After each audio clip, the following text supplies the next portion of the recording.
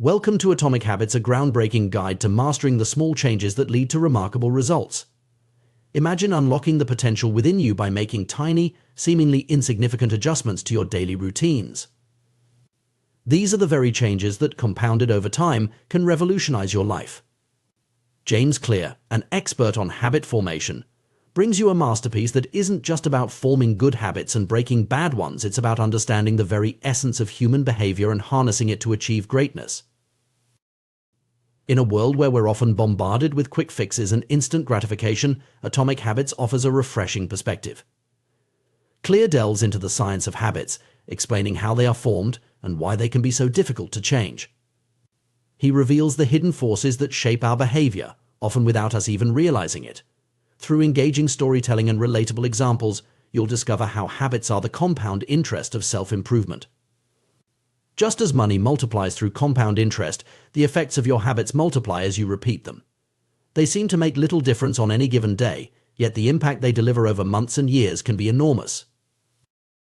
Clear's approach is methodical and practical, breaking down complex psychological concepts into actionable steps. You'll learn about the 4 laws of behavior change, a simple yet powerful framework that can help you build better habits in any area of your life. These laws make it obvious, make it attractive, make it easy, and make it satisfying. Serve as a blueprint for creating a system where good habits flourish and bad habits wither away. One of the most compelling aspects of Atomic Habits is its focus on identity. Clear emphasizes that the ultimate form of intrinsic motivation is when a habit becomes part of your identity. Rather than focusing solely on the outcomes you want to achieve, he encourages you to focus on the type of person you wish to become. This shift in mindset transforms habits from mere tasks to integral parts of who you are. When your habits align with your identity, they become self-sustaining and far more resilient to disruption. Throughout this audiobook, you will encounter inspiring stories of real people who have transformed their lives through the power of Atomic Habits. From Olympic gold medalists to successful entrepreneurs, these stories provide tangible proof of how small changes can lead to extraordinary outcomes. You'll also find yourself reflecting on your own experiences and how your habits have shaped your life. By the end of this journey, you'll be equipped with the knowledge and tools to reshape your habits and ultimately your destiny. James Clear's writing is not only insightful but also deeply relatable.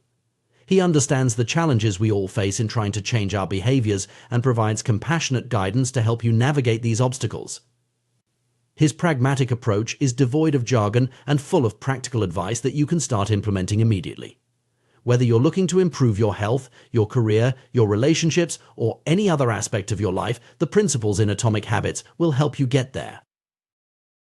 As you embark on this journey, remember that the power of Atomic Habits lies in their simplicity and consistency. It's not about making radical changes overnight, but about making small, sustainable changes that, over time, lead to profound transformation. Each chapter of this audiobook is designed to build upon the last, creating a comprehensive guide that will help you develop habits that last a lifetime. So, get ready to explore the world of Atomic Habits. Prepare to uncover the science behind habit formation, discover the power of tiny changes, and unlock your full potential. This audiobook is more than just a collection of tips and tricks, it's a roadmap to a better you. Let the journey begin. The power of small, incremental changes often goes unnoticed in our daily lives, yet it holds the potential to transform our futures in profound ways.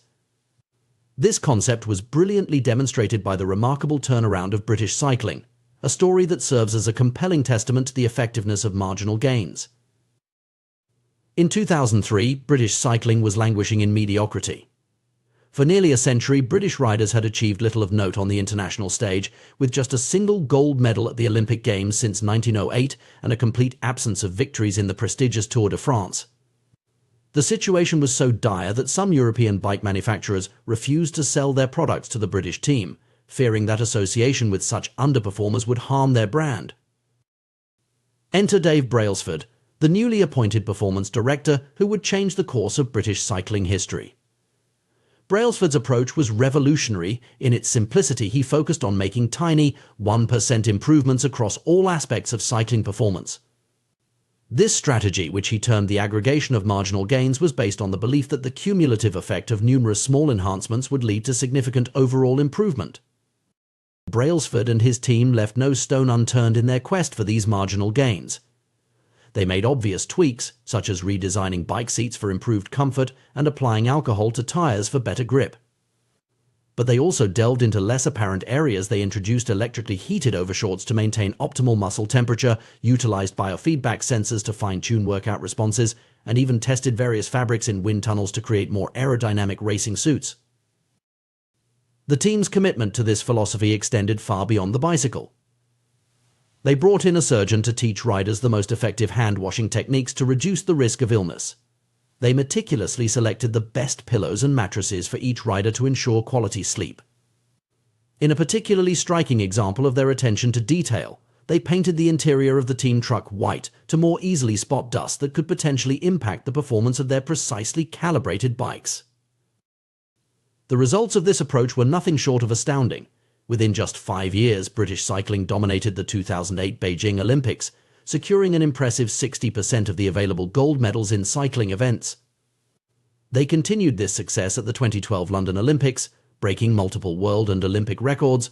Perhaps most impressively, British riders went on to win 5 Tour de France titles in 6 years, a feat that would have seemed impossible just a decade earlier. This remarkable transformation serves as a powerful illustration of a broader principle, the compound effect of small habits over time. It's a concept that challenges our natural inclination to seek out dramatic, overnight changes. We often fall into the trap of believing that significant results require equally significant actions. We dream of losing substantial weight, launching successful businesses, or achieving other lofty goals, and we imagine that these outcomes must be the result of singular, heroic efforts. However, the reality is far more nuanced and, in many ways, more accessible. The British cycling story shows us that sustained, incremental progress can yield extraordinary results. When we consistently improve by just 1% each day, the compounded effect over a year is a 37-fold improvement. Conversely, if we allow ourselves to decline by 1% daily, we risk reducing our performance to near zero over the same period. This mathematical reality underscores the immense power of habits, both positive and negative. Good habits, like compound interest in finance, accumulate value over time. A single workout might not transform your physique, but a year of consistent exercise can reshape your body and health. Similarly, reading a few pages each day might not make you an expert overnight, but maintaining this habit for years can lead to profound knowledge and wisdom. The challenge lies in our perception of progress. Small improvements often feel insignificant in the moment. It's easy to discount the value of saving a little money, exercising for a short time, or studying a language for just an hour. The results aren't immediately apparent, which can lead to discouragement and a return to old, less productive habits. Equally insidious is the ease with which we can slip into negative habits. A single unhealthy meal doesn't cause immediate weight gain. Neglecting your relationships for one day doesn't instantly destroy them. Procrastinating on a project once doesn't immediately derail your career. But when these small negative choices compound over time, they can lead to significant problems. This principle applies across all areas of life. In personal development, consistently reading for 30 minutes a day can lead to dozens of books completed over a year, expanding your knowledge and perspective. In fitness, adding just one more rep or a minute more to your workout each session can result in substantial strength and endurance gains over time. In relationships, small daily acts of kindness and attention can strengthen bonds in ways that grand gestures cannot. The power of incremental change is particularly relevant in today's fast-paced world, where instant gratification is often prioritized over long-term growth. It's a reminder that true, lasting change rarely happens overnight. Instead, it's the result of consistent, small actions repeated over time. Moreover, this approach to improvement is inherently more sustainable than attempting drastic changes. Radical lifestyle overhauls often lead to burnout or disappointment when immediate results aren't seen. In contrast, focusing on small, manageable changes allows for gradual adaptation and increases the likelihood of long-term success. The concept of marginal gains also encourages a more holistic approach to improvement. Just as the British cycling team looked beyond obvious areas for enhancement, we too can find opportunities for growth in unexpected places. This might mean improving our sleep habits, refining our decision-making processes, or enhancing our learning techniques. It's important to note that while the focus is on small improvements, the mindset behind this approach is anything but small. It requires a commitment to continuous improvement, a willingness to experiment and adapt, and the patience to trust in a process that may not yield immediate, visible results. The story of British cycling's transformation is more than just a tale of sporting success. It's a powerful metaphor for personal and professional growth. It challenges us to reconsider our approach to change and improvement. Rather than always seeking monumental leaps forward, we can focus on consistent, small steps in the right direction. This doesn't mean we should abandon ambitious goals or stop dreaming big. Instead, it suggests a more practical path to achieving those aspirations. By breaking down our larger objectives into smaller, daily habits, we make progress more manageable and sustainable. In essence, the philosophy of marginal gains reminds us that excellence is not an act, but a habit. It's not about perfection in any single moment, but about consistent improvement over time. It teaches us to value the process as much as the outcome, and to find satisfaction in the small victories that pave the way to larger achievements. As we navigate our own journeys of personal and professional development, we would do well to remember the lesson of the British cycling team. Their success wasn't born from a single revolutionary change, but from a relentless commitment to small, continuous improvements. By adopting a similar mindset in our own lives, we too can harness the surprising power of atomic habits and marginal gains, transforming our potential into reality, one small step at a time. The journey of personal growth and achievement is often misunderstood. We tend to focus on immediate results, expecting our efforts to yield instant, visible changes. However, the reality of progress is far more nuanced and complex. It's not about where you stand at this moment, but rather the direction in which you're heading. Your current situation, whether favorable or challenging, is less significant than the habits and behaviors shaping your future trajectory. Consider this: a millionaire who consistently overspends is on a path to financial ruin, regardless of their current wealth. Their habits are setting them up for future hardship. Conversely, an individual struggling financially who manages to save even a small amount regularly is laying the groundwork for future prosperity. It's the habit, not the immediate outcome, that truly matters. This principle extends far beyond finance. Our lives are shaped by the cumulative effect of our daily choices and actions. Your current weight isn't just a number on a scale, it's a reflection of your eating and exercise habits over time. Your knowledge base isn't static, it's constantly evolving based on your learning habits. Even the state of your living space is a direct result of your cleaning and organizing habits. Understanding this concept is crucial because it highlights the power of small, consistent actions. Every choice you make is like a vote for the person you wish to become. Are you consistently choosing actions that align with your goals and values? Are you making decisions that will compound positively over time? These are the questions that truly matter when considering your long-term success and fulfillment. The compounding nature of habits works both ways. Positive habits can create an upward spiral of growth and improvement, while negative habits can lead to a downward spiral of decline. This is why it's so important to be mindful of the habits we cultivate. Let's explore some examples of positive compounding. Productivity, for instance, compounds in fascinating ways. Imagine completing one extra task each day. It might not seem significant in the moment, but over the course of a year, that's 365 additional accomplishments. Over a decade, it's 3,650. The impact becomes even more profound when you consider that each completed task often opens up new opportunities or frees up mental space for more complex endeavors. Knowledge is another area where compounding yields remarkable results. Reading one book might provide some interesting insights, but a lifetime habit of reading can transform your entire worldview. Each new piece of information doesn't just add to your knowledge base, it interacts with existing knowledge, creating new connections and deeper understanding. This is why lifelong learners often display a kind of intellectual compounding, where their rate of learning and insight generation accelerates over time. Relationships, too, compound in powerful ways. Every positive interaction, every act of kindness or support contributes to the strength of your social network. Over time, this can create a virtuous cycle where the more you help others, the more willing and able others are to help you.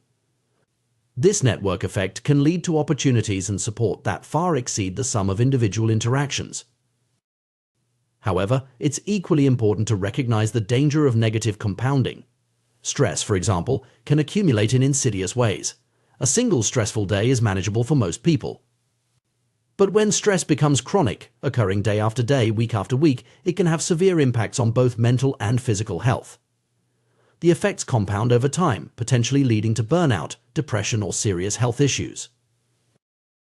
Negative thoughts are another area where compounding can be particularly harmful.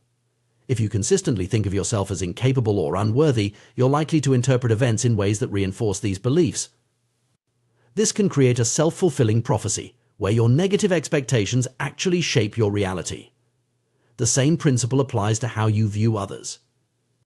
If you habitually see people as untrustworthy or hostile, you're more likely to notice and remember instances that confirm this view, further reinforcing your negative perspective. Even societal issues can compound.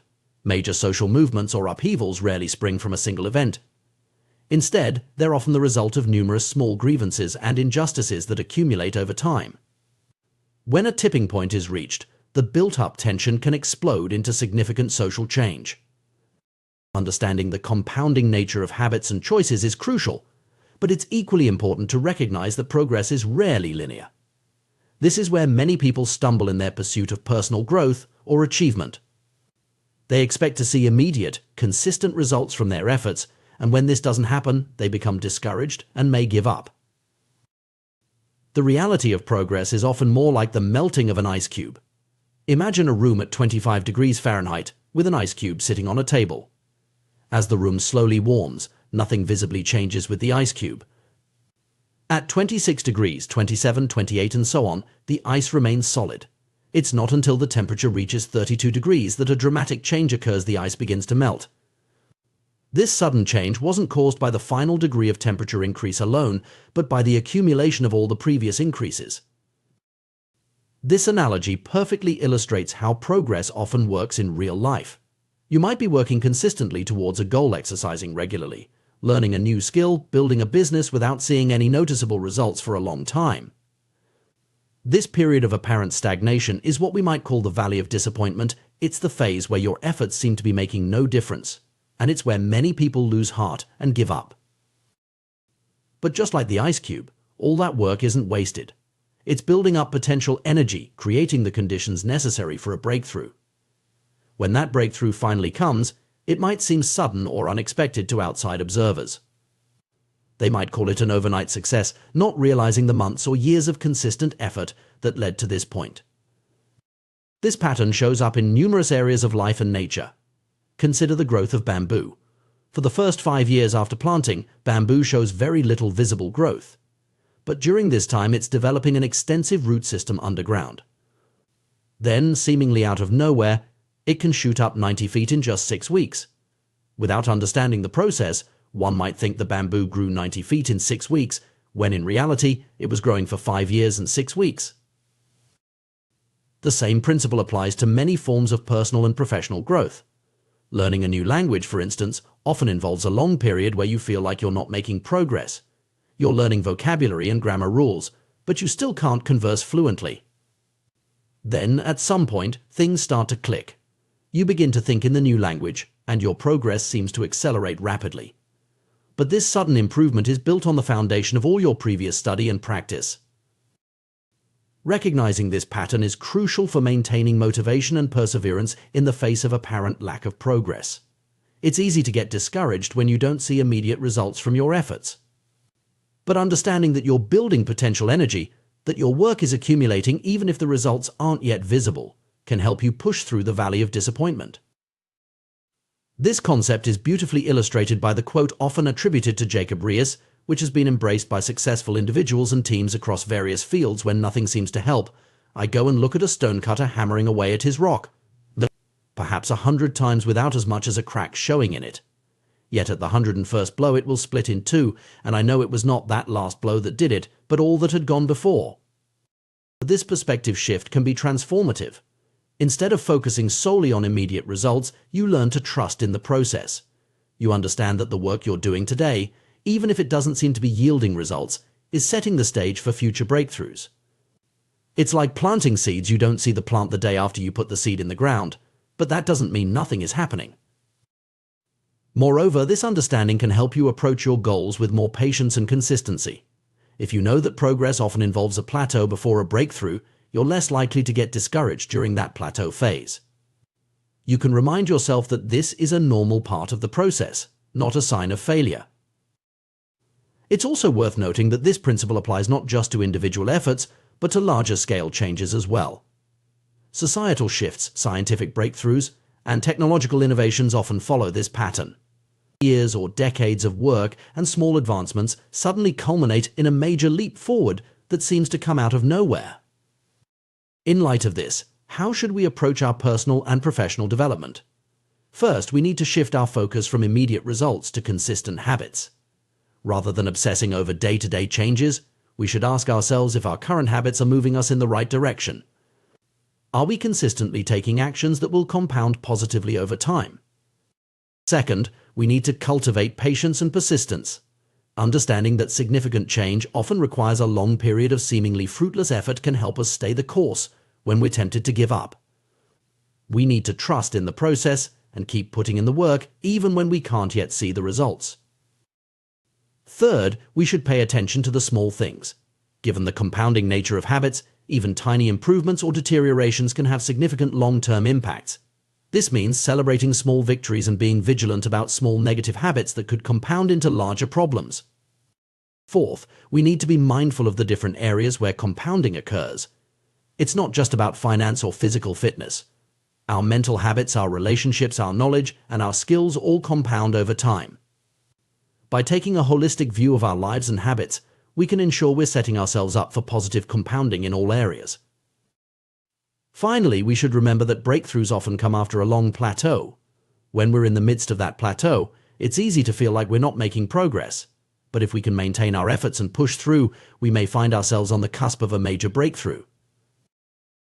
In conclusion, the path to significant achievement and personal growth is rarely a straight line. It's a journey filled with plateaus, valleys of disappointment, and sudden breakthroughs.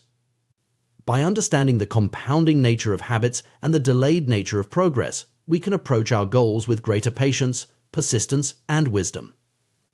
We can learn to trust in the process, to keep putting in the work even when we can't see immediate results, knowing that we're building potential for future breakthroughs. In doing so, we set ourselves up not just for short-term wins, but for long-term, sustainable success and fulfillment. In the pursuit of personal growth and achievement, we often find ourselves fixated on grand goals and ambitious outcomes. We dream of transformative changes, losing significant weight, building a successful business, or mastering a new skill. While these aspirations can be inspiring, they may not be the most effective way to create lasting change in our lives. Instead, the key to sustainable progress and meaningful improvement lies in the power of systems and habits. The journey of personal development is akin to nurturing a garden. Each habit we cultivate is like a seed, beginning as a tiny, seemingly insignificant decision.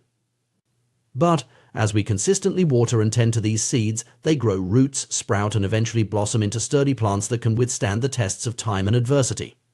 Similarly, our habits, when nurtured consistently, become the foundation of our character and the drivers of our success. This process of growth is not always visible or linear. Much like a gardener who patiently tends to their plot without seeing immediate results, we too must persist in our efforts even when progress seems slow or non-existent. This period of apparent stagnation is what we might call the plateau of latent potential, a phase where our consistent efforts are building up potential energy, even if we can't see the results yet. Breaking through this plateau requires a shift in our mindset and approach. Rather than focusing solely on end goals, we need to direct our attention to the systems and processes that lead to those results. This idea, popularized by figures like Scott Adams, the creator of Dilbert, challenges the conventional wisdom about goal setting and achievement. Consider a basketball coach aiming to win a championship. While the championship is the ultimate goal, obsessing over it during every practice and game would be counterproductive. Instead, the coach's focus should be on developing effective training routines, fostering team chemistry, and continuously improving strategies. By concentrating on these systemic elements, the team naturally moves closer to their championship aspirations. This systems-based approach offers several advantages over a purely goal-oriented mindset. Firstly, it acknowledges that winners and losers often share the same goals. Every Olympic athlete dreams of gold. Every job candidate hopes to be hired. If goals alone determined success, everyone with the same objective would achieve it. Clearly, there's more to the equation. The British cycling team's remarkable transformation in the early 2000s illustrates this point perfectly. Their goal of winning the Tour de France hadn't changed over the years.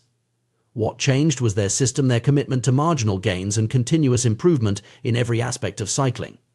This shift in approach, not a change in their ultimate goal, led to their unprecedented success. Moreover, achieving a goal is often just a momentary change, not a lasting transformation. Imagine tidying up a chronically messy room. The act of cleaning provides immediate satisfaction, but unless the underlying habits and systems change, the room will inevitably return to its cluttered state. This cycle of temporary improvement followed by regression is all too common when we focus solely on goals without addressing the root causes of our behaviors. Another limitation of goal-centric thinking is its tendency to restrict our happiness and satisfaction. When we tie our contentment to specific outcomes, we create an either-or scenario where we're only allowed to be happy once we've reached our target. This not only postpones our happiness but also narrows our definition of success. Life rarely unfolds exactly as we plan, and by fixating on one particular version of success, we may miss out on equally valuable alternatives. A systems-first mentality offers a more sustainable path to satisfaction. When we learn to love the process rather than fixating on the product, we open ourselves up to a continuous stream of fulfillment. Every day that we engage with our system, be it writing, exercising, or learning, becomes an opportunity for satisfaction, regardless of the immediate outcome. Furthermore, goal-oriented thinking can create a yo-yo-yo effect in our efforts. Many people work intensely towards a goal, only to lose motivation once it's achieved. Runners train rigorously for a race, then stop exercising once they cross the finish line. This pattern of intense effort followed by inactivity can be counterproductive to long-term progress and well-being. In contrast, a systems approach encourages consistent engagement and continuous improvement. It's not about winning a single game, but about playing the game indefinitely and getting better with each iteration. This mindset aligns perfectly with the concept of lifelong learning and growth, allowing us to derive satisfaction from the journey itself rather than just the destination. Implementing a systems-based approach requires a shift in how we think about change and improvement. Instead of setting ambitious goals and hoping for massive transformations, we need to focus on building robust systems of small, manageable habits. These atomic habits, as James Clear calls them, are the building blocks of significant change. The power of atomic habits lies in their compounding nature. Just as compound interest can turn small financial investments into substantial wealth over time, consistently practiced small habits can lead to remarkable personal growth and achievement. The key is to make these habits so small and manageable that they're almost impossible to skip. For instance, rather than setting a goal to get in shape, you might establish a system of exercising for just 5 minutes every day. This tiny commitment is easy to keep, and over time, it's likely to naturally expand as you build momentum and enjoy the process. The focus shifts from the intimidating end goal to the simple, daily action that moves you in the right direction. This approach also helps in breaking bad habits. Instead of trying to quit a negative behavior cold turkey, which often leads to failure and discouragement, you can create a system of small, positive habits that gradually replace the undesired behavior. For example, if you want to reduce your social media usage, you might start by setting a system where you read a page of a book before checking your phone each morning. The beauty of a systems-based approach is its flexibility and resilience. Unlike rigid goals that can be derailed by unexpected circumstances, systems can adapt and evolve. If one small habit isn't working, you can adjust it or replace it with another without feeling like you've failed. This adaptability makes your personal growth journey more sustainable and enjoyable. Moreover, focusing on systems allows for a more holistic approach to personal development.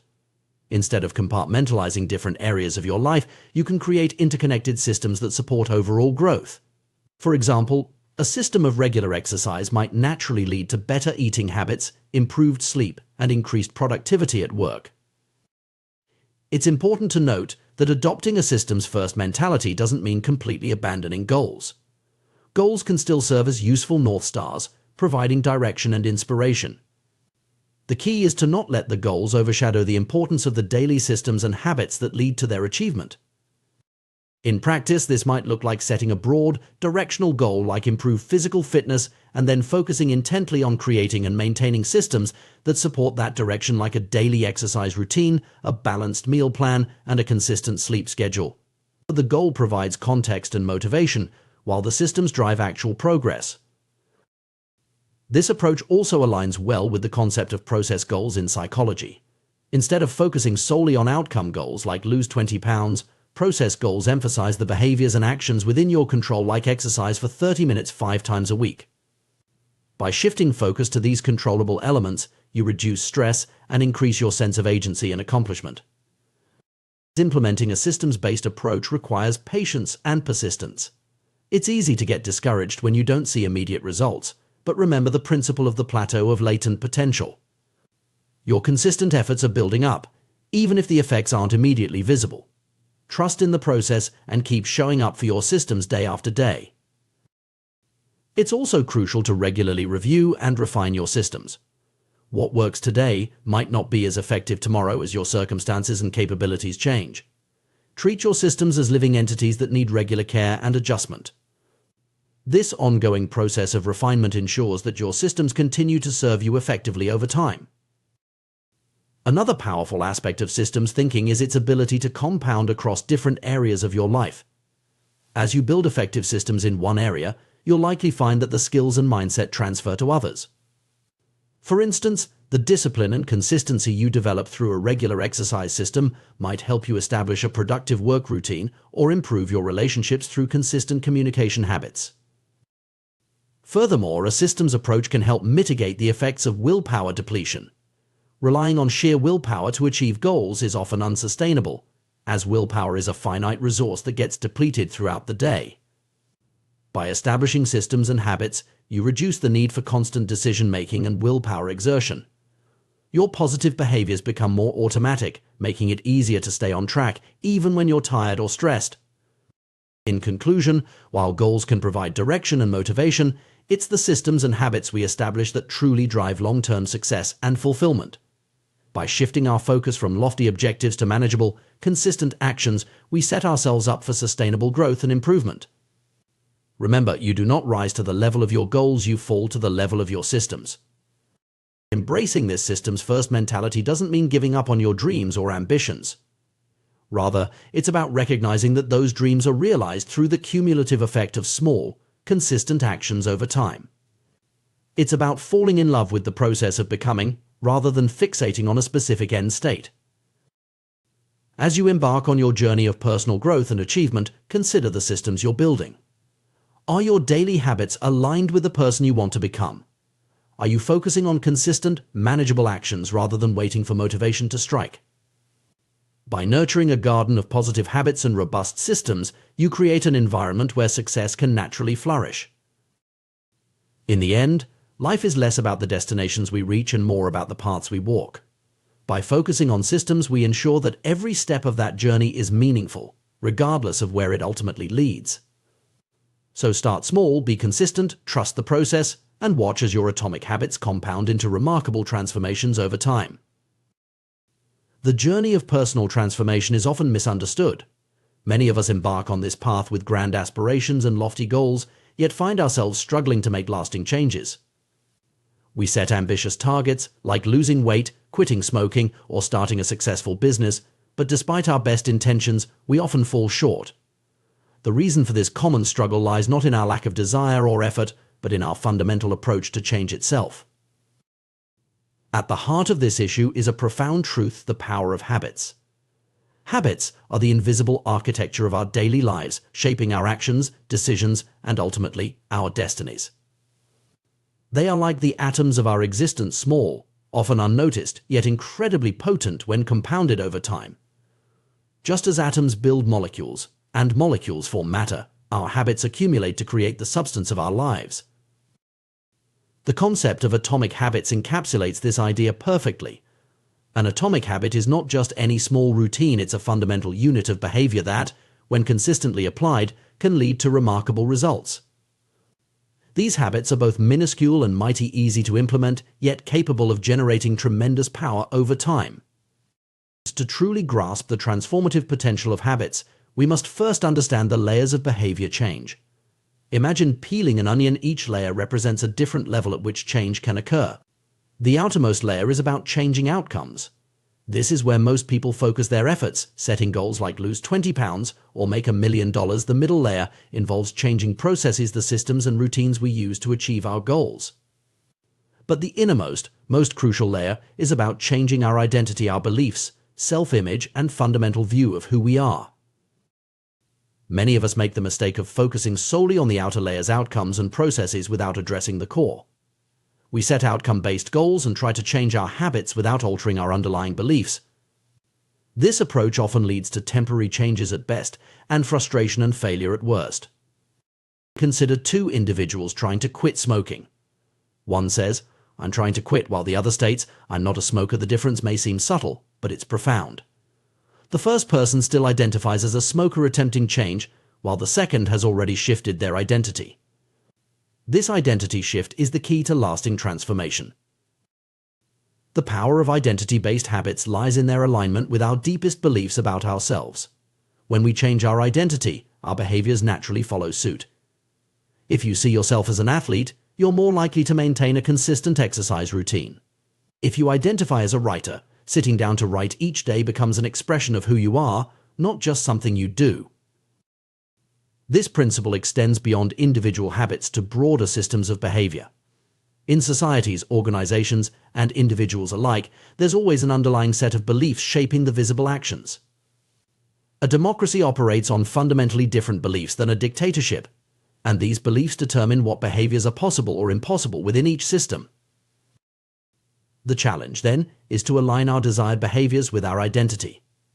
This is why many attempts at change fail. We try to adopt new habits that are incongruent with our self-image. If you see yourself as someone who prioritizes comfort over growth, it will be an uphill battle to consistently push yourself in the gym or tackle challenging projects at work.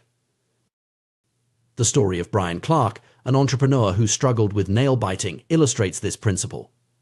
Clark managed to stop biting his nails through sheer willpower, but the real transformation came when he changed how he saw himself. Instead of just trying to stop a bad habit, he began to see himself as someone who cared about his appearance and health. This shift in identity made the new behavior, not biting his nails, feel natural and sustainable. This approach to change, focusing on identity rather than outcomes, has profound implications for how we pursue personal growth. Instead of asking, "What do I want to achieve?" we should be asking, "Who do I want to become?" This subtle shift can make all the difference in creating lasting change. For instance, rather than setting a goal to lose weight, one might focus on becoming a person who prioritizes health and fitness. This identity-based approach naturally leads to behaviors that support weight loss, but it goes beyond that. It creates a sustainable lifestyle change that persists even after the initial weight loss goal is achieved. The power of this approach lies in its ability to create a positive feedback loop. As we act in alignment with our new identity, we reinforce that identity, which in turn makes it easier to maintain the new behaviors. Over time, what started as a conscious effort becomes an automatic expression of who we are. However, changing our identity is not an overnight process. It requires consistent, small actions that gradually reshape our self-image. This is where the concept of atomic habits becomes crucial. By focusing on tiny, manageable changes that align with our desired identity, we can slowly but surely transform ourselves. For example, if you want to become a writer, start by writing just 50 words a day. This atomic habit is small enough to be achievable even on your busiest days, but consistent enough to begin reshaping your identity. Over time, you'll naturally find yourself writing more, not because you're forcing yourself to meet a word count goal, but because writing has become an integral part of who you are. This approach also helps in breaking bad habits. Instead of trying to quit a negative behavior through willpower alone, focus on cultivating an identity that's incompatible with that behavior. If you want to stop procrastinating, start seeing yourself as someone who takes immediate action. Small, consistent steps in this direction will gradually shift your self-image, making procrastination feel increasingly at odds with who you are. It's important to note that this process of identity change is not about denying your current reality or pretending to be someone you're not. It's about consciously choosing and nurturing the aspects of yourself that you want to grow. We all have multiple facets to our identity, and by deliberately focusing on and developing certain traits, we can shape our overall self-image in positive ways. The beauty of this approach is its flexibility and resilience. Unlike rigid outcome-based goals that can be derailed by setbacks, identity-based habits are more adaptable. If you see yourself as a healthy person, a single unhealthy meal doesn't negate that identity. Instead, it becomes an outlier, prompting you to return to behaviors that align with your self-image. Moreover, focusing on identity change can lead to more holistic personal growth. When you change how you see yourself in one area, it often has positive ripple effects in other areas of your life. For instance, developing the identity of a disciplined person in your fitness routine might naturally extend to increased discipline in your work or personal relationships. However, it's crucial to approach this process with patience and self-compassion. Changing deeply ingrained beliefs and habits takes time.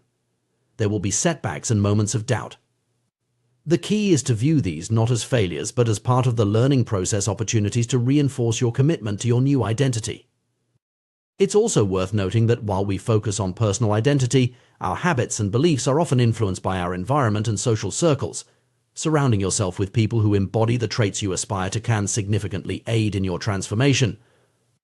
If you want to become more entrepreneurial, spending time with entrepreneurs can help shift your self-perception and reinforce behaviors aligned with that identity. As you embark on this journey of identity-based habit change, remember that the goal is not perfection, but progress. Each small action that aligns with your desired identity is a step in the right direction. Over time, these atomic habits compound, leading to significant personal transformation. In conclusion, the path to lasting change lies not in setting ambitious goals or relying on sheer willpower, but in reshaping our fundamental identity. By focusing on who we want to become, rather than just what we want to achieve, we set the stage for sustainable, meaningful change. Through the power of atomic habits, small, consistent actions aligned with our desired identity, we can gradually transform ourselves. This approach requires patience, self-reflection, and a willingness to challenge our existing beliefs about ourselves. But the rewards are immense. Not only do we achieve our desired outcomes, but we do so in a way that feels natural and sustainable. We don't just change what we do, we change who we are. As you reflect on your own goals and aspirations, consider shifting your focus from outcomes to identity. Ask yourself not just what you want to achieve, but who you need to become to achieve it. Then, identify the small atomic habits that will help you embody that identity. Remember, every great achievement, every personal transformation begins with a single, small step. Your atomic habits are the building blocks of your future self. Choose them wisely, implement them consistently, and watch as they compound into remarkable results. The journey of personal transformation is a fascinating and complex process, one that often eludes even the most determined individuals. At the heart of this journey lies a profound truth: true behavior change is, at its core, identity change. This concept challenges our traditional notions of self-improvement and offers a powerful framework for achieving lasting personal growth. Consider the story of Brian Clark, an entrepreneur who struggled with nail biting for years. Like many of us, he initially approached the problem with sheer willpower, managing to stop the habit temporarily. However, the real transformation came when he took an unexpected step. He scheduled his first manicure. This simple act shifted his perspective entirely. Suddenly, Brian wasn't just trying to stop a bad habit, he was becoming someone who took pride in the appearance of his nails. This shift in identity made the change effortless and permanent. This anecdote illustrates a crucial point: the most potent form of motivation comes from aligning our actions with our sense of self. When a habit becomes part of your identity, it transcends the realm of things you want to do and enters the sphere of who you are. This transition from extrinsic to intrinsic motivation is the key to sustainable change. The power of identity-based habits is evident in various aspects of our lives. Think about someone who takes great pride in their physical fitness. They don't need to convince themselves to go to the gym. Working out is simply an expression of who they are. Similarly, a person who identifies as a voracious reader doesn't struggle to find time for books. Reading is an integral part of their identity. This principle extends beyond individual habits to broader life goals. Instead of focusing on reading a book, the aim becomes to embody the identity of a reader. Rather than running a marathon, the goal shifts to becoming a runner.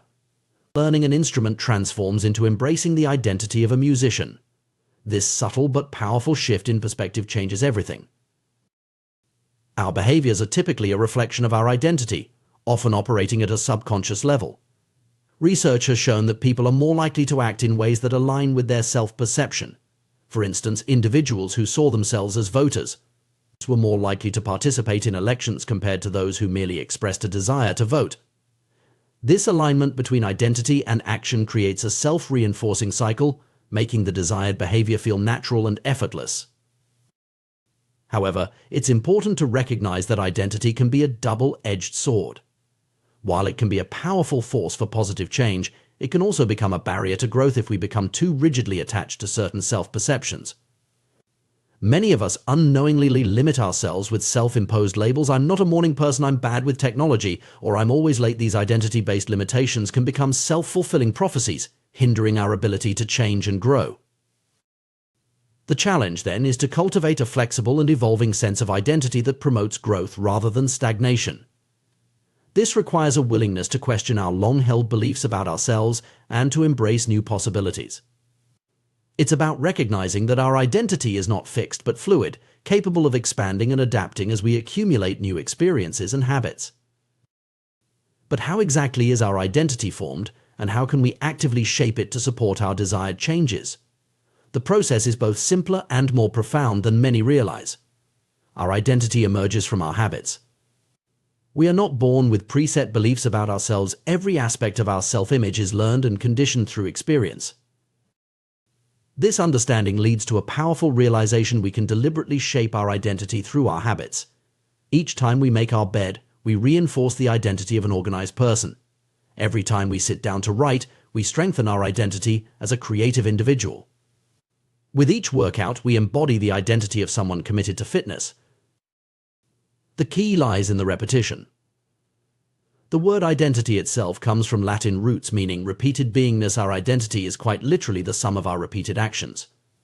The more we repeat a behavior, the more evidence we accumulate for the associated identity. This evidence forms the foundation of our beliefs about ourselves. Consider how this plays out in real life. A person who attends church every Sunday for years has tangible proof of their religious identity. Someone who studies consistently builds evidence of their scholarly nature. The individual who exercises regularly, even in challenging conditions, reinforces their identity as a dedicated fitness enthusiast. This process of identity formation through habit is gradual and cumulative. We don't suddenly transform into entirely new people overnight. Instead, we evolve bit by bit, day by day, habit by habit. Each action we take is like a vote for the type of person we wish to become. Over time, these votes accumulate, shaping our self-image and, consequently, our future actions. Understanding this process gives us a powerful tool for personal transformation. Instead of focusing solely on outcomes, we can concentrate on building habits that align with our desired identity. Want to become more creative? Start with small, consistent creative practices. Aspire to be more health conscious. Begin with minor daily habits that reflect this identity. The beauty of this approach is its sustainability. When our actions align with our identity, they no longer feel like a chore or a struggle. They become a natural expression of who we are. This alignment creates a positive feedback loop. Our habits reinforce our identity, which in turn makes it easier to maintain those habits. However, it's crucial to approach this process with flexibility and self-compassion. Our identity should not become a rigid construct that limits our growth. Instead, it should be a dynamic, evolving aspect of ourselves that we continually refine and expand. This means being willing to challenge our existing beliefs about ourselves and to embrace new possibilities. For instance, someone who has always seen themselves as bad at math can begin to shift this identity by engaging in small, consistent math-related activities. Over time, as they accumulate evidence of their ability to engage with numbers, their self-perception can evolve. The key is to start small and focus on consistency rather than perfection. This approach to personal growth also highlights the importance of environment and social circles in shaping our identity. We are greatly influenced by the people and situations we regularly encounter. Surrounding ourselves with individuals who embody the traits we aspire to can significantly aid in our transformation. If you want to become more entrepreneurial, spending time with entrepreneurs can help shift your self-perception and reinforce behaviors aligned with that identity. Moreover, this understanding of identity formation can be applied to breaking negative habits.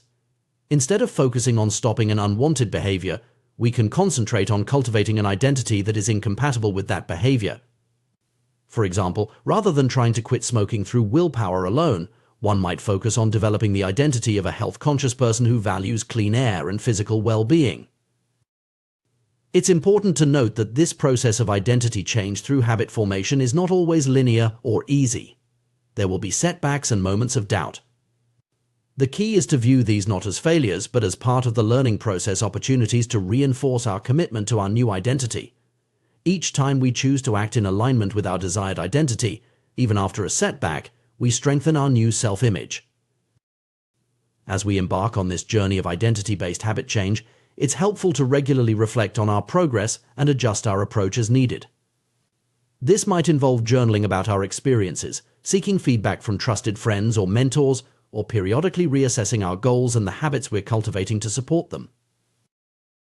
It's also worth considering how this approach to personal change can impact broader social change. As individuals reshape their identities and behaviors, they can influence their immediate social circles and, by extension, larger communities. This ripple effect of personal transformation can contribute to more significant societal shifts over time.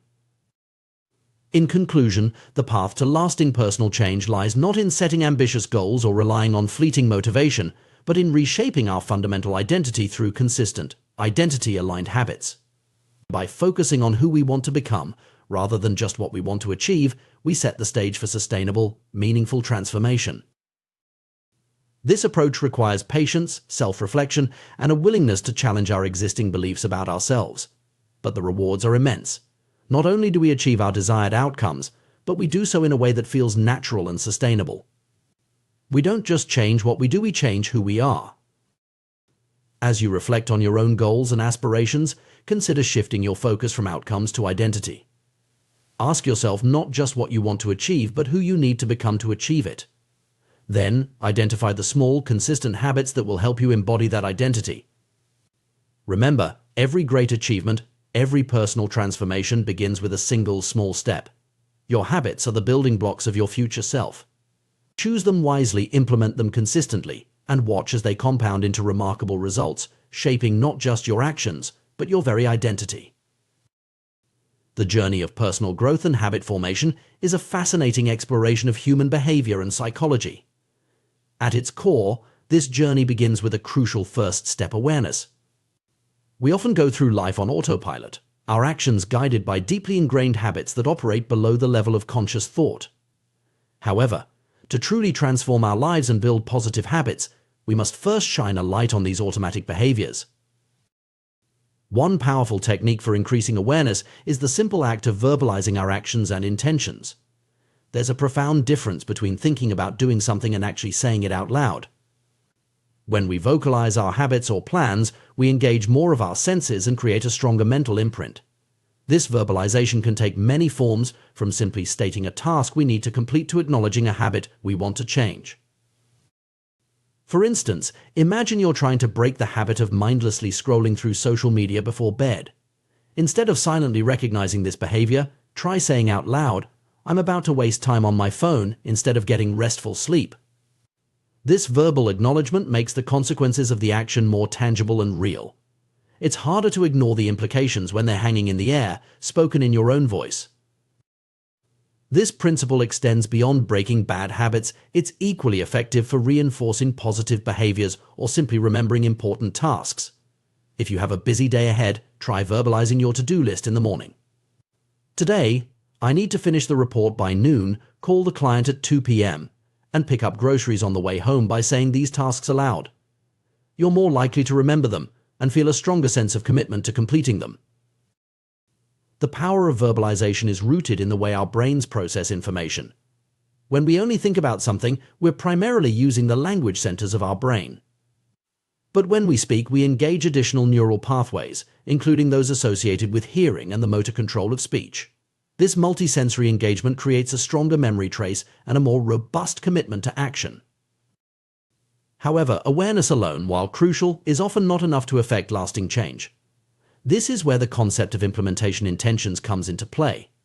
An implementation intention is essentially a specific plan that outlines when and where you will perform a particular action or habit.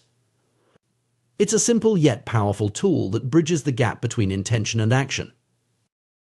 Consider a study conducted in Great Britain, where researchers worked with 248 people to improve their exercise habits. The participants were divided into 3 groups. The first group simply tracked their workouts, while the second group received motivational material about the benefits of exercise. The third group, however, was asked to create a specific plan for when and where they would exercise in the coming week. The results were striking. In the first 2 groups, only about 35 to 38% of participants exercised at least once per week. But in the third group, a whopping 91% followed through with their exercise plans. This dramatic difference highlights the power of having a concrete plan in place. The formula for an implementation intention is straightforward. When situation X arises, I will perform response Y. This simple structure forces you to consider the specific circumstances under which you'll carry out your intended behavior. It eliminates the vagueness that often plagues our good intentions and replaces it with a clear, actionable plan. For example, instead of saying, "I want to read more," you might create an implementation intention like, "When I finish dinner each evening, I will read for 30 minutes in my favorite armchair." This specificity makes it much more likely that you'll follow through, as you've clearly defined both the trigger finishing dinner and the action reading for 30 minutes in a specific location. Implementation intentions are effective across a wide range of behaviors and goals. They've been shown to increase adherence to health-related behaviors like getting flu shots or attending medical appointments. They've also been used successfully in civic engagement initiatives, boosting voter turnout by prompting people to plan the specifics of their trip to the polling station. The power of implementation intentions lies in their ability to remove decision-making from the equation when the moment to act arrives. When you've predetermined exactly when and where you'll perform a behavior, you don't have to rely on motivation or willpower in the moment. You simply follow through on the plan you've already made. This principle can be applied to virtually any habit or goal you want to pursue. Want to start a meditation practice? Try setting an implementation intention like, "I will meditate for 10 minutes at 7 a.m. each morning in my spare room." Looking to improve your language skills? Your intention might be, "I will practice Spanish for 20 minutes at 6 p.m. each evening at my desk." The key is to be as specific as possible about the time, location, and nature of the action you intend to take. This specificity serves 2 important purposes. First, it makes the action concrete and therefore more likely to be carried out. Second, it helps to anchor the new habit to existing routines or environmental cues, making it easier to remember and integrate into your daily life. It's worth noting that the most effective cues for habits are often tied to time and location. Our brains are particularly adept at forming associations with specific times and places. By leveraging these natural tendencies, we can create powerful triggers for our desired behaviors. When implementing this strategy, it can be helpful to start with small, manageable actions. While it's admirable to have big goals, trying to make dramatic changes all at once can be overwhelming and unsustainable. Instead, focus on creating implementation intentions for small habits that you can consistently perform. Over time, these small actions can compound into significant changes. Another powerful technique that builds on the concept of implementation intentions is habit stacking. This approach, popularized by B.J. Fogg, involves linking a new habit to an existing one. The formula for habit stacking is after current habit, I will new habit. For example, if you already have a habit of brewing coffee every morning, you might stack a new habit onto it. After I start the coffee maker, I will do 10 push-ups, or after I brush my teeth, I will write down 3 things I'm grateful for.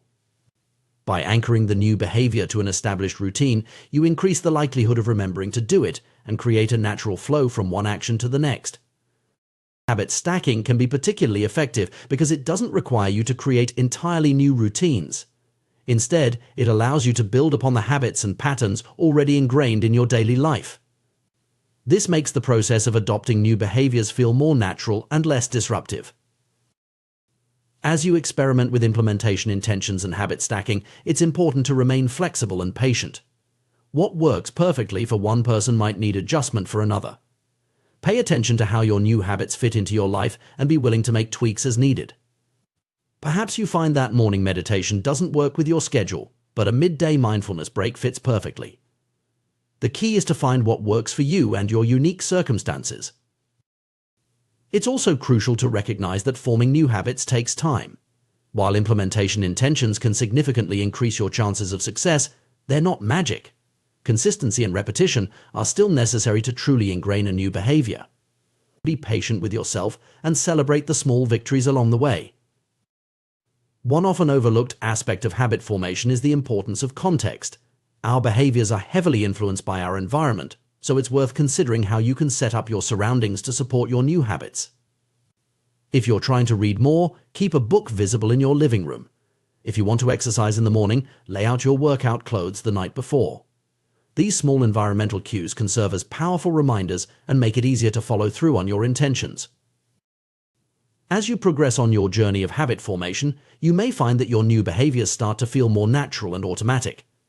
This is a sign that the habit is becoming ingrained. However, it's important not to become complacent. Continue to use implementation intentions and habit stacking to reinforce your positive behaviors and to tackle new goals. Remember, the process of personal growth and habit formation is ongoing.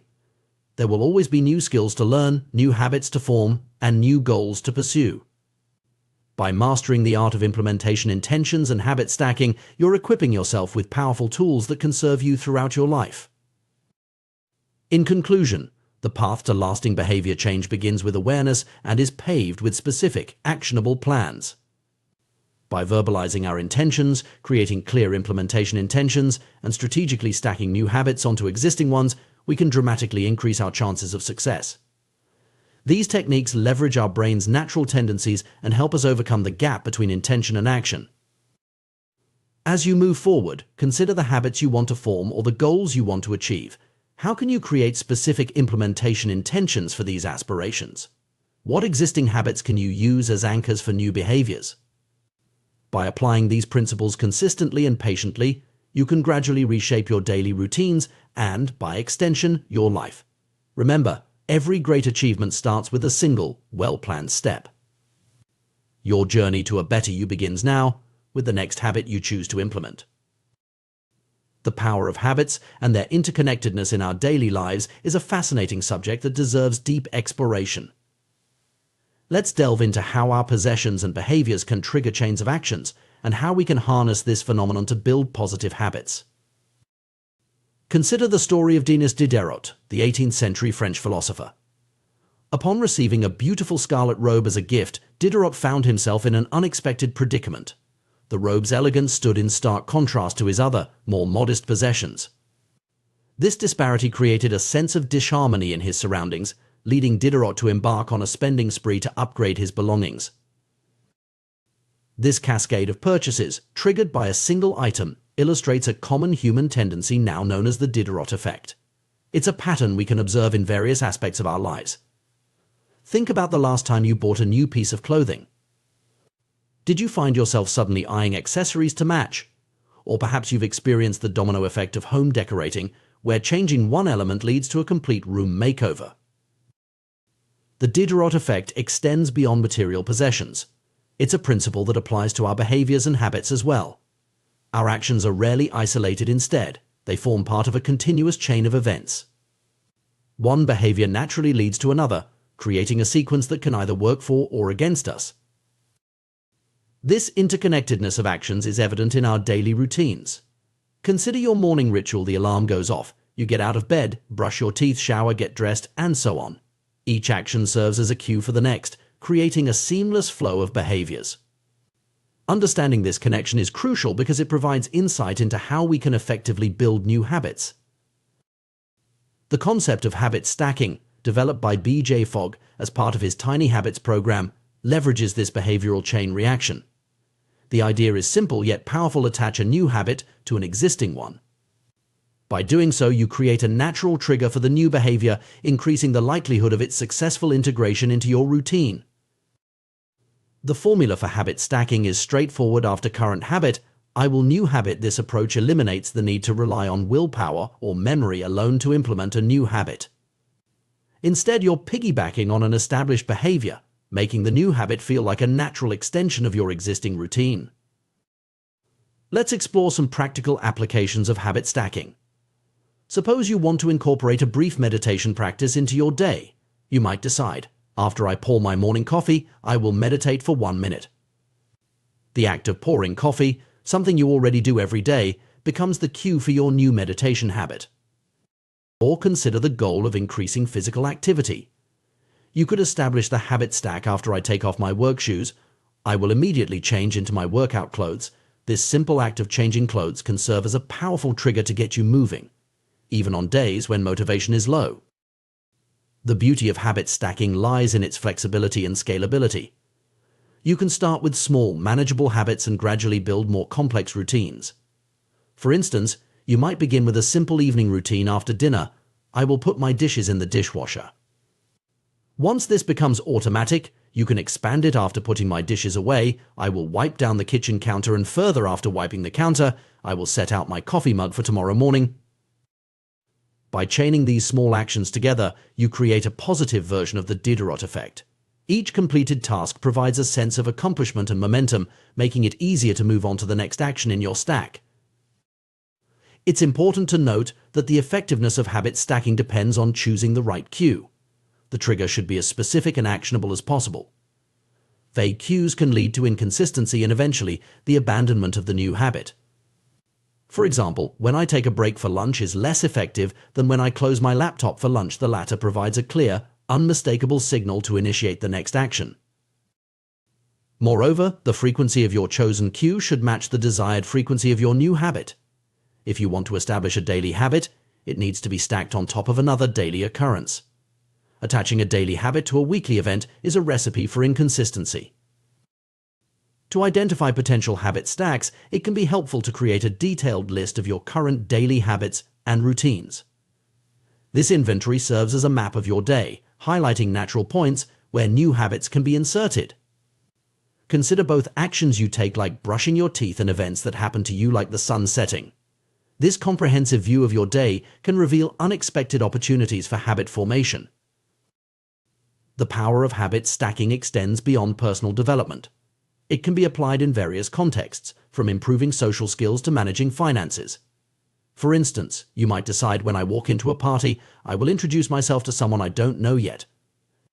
Or when I want to buy something over $100, I will wait 24 hours before purchasing. These habit stacks can help automate beneficial behaviors, reducing the mental effort required to make good choices. One particularly intriguing application of habit stacking is in cultivating mindfulness and improving mood. By associating brief moments of reflection or positivity with routine actions, you can significantly impact your overall well-being. For example, when the phone rings, I will take one deep breath and smile before answering. This simple stack can transform potentially stressful moments into opportunities for calm and positivity. It's worth noting that habit stacking isn't just about adding new behaviors. It can also be used to break undesirable habits. By identifying the cues that trigger negative habits, you can insert alternative, positive actions. This approach allows you to redirect the chain of behaviors in a more beneficial direction. As you experiment with habit stacking, remember that flexibility and patience are key. What works for one person may not work for another, and what works at one point in your life may need adjustment as circumstances change. Be willing to tweak your habit stacks if they're not quite clicking. The goal is to create a system that feels natural and sustainable for you. Moreover, don't underestimate the power of small habits. While it might seem insignificant to meditate for just 1 minute or do only 10 push-ups, these small actions serve a crucial purpose. They help establish the neural pathways associated with the new behavior, making it easier to expand the habit over time. Starting small reduces the activation energy required to begin, making it more likely that you'll follow through consistently. Another interesting aspect of habit stacking is its potential to create a ripple effect in your life. As you successfully implement one positive habit, you may find yourself more motivated and capable of tackling other areas of self-improvement. This can lead to a virtuous cycle of personal growth, where each new habit builds upon the last, gradually transforming your daily routines and, by extension, your life. It's also worth considering how habit stacking can be applied in professional settings. Organizations can use this principle to improve workflows, enhance productivity, and foster a positive company culture. For instance, a team might implement a habit stack like, after our weekly meeting, we will spend 5 minutes acknowledging team members' contributions. This simple addition can boost morale and reinforce a culture of appreciation. As we navigate an increasingly complex world, the ability to form and maintain beneficial habits becomes ever more crucial. Habit stacking offers a powerful tool in this pursuit, allowing us to harness the natural flow of our daily lives to effect positive change. By understanding and applying this principle, we can transform the Diderot effect from a potential source of unnecessary consumption into a force for personal growth and improvement. In essence, habit stacking is about more than just forming new habits. It's about redesigning our lives in intentional ways. It's a reminder that our days are made up of countless small decisions and actions, each of which has the potential to steer us towards our goals. By carefully curating these actions and linking them together, we can create a daily experience that aligns more closely with our aspirations and values. As you move forward, consider the habits you'd like to cultivate in your own life. What existing routines could serve as anchors for these new behaviors? How might you chain several small habits together to create a more significant positive impact? Remember, the journey of personal growth is ongoing, and habit stacking provides a flexible, powerful framework to support this journey. By embracing the interconnected nature of our behaviors and leveraging it through habit stacking, we open up new possibilities for self-improvement. Whether your goal is to boost productivity, enhance well-being, or simply bring more intentionality to your daily life, this approach offers a practical, accessible path forward. So why not start today? Choose one small habit you'd like to cultivate, find a suitable existing routine to stack it on, and take that first step towards positive change. After all, as the Diderot effect shows us, one small change can set in motion a far-reaching transformation. In the realm of personal development and behavior change, we often place a great deal of emphasis on willpower and motivation. We believe that if we can just muster enough inner strength or find the right source of inspiration, we'll be able to transform our habits and achieve our goals. However, emerging research and real-world experiments are beginning to paint a different picture, one where our environment plays a far more significant role in shaping our actions than we might have previously thought. Consider the case of Massachusetts General Hospital in Boston, where a primary care physician named Anne Thorndike conducted a fascinating experiment. Her hypothesis was simple yet revolutionary. She believed she could improve the eating habits of thousands of hospital staff and visitors without directly engaging with them or attempting to boost their motivation. Instead, she focused on altering the environment in which people made their food and drink choices. Thorndike and her team redesigned the hospital cafeteria, making subtle changes to the arrangement of food and drinks. They added water as an option in refrigerators that previously only contained soda, and placed baskets of bottled water near food stations throughout the room. The results were striking. Over a 3-month period, soda sales dropped by 11.4%, while bottled water sales increased by 25.8%. Similar adjustments to food placement yielded comparable results. What's particularly noteworthy about this experiment is that it achieved significant behavior change without any direct communication or motivational tactics. People's choices were influenced simply by the adjustment of their environment. This phenomenon highlights a crucial principle in behavior science. Our actions are often shaped more by our surroundings than by our internal drive or conscious decision-making. This concept isn't entirely new. Back in 1936, psychologist Kurt Lewin proposed a simple yet powerful equation: behavior is a function of the person in their environment, or BFPE. This formula suggests that our actions are not solely determined by our personality or intentions, but are significantly influenced by the context in which we find ourselves. The business world was quick to catch on to this idea. In 1952, economist Hawkins Stern described what he called suggestion impulse buying, where a shopper purchases a product not because they had a pre-existing need for it, but because of how it was presented to them. This insight has shaped retail strategies for decades. Items placed at eye level in stores tend to sell better than those on lower shelves. Expensive brands are often positioned in easy-to-reach locations, while cheaper alternatives are tucked away. End-of-aisle displays, known as end caps, are particularly effective at driving sales. For instance, a staggering 45% of Coca-Cola sales come from these strategic placements. The power of environmental cues extends far beyond retail settings. Our behavior in various contexts is often shaped by subtle environmental factors. In a church, people tend to speak in hushed tones without being explicitly told to do so. On a dark street, we become more alert and cautious. These behavioral shifts occur almost automatically in response to our surroundings. Understanding this principle can be transformative in our approach to habit formation and personal growth. Instead of relying solely on willpower or motivation, we can leverage our environment to support our desired behaviors. This approach is not only more effective but often requires less conscious effort. Consider how this might apply to common goals like reading more or eating healthier. Rather than simply willing ourselves to read more, we might place books in prominent locations around our home, making them the easiest entertainment option to reach for. Instead of trying to resist unhealthy snacks through sheer willpower, we could remove them from our immediate environment and ensure that healthier options are readily available. The concept of environmental design for behavior change is particularly powerful because of how our brains process information from our surroundings. Humans are heavily reliant on visual cues of the approximately 11 million sensory receptors in the human body. About 10 million are dedicated to sight. Some experts estimate that half of the brain's resources are used on vision.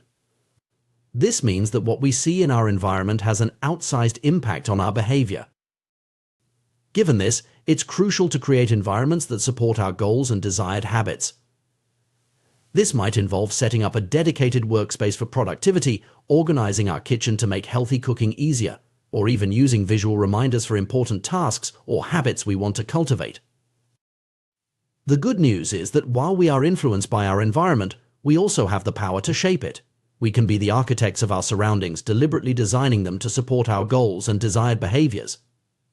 This approach to behavior change is often more sustainable and less mentally taxing than relying on constant conscious effort. An interesting example of the power of environmental design comes from a study conducted in the Netherlands during the 1970s energy crisis. Researchers found that in one suburb, some homeowners used 30% less energy than their neighbors, despite living in similar homes and paying the same price for electricity. The key difference? The location of the electrical meter. Homes with the meter in the main hallway used significantly less electricity than those with meters in the basement.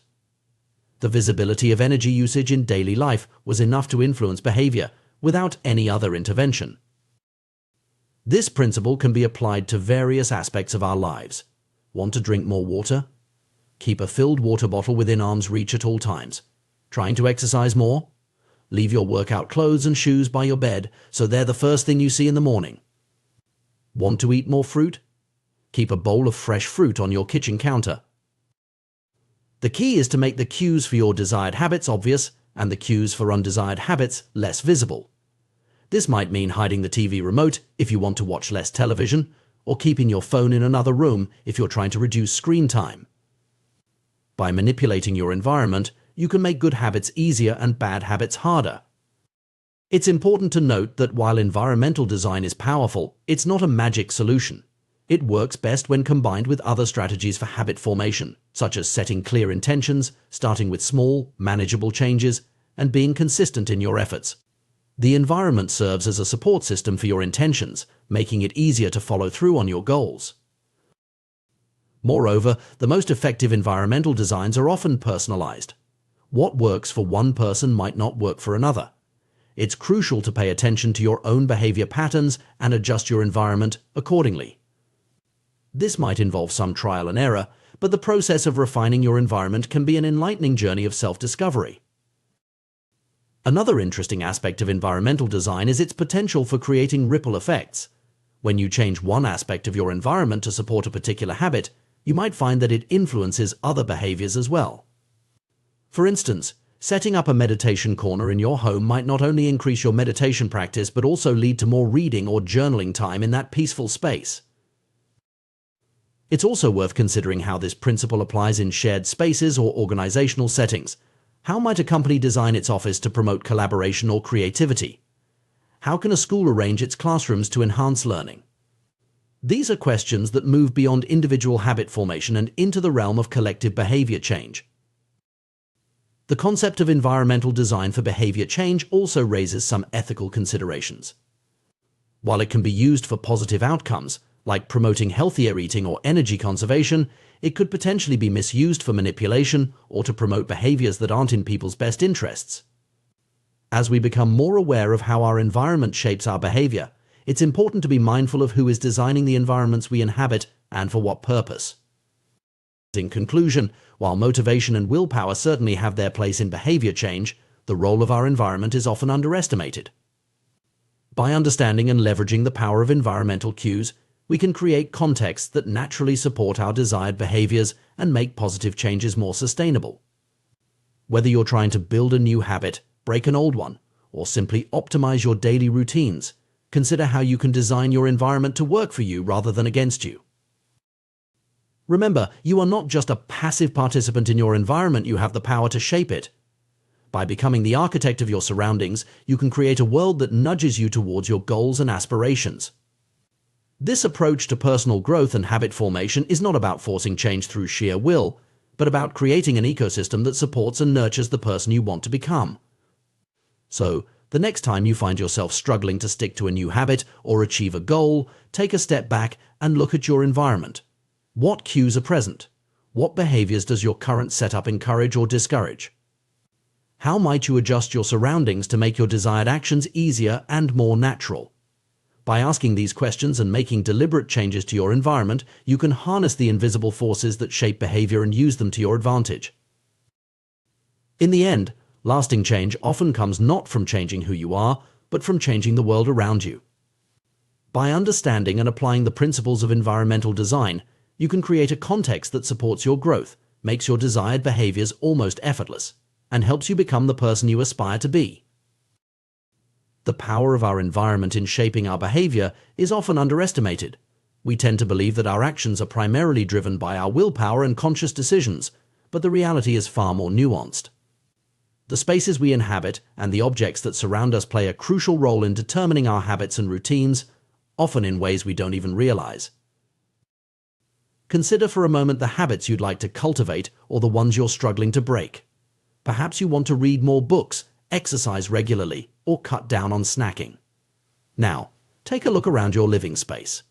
Are there visible cues that support these desired behaviors, or is your environment working against you? The truth is, every habit begins with a cue or trigger that initiates the behavior. When these cues are hidden or subtle, it becomes all too easy to ignore them and fall back into old patterns. Think about that guitar tucked away in the closet, rarely played because it's out of sight. Or the vitamins pushed to the back of the pantry, forgotten until they expire. These scenarios illustrate how our environment can inadvertently sabotage our best intentions. But what if we could harness this environmental influence to our advantage? By deliberately designing our spaces to support our goals, we can create a powerful ally in our quest for personal growth and habit formation. Let's explore a fascinating example from Schiphol Airport in Amsterdam. In the early 1990s, the cleaning staff faced a persistent problem with spillage around the urinals in men's restrooms.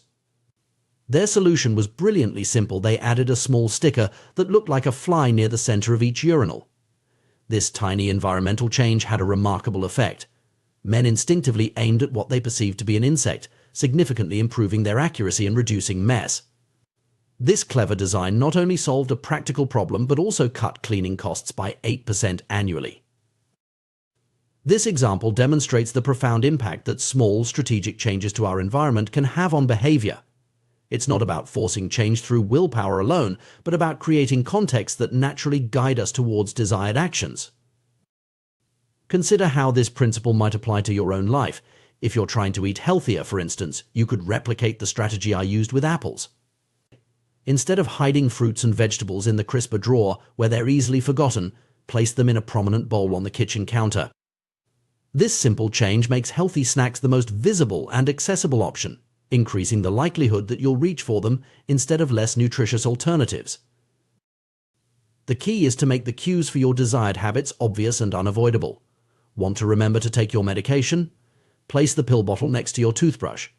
Aiming to practice an instrument more often? Set up the instrument stand in the middle of your living room. Hoping to express more gratitude? Keep thank you notes and stamps on your desk where you'll see them daily. By populating your environment with these visual reminders and cues, you're essentially programming your surroundings to prompt the behaviors you want to encourage. It's like setting up a series of friendly nudges throughout your day, each one gently steering you towards your goals. But the influence of our environment goes beyond just visual cues. The entire context surrounding a behavior can become associated with the habit over time. This is why many people drink more in social situations than they would alone. It's not just the presence of alcohol that triggers the behavior, but the whole atmosphere, the music, the friends, the setting. Understanding this context-dependent nature of habits opens up new strategies for change. If you're struggling to establish a new habit or break an old one, sometimes the most effective approach is to change your environment entirely. This is why people often find it easier to adopt new routines when they move to a new home or start a new job. The new context is free from the ingrained associations of the old one, providing a clean slate for establishing different patterns. However, you don't need to make a major life change to leverage this principle. Even small environmental shifts can be powerful. If you're trying to establish a writing habit, for example, you might designate a specific corner of your home as your writing spot. Use this space only for writing, and over time, your brain will begin to associate that location with the act of writing, making it easier to slip into a creative mindset when you sit down there. This strategy of associating specific context with specific behaviors can be applied to various areas of life. Having trouble falling asleep? Train yourself to use your bed only for sleeping. If you can't fall asleep within a reasonable time, get up and do something relaxing in another room until you feel tired. Over time, your brain will learn to associate your bed solely with sleep, making it easier to drift off when you lie down. The power of context in shaping our habits also highlights the importance of creating clear boundaries between different areas of our lives. In today's world, where many of us work from home, it's increasingly common for our professional and personal lives to blur together. This can make it difficult to switch off from work mode and fully relax. I experienced this challenge firsthand when I started my entrepreneurial career. Working from my couch or kitchen table, I found it nearly impossible to establish a clear end to my workday. The solution came when I was able to set up a dedicated home office. Suddenly, work became something that happened in a specific room, while the rest of my home was for personal life. This physical separation created a psychological boundary, making it much easier to transition between work and relaxation. This concept of one space, one use can be a powerful tool in organizing your life and habits. By assigning specific activities to specific areas, you create mental shortcuts that help you slip into the right mindset for each task. Your kitchen becomes a place for cooking and enjoying meals, your bedroom a sanctuary for rest, your desk a focus zone for work or study. When designing your environment to support your habits, it's crucial to think not just in terms of objects, but relationships. The items in your space aren't just things, they're potential triggers for behaviors. That comfortable armchair might be a reading nook for one person, but a TV watching spot for another. The associations we form with our surroundings are deeply personal and can significantly influence our actions. This perspective shift from seeing your environment as a collection of objects to a web of relationships can be transformative. It encourages you to be more intentional about how you interact with your space and the items in it. Each time you enter a room or use an object, you're reinforcing a particular behavior pattern. By being mindful of these interactions, you can start to reshape them in ways that align with your goals. Another powerful strategy is to increase the number of positive cues in your environment while decreasing negative ones. If you're trying to read more, for instance, you might place books in every room of your house, creating multiple reminders of your reading goal. Conversely, if you're trying to watch less television, you could hide the remote control or even cover the TV when it's not in use. It's worth noting that our modern digital environments are just as influential as our physical ones, if not more so. The apps on our phone's home screen, the bookmarks in our browser, the notifications we allow, all of these act as cues that shape our behavior. Applying the principles of environmental design to our digital spaces can be incredibly powerful. Something as simple as rearranging your phone's apps to make productive tools more visible and distracting ones less accessible can have a significant impact on your daily habits. As you embark on this journey of environmental design, remember that it's an iterative process. What works for someone else might not work for you, and what works for you today might need adjustment in the future. Be willing to experiment, observe the results, and make changes as needed. The goal is to create an environment that feels natural and supportive, not one that feels forced or restrictive. It's also important to approach this process with self-compassion. Changing habits is challenging, and there will likely be setbacks along the way. Instead of viewing these as failures, see them as valuable data points that can inform your next iteration of environmental design. Ultimately, the power of environmental design lies in its ability to make desired behaviors easier and undesired behaviors harder. By thoughtfully arranging your surroundings, you can create a world that naturally guides you towards your goals, reducing the need for constant willpower and conscious decision-making.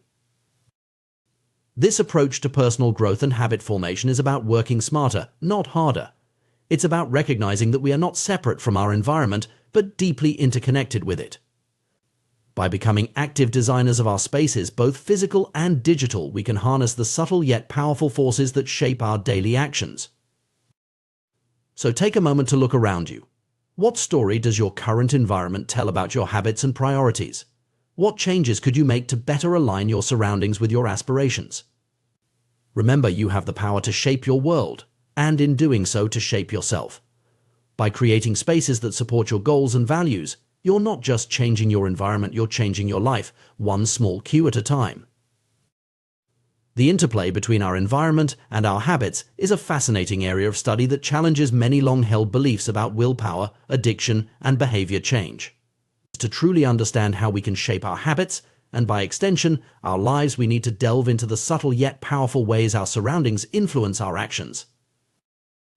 Let's begin with a startling discovery made during the Vietnam War. In 1971, Congressman Robert Steele and Morgan Murphy uncovered a shocking fact: over 15% of U.S. soldiers stationed in Vietnam were heroin addicts. Further research revealed that the problem was even more widespread, with up to 35% of service members having tried heroin and as many as 20% being addicted. This revelation sent shockwaves through Washington and led to the creation of the Special Action Office of Drug Abuse Prevention under President Nixon. The office was tasked with addressing this crisis, including tracking addicted service members upon their return home. What happened next would challenge everything we thought we knew about addiction. Researcher Lee Robbins, who was involved in studying these returning soldiers, made a groundbreaking discovery. Contrary to the prevailing belief that heroin addiction was a permanent, irreversible condition, Robbins found that only 5% of the soldiers who had used heroin in Vietnam became re-addicted within a year of returning home. Even more remarkably, only 12% relapsed within 3 years. This finding was revolutionary. It suggested that addiction wasn't solely about the substance or the individual's willpower. Instead, it pointed to the crucial role of environment in shaping and maintaining addictive behaviors. The soldiers in Vietnam were surrounded by cues that triggered heroin use: easy access to the drug, the constant stress of war, friendships with other users, and distance from their normal lives. When they returned home, these environmental triggers were absent, and for many the addiction simply faded away.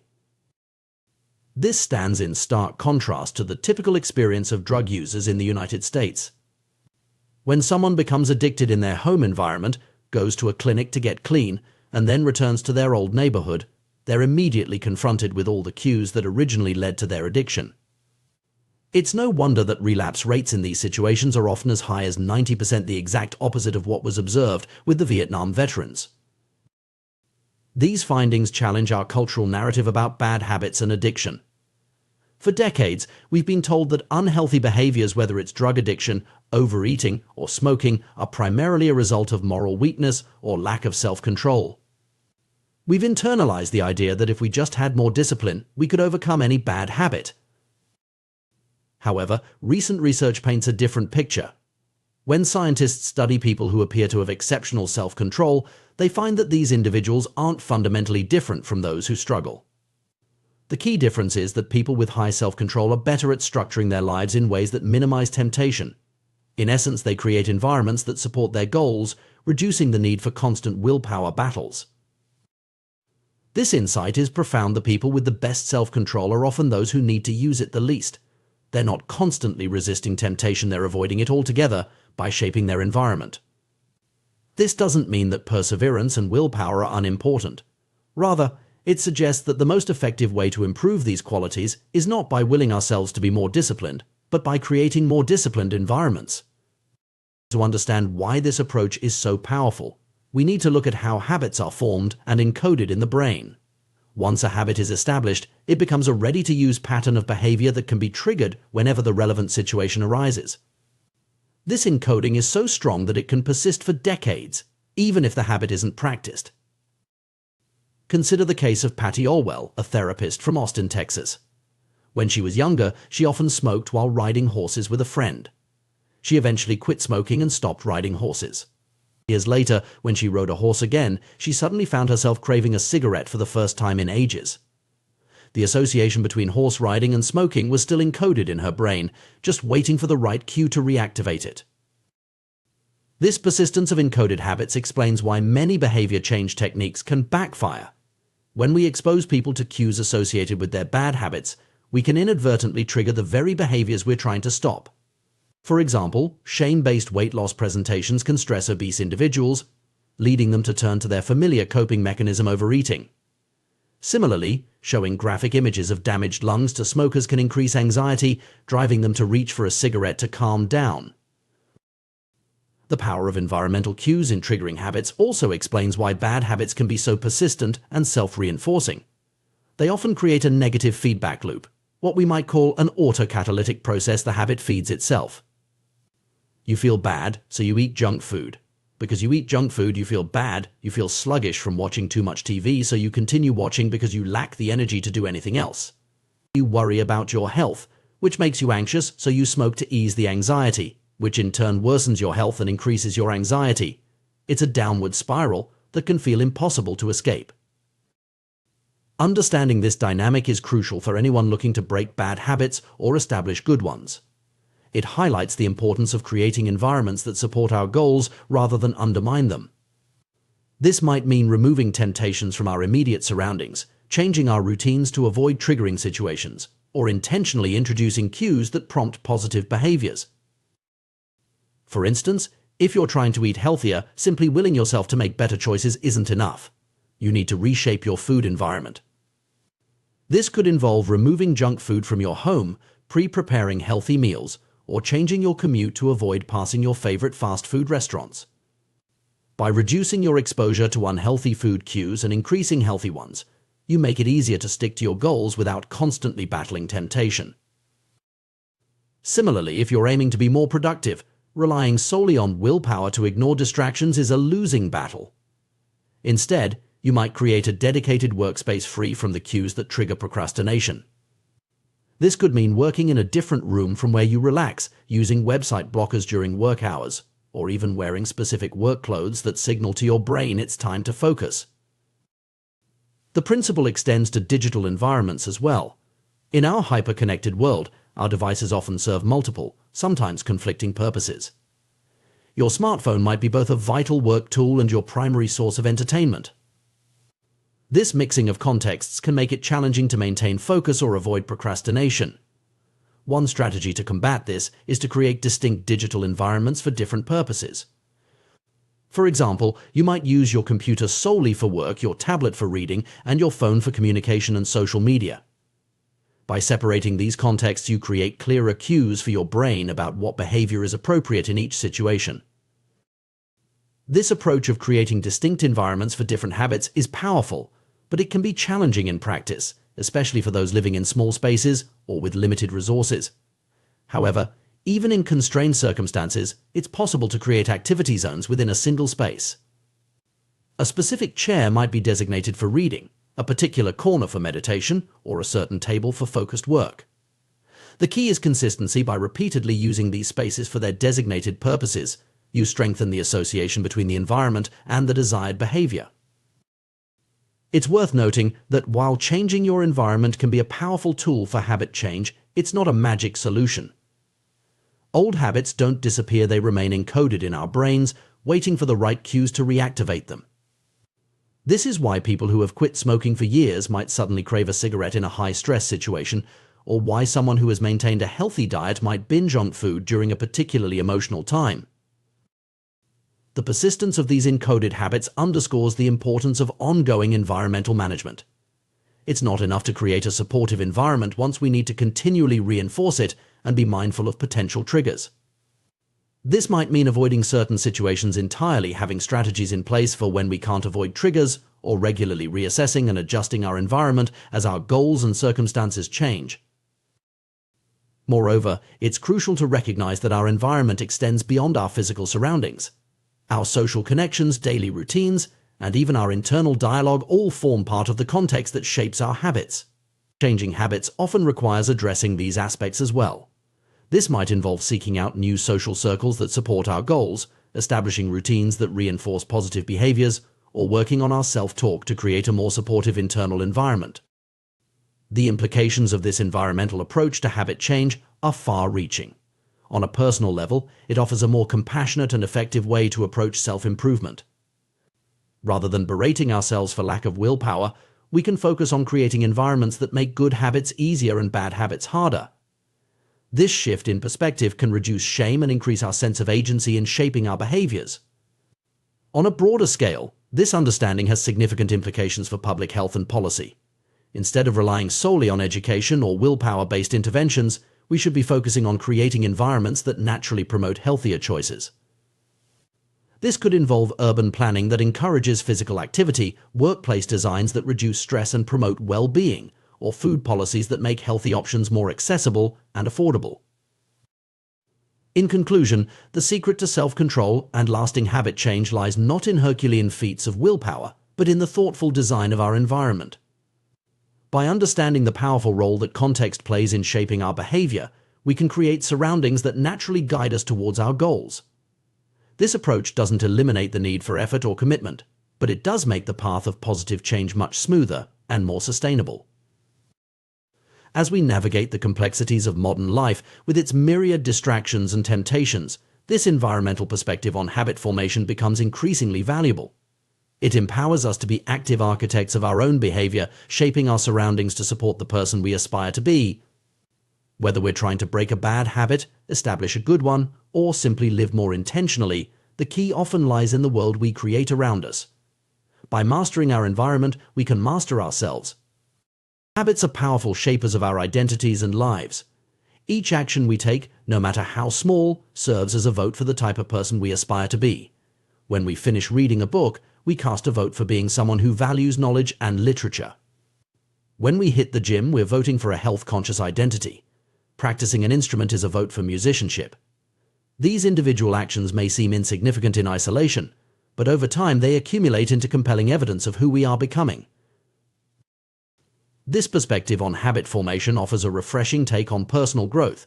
It suggests that meaningful change doesn't necessarily require drastic measures or overnight transformations. Instead, it's the consistent, small habits that can make a profound difference by gradually building up evidence of a new identity. This is the paradox of incremental improvement. What seems like minor progress can actually lead to significant change when viewed through the lens of identity formation. Consider how this plays out in various aspects of life. Each time you put pen to paper or fingers to keyboard, you reinforce your identity as a writer. Every practice session with a musical instrument strengthens your musician identity. Starting a workout, regardless of its intensity or duration, is an affirmation of your athletic self. When you take the time to encourage and support your team members, you're cementing your role as a leader. But the impact of these habits goes beyond just achieving specific outcomes or developing skills. Perhaps more importantly, they teach us to trust ourselves. As we consistently follow through on our intentions, we begin to believe in our ability to accomplish our goals. This growing self-trust is a powerful force that can propel us forward in all areas of life. It's crucial to recognize that this process works both ways. Just as positive habits reinforce desirable identities, negative habits can solidify less desirable ones. Every time we give in to procrastination, for instance, we're casting a vote for being someone who lacks discipline. When we choose unhealthy foods over nutritious options, we're voting for an identity that doesn't prioritize well-being. However, the good news is that perfection isn't necessary. In any election, there are always votes for both sides. The key is to win the majority.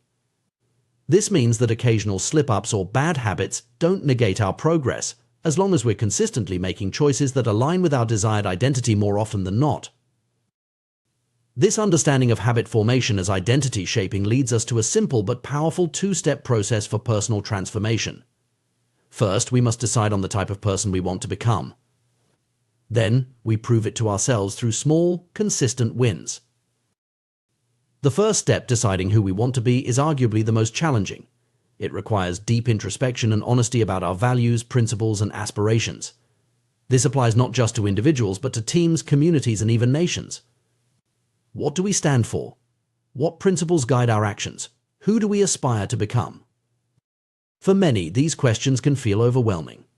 It's often easier to focus on specific outcomes we want to achieve: losing weight, reducing anxiety, or increasing our income. While these goals are valid starting points, the key is to work backward from these desired results to the type of person who could achieve them. Who is the kind of person that maintains a healthy weight? Who embodies the calm and centeredness we associate with low anxiety? Who has the skills, mindset, and habits that lead to financial success? This shift in focus from outcome-based thinking to identity-based thinking can be transformative. Instead of fixating on writing a book, we concentrate on becoming the type of person who writes consistently. Rather than obsessing over a target weight, we focus on embodying the habits and mindset of a healthy person.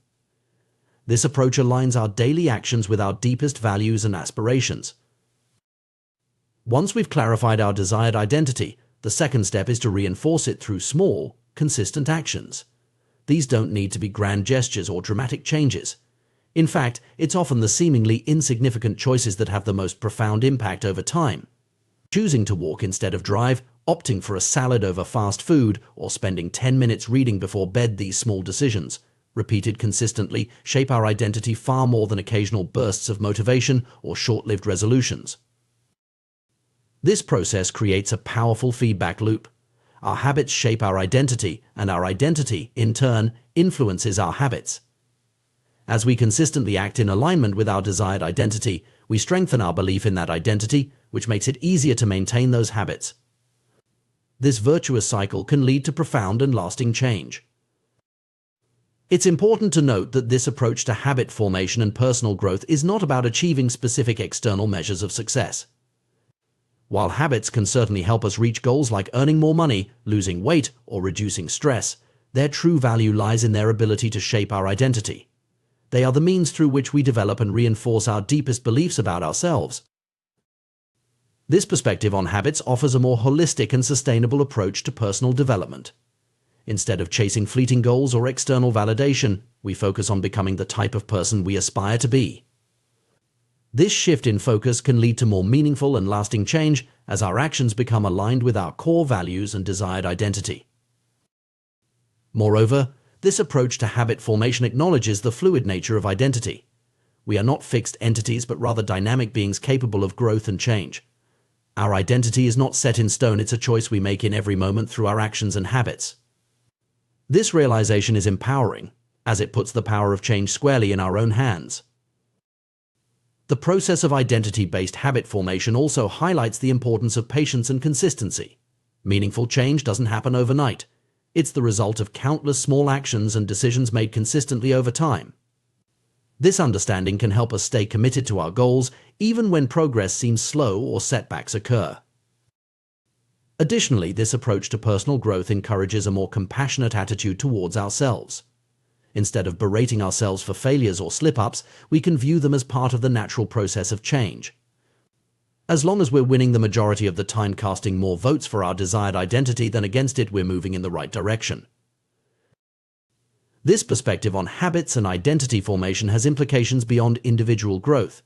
It can be applied to organizational change, community development, and even societal transformation. By focusing on the type of organization, community, or society we want to be, and consistently taking actions that align with that vision, we can create meaningful change on a larger scale. In conclusion, the power of habits lies not just in their ability to help us achieve specific goals, but in their capacity to shape our very identity. By focusing on who we want to become rather than what we want to achieve, we can create more meaningful and lasting change in our lives. Through consistent small actions, we cast votes for our desired identity, gradually becoming the person we aspire to be. This process of continuous self-evolution, guided by our deepest values and aspirations, is the true essence of personal growth and fulfillment. As we align our habits with our desired identity, we not only improve our lives but also contribute to positive change in our communities and the world at large. The human brain is a remarkable organ, constantly adapting and evolving to help us navigate the complexities of life. One of its most fascinating abilities is the formation of habits, automatic behaviors that allow us to function efficiently in our daily lives. Understanding how habits form and why they're so crucial to our success can provide valuable insights into human behavior and personal growth. Let's start by exploring the fundamental nature of habits. At their core, habits are behaviors that have been repeated so frequently that they become automatic. This process of habit formation begins with a period of trial and error, much like the experiences of the cats in Edward Thorndike's famous puzzle box experiments. When we encounter a new situation or challenge, our brain must decide how to respond. Initially, we may feel uncertain, trying different approaches to see what works best. This period is characterized by high neurological activity as our brain carefully analyzes the situation, taking in new information and making conscious decisions about how to act. Through this process of exploration, we occasionally stumble upon a solution that works well, a behavior that solves our problem or provides a reward. Perhaps we discover that going for a run helps alleviate anxiety, or that playing video games after work helps us unwind from a stressful day. These discoveries are pivotal moments in habit formation. Once we experience an unexpected reward, our brain immediately begins to take notice. It starts cataloging the events that preceded the reward, trying to identify the actions that led to this positive outcome. This is the essence of learning. Our brain is constantly seeking to understand cause-effect relationships in our environment. With repeated practice, our brain refines this process. Useless actions fade away, while beneficial behaviors are reinforced. This is how a habit begins to take shape. Over time, what once required conscious effort becomes automatic, a reliable solution to a recurring problem in our environment. As habits form, an interesting neurological shift occurs. The level of brain activity actually decreases. This is because our brain has learned to focus on the cues that predict success and ignore everything else. It creates a mental shortcut. If this situation arises, then perform this action. This cognitive script can be followed automatically whenever the appropriate situation presents itself. This automation is incredibly beneficial from an evolutionary perspective. Habits are, in essence, mental shortcuts learned from experience. They allow us to efficiently solve problems we've encountered before without having to analyze the situation anew each time. This frees up our conscious mind, the bottleneck of the brain, to focus on novel challenges and more complex tasks. The formation of habits follows a consistent pattern that can be broken down into 4 key stages: cue, craving, response, and reward. Understanding this pattern can provide valuable insights into how we can shape our own behavior and build positive habits. The process begins with a cue, a bit of information that predicts a reward. In our ancestral environment, these cues might have signaled the location of food, water, or potential mates. Today, we're more often attuned to cues that predict secondary rewards like money, status, approval, or personal satisfaction. Importantly, these modern pursuits still indirectly improve our odds of survival and reproduction, tapping into our deepest evolutionary motivations. The cue triggers a craving, the motivational force behind every habit. Without some level of motivation or desire, we have no reason to act. What we crave is not the habit itself, but the change in state it delivers. We don't crave smoking a cigarette, we crave the feeling of relief it provides. We don't crave watching TV, we crave the entertainment and relaxation it offers. The response is the actual habit you perform, which can take the form of a thought or an action. Whether a response occurs depends on how motivated you are and how much friction is associated with the behavior. If a particular action requires more physical or mental effort than you're willing to expend, you won't do it. Finally, the reward is the end goal of every habit. We chase rewards because they satisfy our cravings and teach us which actions are worth remembering in the future. The cue is about noticing the reward. The craving is about wanting the reward. The response is about obtaining the reward. In fact, we can understand the entire habit loop as a continuous cycle aimed at reward acquisition. This four-stage pattern plays out in countless ways in our daily lives, often without our conscious awareness. For instance, consider the habit of checking your phone. The cue might be a notification sound or simply feeling bored. This triggers a craving for distraction or connection. The response is to pick up your phone and check your apps. The reward is the momentary entertainment or social connection you experience. Understanding this pattern can be incredibly empowering. It allows us to dissect our existing habits and intentionally shape new ones. By manipulating the cues in our environment, managing our cravings, simplifying our desired responses, and enhancing the rewards associated with positive behaviors, we can effectively rewire our habits. However, it's crucial to recognize that habit formation is not about achieving perfection. It's about winning the majority of the time. Every action is a vote for the type of person you want to become. You don't need a unanimous vote to win an election, you just need a majority. Therefore, it's okay if you make a mistake or slip up occasionally. The goal is to tally up enough votes for your desired identity over time. This perspective on habit formation offers a more compassionate and realistic approach to personal growth. Instead of beating ourselves up over occasional failures, we can focus on consistently making choices that align with our desired identity more often than not. Moreover, this approach to habit formation acknowledges the fluid nature of identity. We are not fixed entities, but dynamic beings capable of growth and change. Our identity emerges from our habits, and our habits shape our identity in turn. This creates a powerful feedback loop that can lead to profound personal transformation over time. It's worth noting that while habits can be incredibly beneficial, some people worry that too much routine might make life dull or restrict their freedom. However, this concern sets up a false dichotomy between habits and freedom. In reality, good habits create freedom by automating the mundane aspects of life, freeing up mental resources for more important tasks and decisions. Consider financial habits, for instance.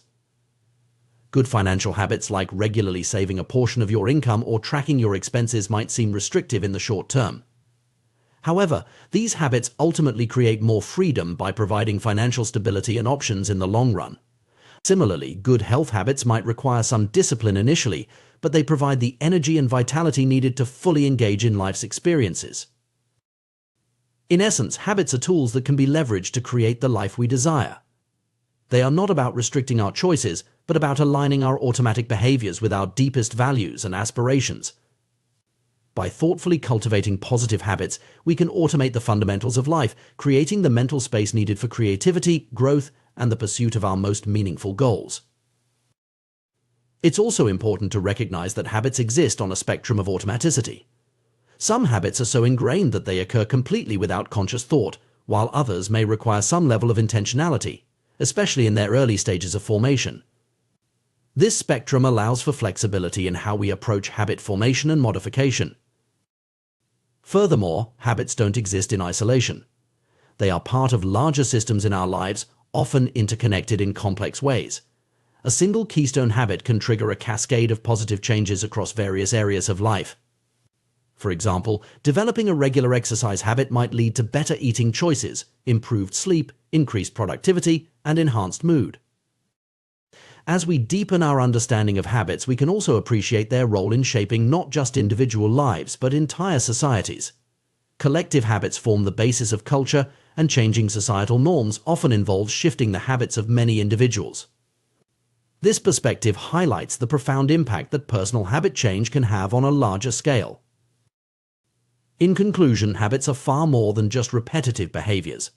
They are the building blocks of our identities, the shapers of our daily experiences, and the determinants of our long-term outcomes. By understanding the science of habit formation and leveraging this knowledge in our lives, we can take conscious control of our automatic behaviors, aligning them with our deepest values and aspirations. This journey of habit formation and identity shaping is not about achieving perfection or adhering to rigid routines. Instead, it's about making consistent, small choices that compound over time, gradually sculpting us into the individuals we aspire to be. It's a process of continuous growth and refinement, where each small action is a vote for our desired identity. As we navigate this process, it's crucial to approach it with patience, self-compassion, and a long-term perspective. Meaningful change doesn't happen overnight, but through the accumulation of many small, consistent actions over time. By focusing on the process rather than just the outcome, we can find joy and fulfillment in the journey of personal growth itself. Ultimately, mastering our habits is about taking control of our own evolution. It's about consciously shaping our behaviors, our identities, and by extension, our lives. In doing so, we don't just change our routines, we change our worlds, opening up new possibilities and creating the freedom to live life on our own terms. The intricate workings of human behavior have long fascinated scientists, psychologists, and individuals seeking personal growth. At the heart of our daily actions lies a powerful force: habits. These automated behaviors shape our lives in profound ways, often operating below the surface of our conscious awareness. Understanding the mechanics of habit formation can unlock the potential for meaningful personal change and growth. At its core, every habit follows a predictable pattern, a loop that consists of 4 key stages: cue, craving, response, and reward. This habit loop is not just a theoretical construct, but a neurological reality that plays out countless times each day in our lives. The journey of a habit begins with a cue.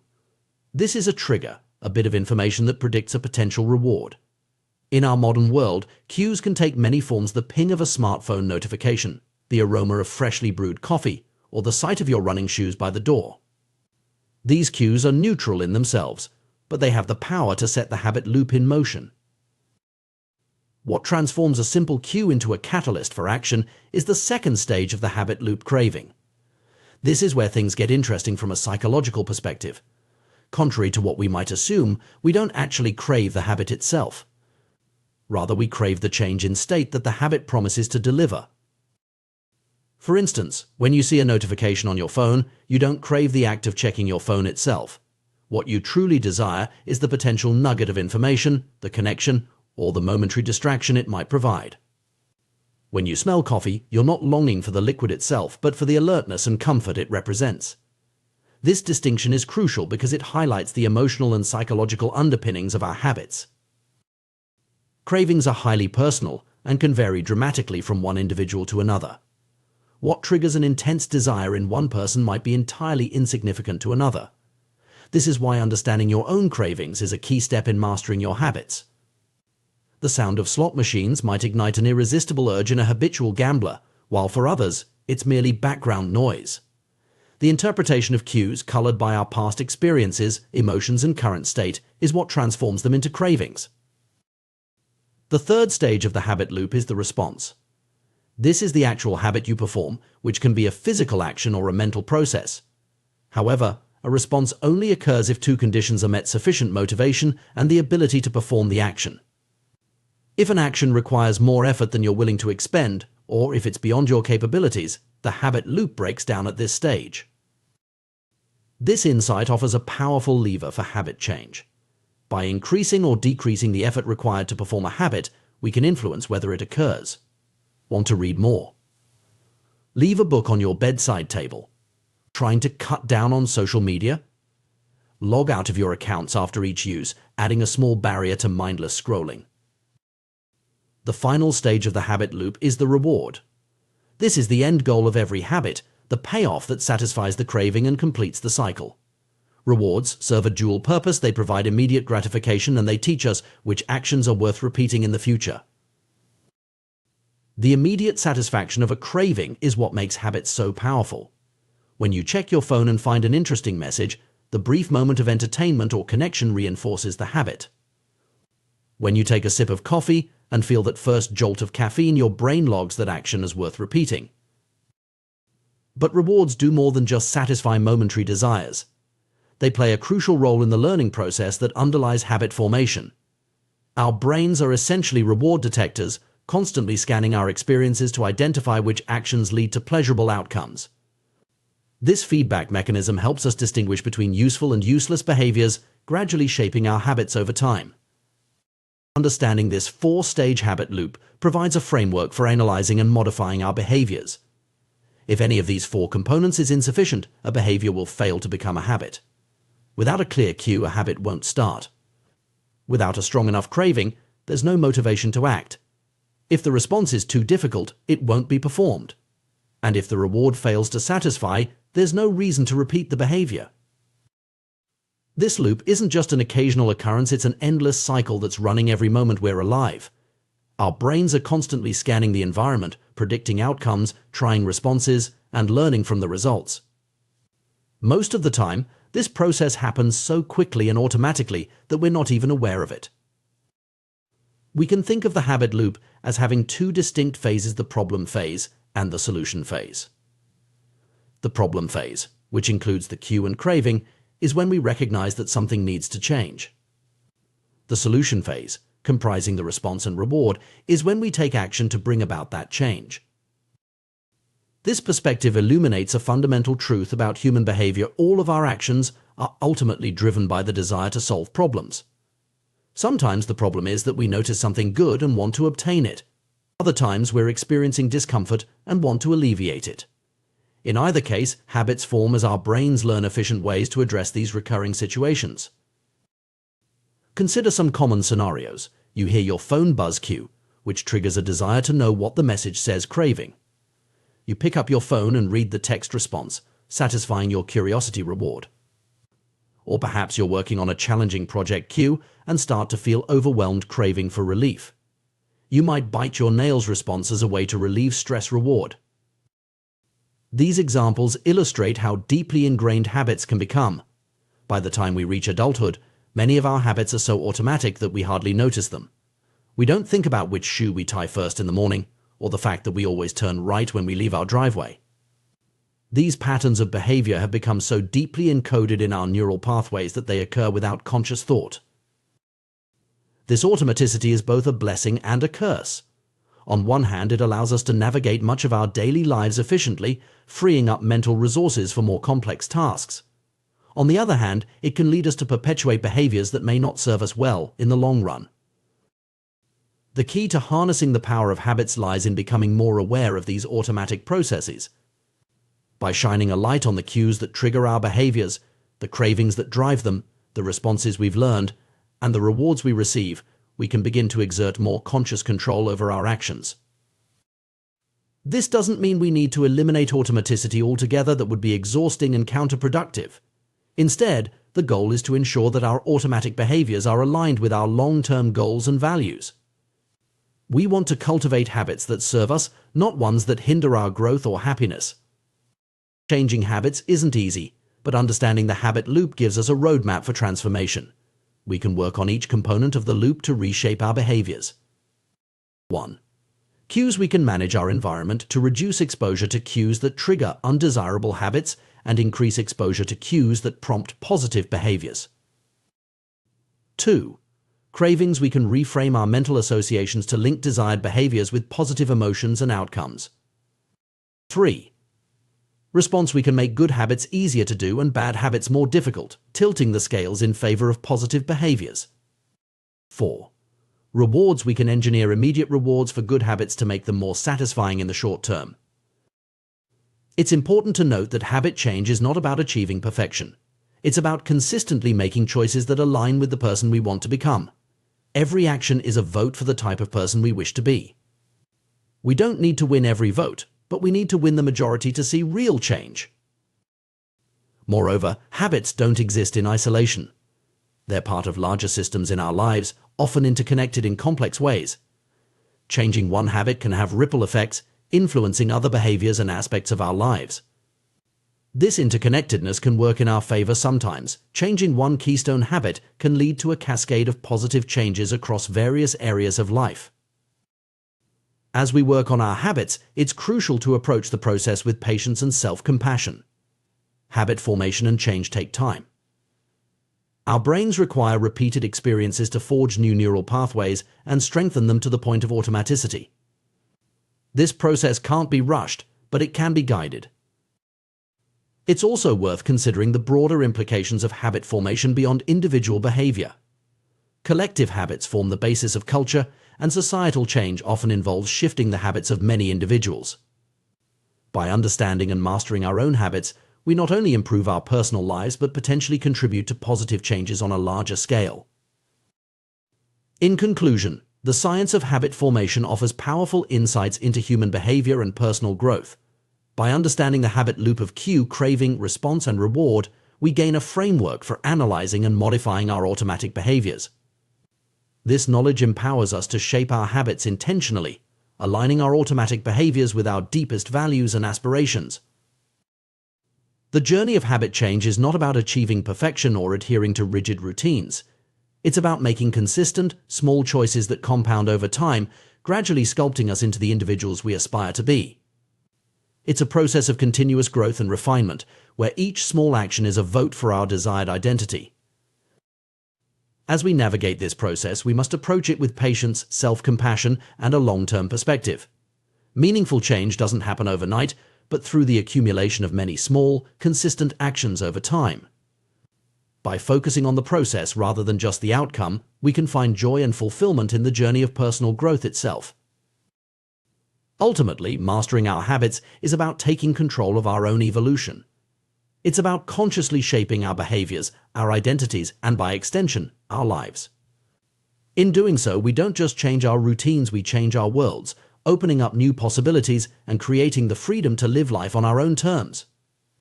The power of habit formation lies not just in its ability to automate our behaviors, but in its potential to transform who we are and who we can become. The human mind is a marvel of efficiency, constantly working to streamline our experiences and behaviors. At the heart of this process lies the formation of habits, automatic behaviors that allow us to navigate the complexities of daily life with minimal conscious effort. Understanding the mechanics of habit formation not only provides fascinating insights into human behavior, but also offers powerful tools for personal growth and transformation. The foundation of habit formation rests on a simple yet profound four-step process: cue, craving, response, and reward. This habit loop is the backbone of every habit, from the most trivial to the most impactful.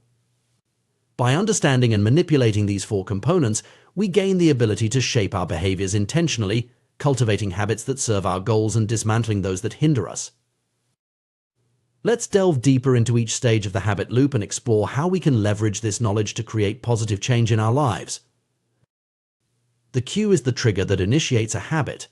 It can be anything in our environment that our brain associates with a particular behavior.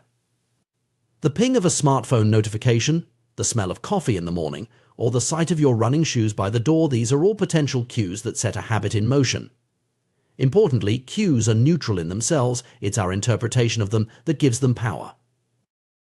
To harness the power of cues, we need to make them obvious for habits we want to cultivate and invisible for those we wish to break. This might involve strategically placing items in our environment to prompt desired behaviors or removing triggers that lead to unwanted actions. For instance, if you want to read more, leaving a book on your bedside table creates a clear cue.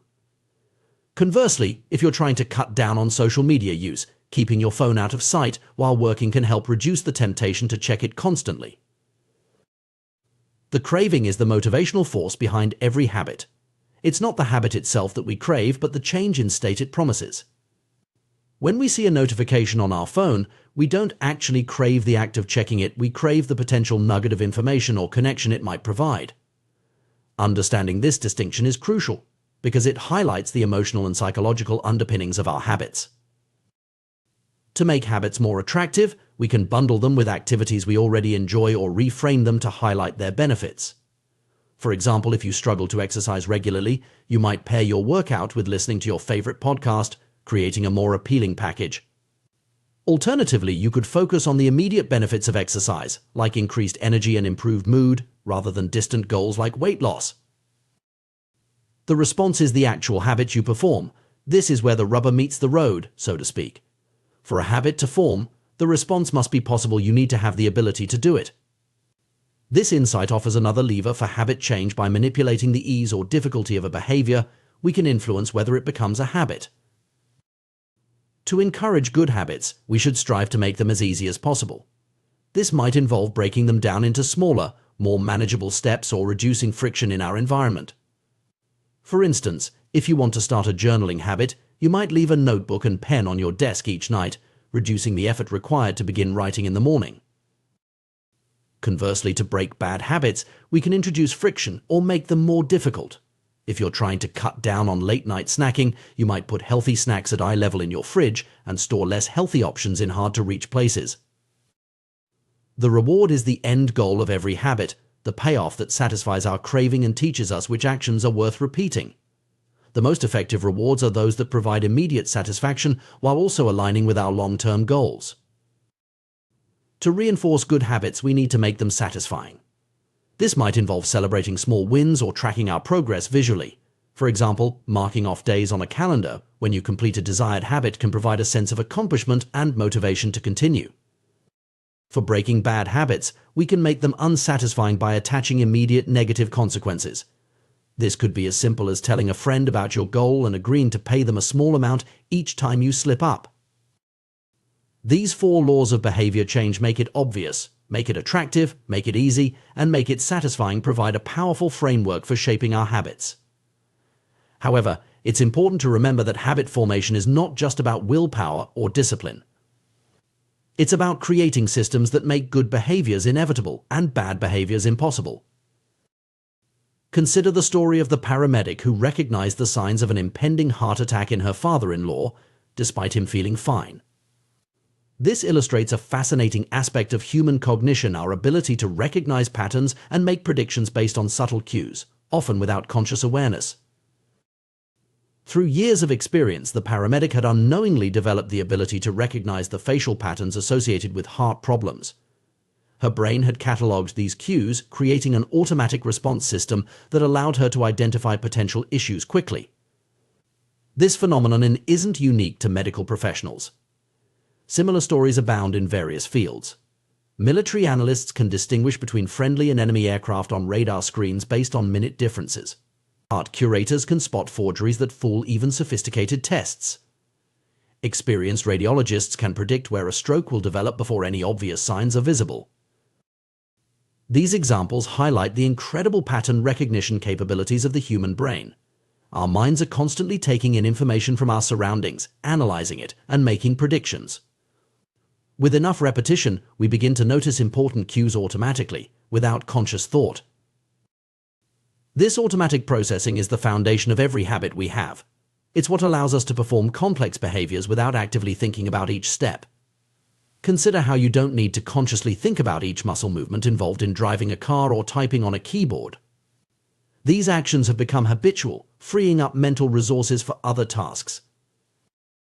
However, this automaticity is a double-edged sword. While it makes many aspects of our lives more efficient, it can also lead us to fall into patterns of behavior that may not serve us well. We might find ourselves reaching for our phones every time we feel a moment of boredom, or automatically grabbing a snack when we pass the kitchen, even if we're not hungry. The key to harnessing the power of habits while avoiding their potential pitfalls lies in becoming more aware of our automatic behaviors. By shining a light on the cues that trigger our habits, the cravings that drive them, the responses we've learned, and the rewards we receive, we can begin to exert more conscious control over our actions. This doesn't mean we need to eliminate automaticity altogether. That would be exhausting and counterproductive. Instead, the goal is to ensure that our automatic behaviors are aligned with our long-term goals and values. We want to cultivate habits that serve us, not ones that hinder our growth or happiness. It's important to note that habit change is not about achieving perfection. It's about consistently making choices that align with the person we want to become. Every action is a vote for the type of person we wish to be. We don't need to win every vote, but we need to win the majority to see real change. Moreover, habits don't exist in isolation. They're part of larger systems in our lives, often interconnected in complex ways.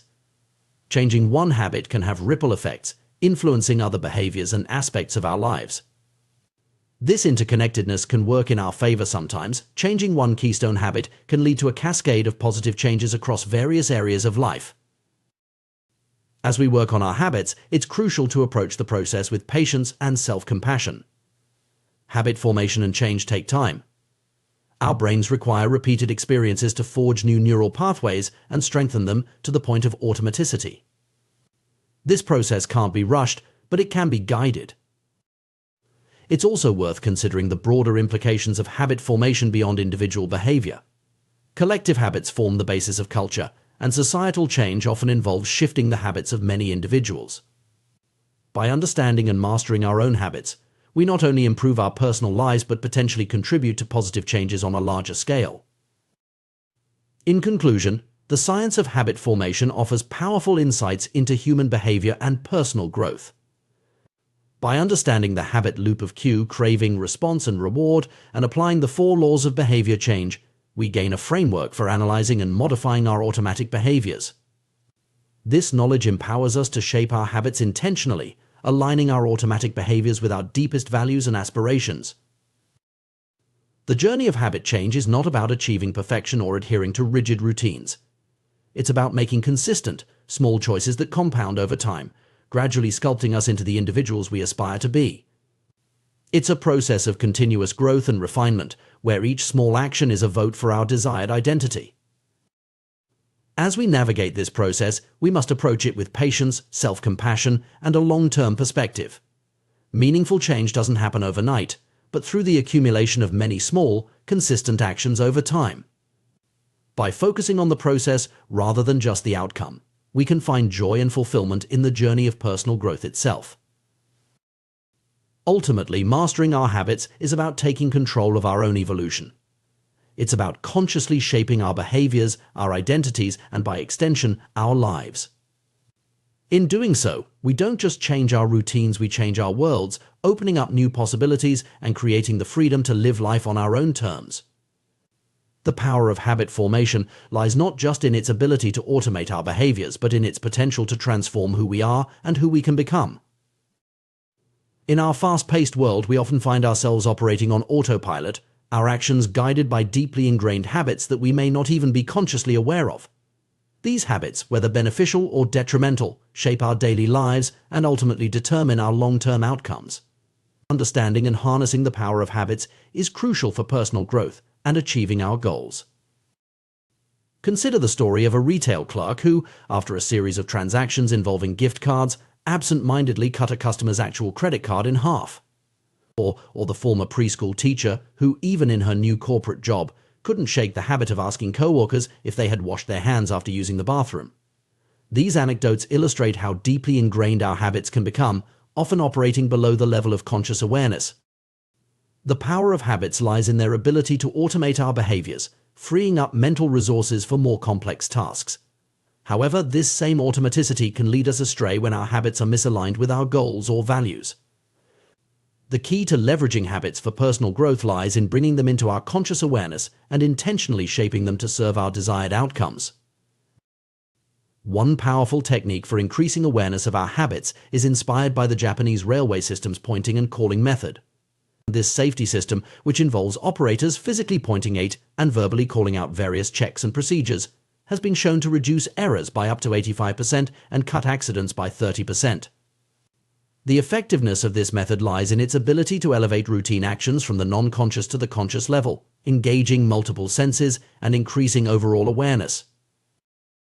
We can adapt this concept to our personal lives by creating what we might call a habits scorecard. This simple yet powerful exercise involves listing out our daily habits and evaluating each one as positive, negative, or neutral. By doing so, we bring our automatic behaviors into conscious awareness, allowing us to identify areas for improvement and reinforcement. To create your own habits scorecard, start by listing out your daily routines in detail. Include everything from the moment you wake up to the time you go to bed. Once you have a comprehensive list, go through each item and ask yourself, is this a good habit, a bad habit, or a neutral habit? Mark each habit with a or accordingly. It's important to note that the classification of habits as good or bad is somewhat subjective and depends on your personal goals and circumstances. For instance, eating a high-calorie breakfast might be a positive habit for someone trying to gain weight, but a negative one for someone aiming to lose weight. The key is to evaluate each habit in the context of your own aspirations and desired identity. In fact, it might be more accurate to think of habits not as inherently good or bad, but as either effective or ineffective at solving problems and serving our long-term goals. All habits, even those we might label as bad, serve us in some way. That's why we repeat them. The challenge is to identify which habits are truly serving our long-term interests and which are providing short-term benefits at the expense of our broader goals. When evaluating your habits, consider this question: does this behavior help me become the type of person I wish to be? Does this habit cast a vote for or against my desired identity?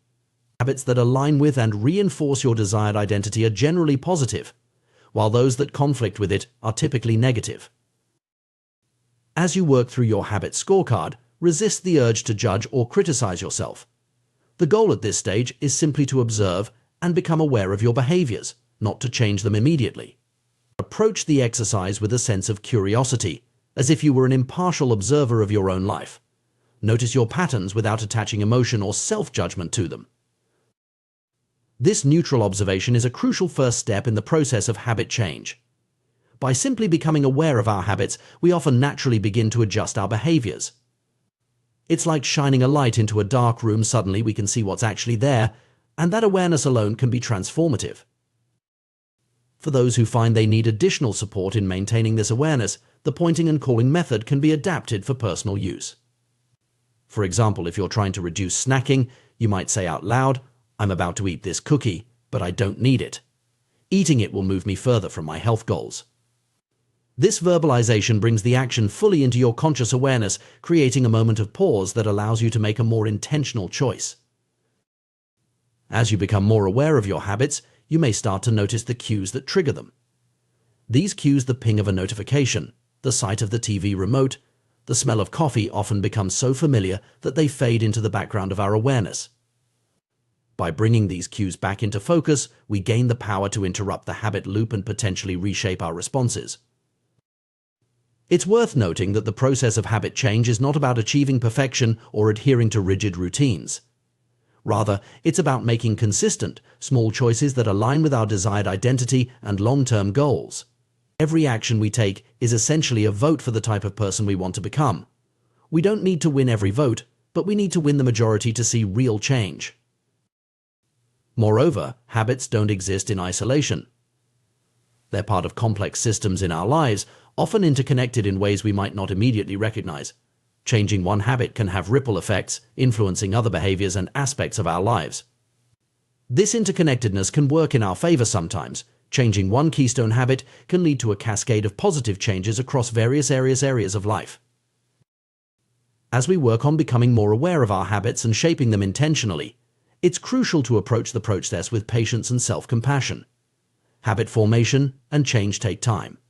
Our brains require repeated experiences to forge new neural pathways and strengthen them to the point of automaticity. This process can't be rushed, but it can be guided with consistent effort and awareness. It's also important to consider the broader implications of habit formation beyond individual behavior. Collective habits form the basis of culture, and societal change often involves shifting the habits of many individuals. By understanding and mastering our own habits, we not only improve our personal lives but potentially contribute to positive changes on a larger scale. The journey of habit awareness and change is not always easy. It requires us to confront uncomfortable truths about our behaviors and to challenge deeply ingrained patterns. However, the rewards of this process are immense.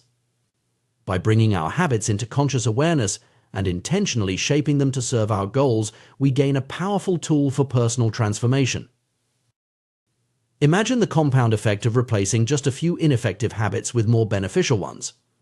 Over time, these small changes can lead to dramatic improvements in our health, productivity, relationships, and overall quality of life. The key is to start small, focus on consistency rather than perfection, and maintain awareness of our behaviors over time. As we become more adept at recognizing and shaping our habits, we may find that this awareness extends beyond individual behaviors to larger patterns in our lives. We might start to notice recurring themes in our relationships, our work, or our emotional responses. This expanded awareness can open up new possibilities for growth and change in all areas of our lives. Furthermore, the skills we develop in habit awareness and modification can be applied to achieving any goal or making any change in our lives. Whether we're aiming to advance in our careers, improve our health, or cultivate better relationships, the ability to intentionally shape our habitual behaviors is a powerful tool. In conclusion, The journey of habit awareness and change is a fundamental aspect of personal growth and self-improvement. By bringing our automatic behaviors into conscious awareness, evaluating their effectiveness, and intentionally shaping them to serve our goals, we gain the power to direct our own evolution. This process requires patience, self-compassion, and consistent effort, but the potential rewards are immense. As we navigate this journey, we're not just changing our routines, we're reshaping our identity and our world. Each small action, each habit we modify, is a step towards becoming the person we aspire to be. In this way, the process of habit change is not just about achieving specific goals, but about continually growing and evolving as individuals.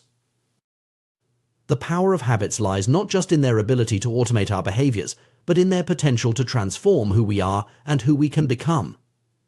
By mastering our habits, we take control of our own destiny, creating the freedom to live life on our own terms and to make a positive impact on the world around us. In the complex tapestry of human behavior, habits play a crucial role in shaping our daily lives and long-term outcomes. Understanding how habits form, persist, and can be changed is essential for personal growth and self-improvement. At the heart of this understanding lies the concept of cue-induced wanting, a phenomenon that explains why breaking bad habits can be so challenging. Cue-induced wanting occurs when an external trigger sparks a compulsive craving to repeat a particular behavior, often a bad habit. This process is constantly at work in our lives, frequently operating below the level of conscious awareness. Research has shown that even incredibly brief exposure to cues associated with addictive behaviors can stimulate the brain's reward pathways and ignite desire.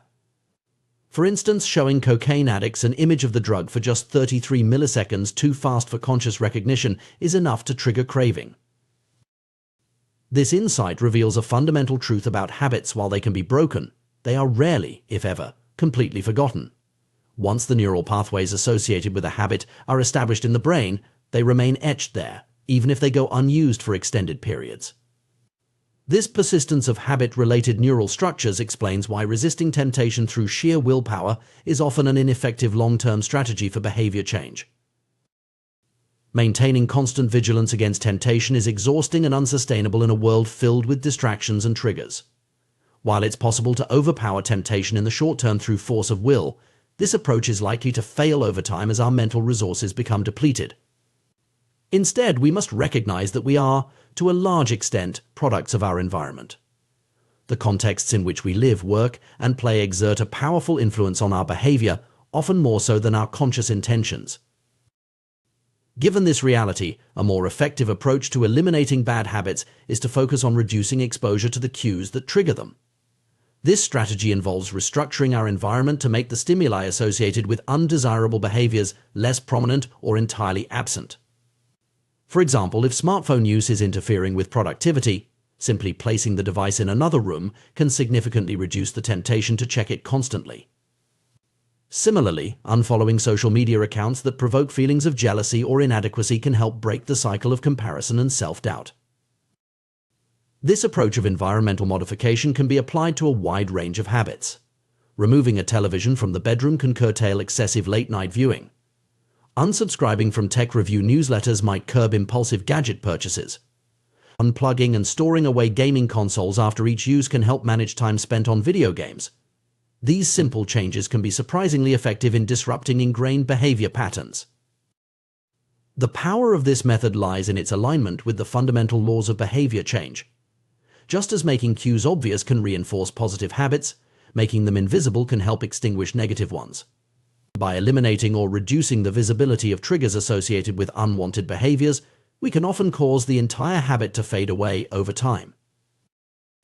This strategy of environmental optimization represents a more sustainable approach to self-control than relying on willpower alone. Rather than constantly fighting against our desires, we can create contexts that naturally support our goals and values. People who appear to have high levels of self-control often achieve this not through superior willpower, but by structuring their lives to minimize exposure to tempting situations. It's important to recognize that self-control, in the traditional sense of resisting temptation through mental effort, is a limited resource. It may be effective for occasional challenges, but it's not a reliable long-term solution for significant behavior change. Instead of repeatedly summoning the willpower to do the right thing, we're better off investing our energy in creating environments that make good choices easier and bad choices harder. This principle extends beyond individual habits to broader aspects of our lives. The people we associate with, the media we consume, the places we frequent, all of these environmental factors shape our behavior in subtle but powerful ways. By consciously designing our surroundings to support our aspirations, we can harness the power of our environment to work for us rather than against us. Understanding the role of cues and environment in habit formation also sheds light on why some people seem to effortlessly maintain positive habits while others struggle. It's not necessarily a matter of inherent discipline or character, but often a reflection of the different contexts in which people live and work. Creating a positive environment is thus not just a personal matter, but also a social and cultural issue. As we consider strategies for cultivating good habits and breaking bad ones, it's helpful to think in terms of 4 fundamental laws: make it obvious, make it attractive, make it easy, and make it satisfying. These principles can be applied to reinforce positive behaviors or, when inverted, to discourage negative ones. For establishing good habits, the first step is often simply becoming aware of our current patterns of behavior. This can be achieved through practices like maintaining a habit scorecard, where we write down our daily activities and assess their impact on our goals. Once we have this awareness, we can use techniques like implementation intention-specific plans that link a desired behavior to a particular time and place to make good habits more likely to occur. Another powerful tool is habit stacking, where we piggyback a new habit onto an existing one. This leverages the strength of our current routines to establish new behaviors. For example, after I pour my morning coffee, I will meditate for 5 minutes. By anchoring the new habit to an established one, we increase the likelihood of follow-through.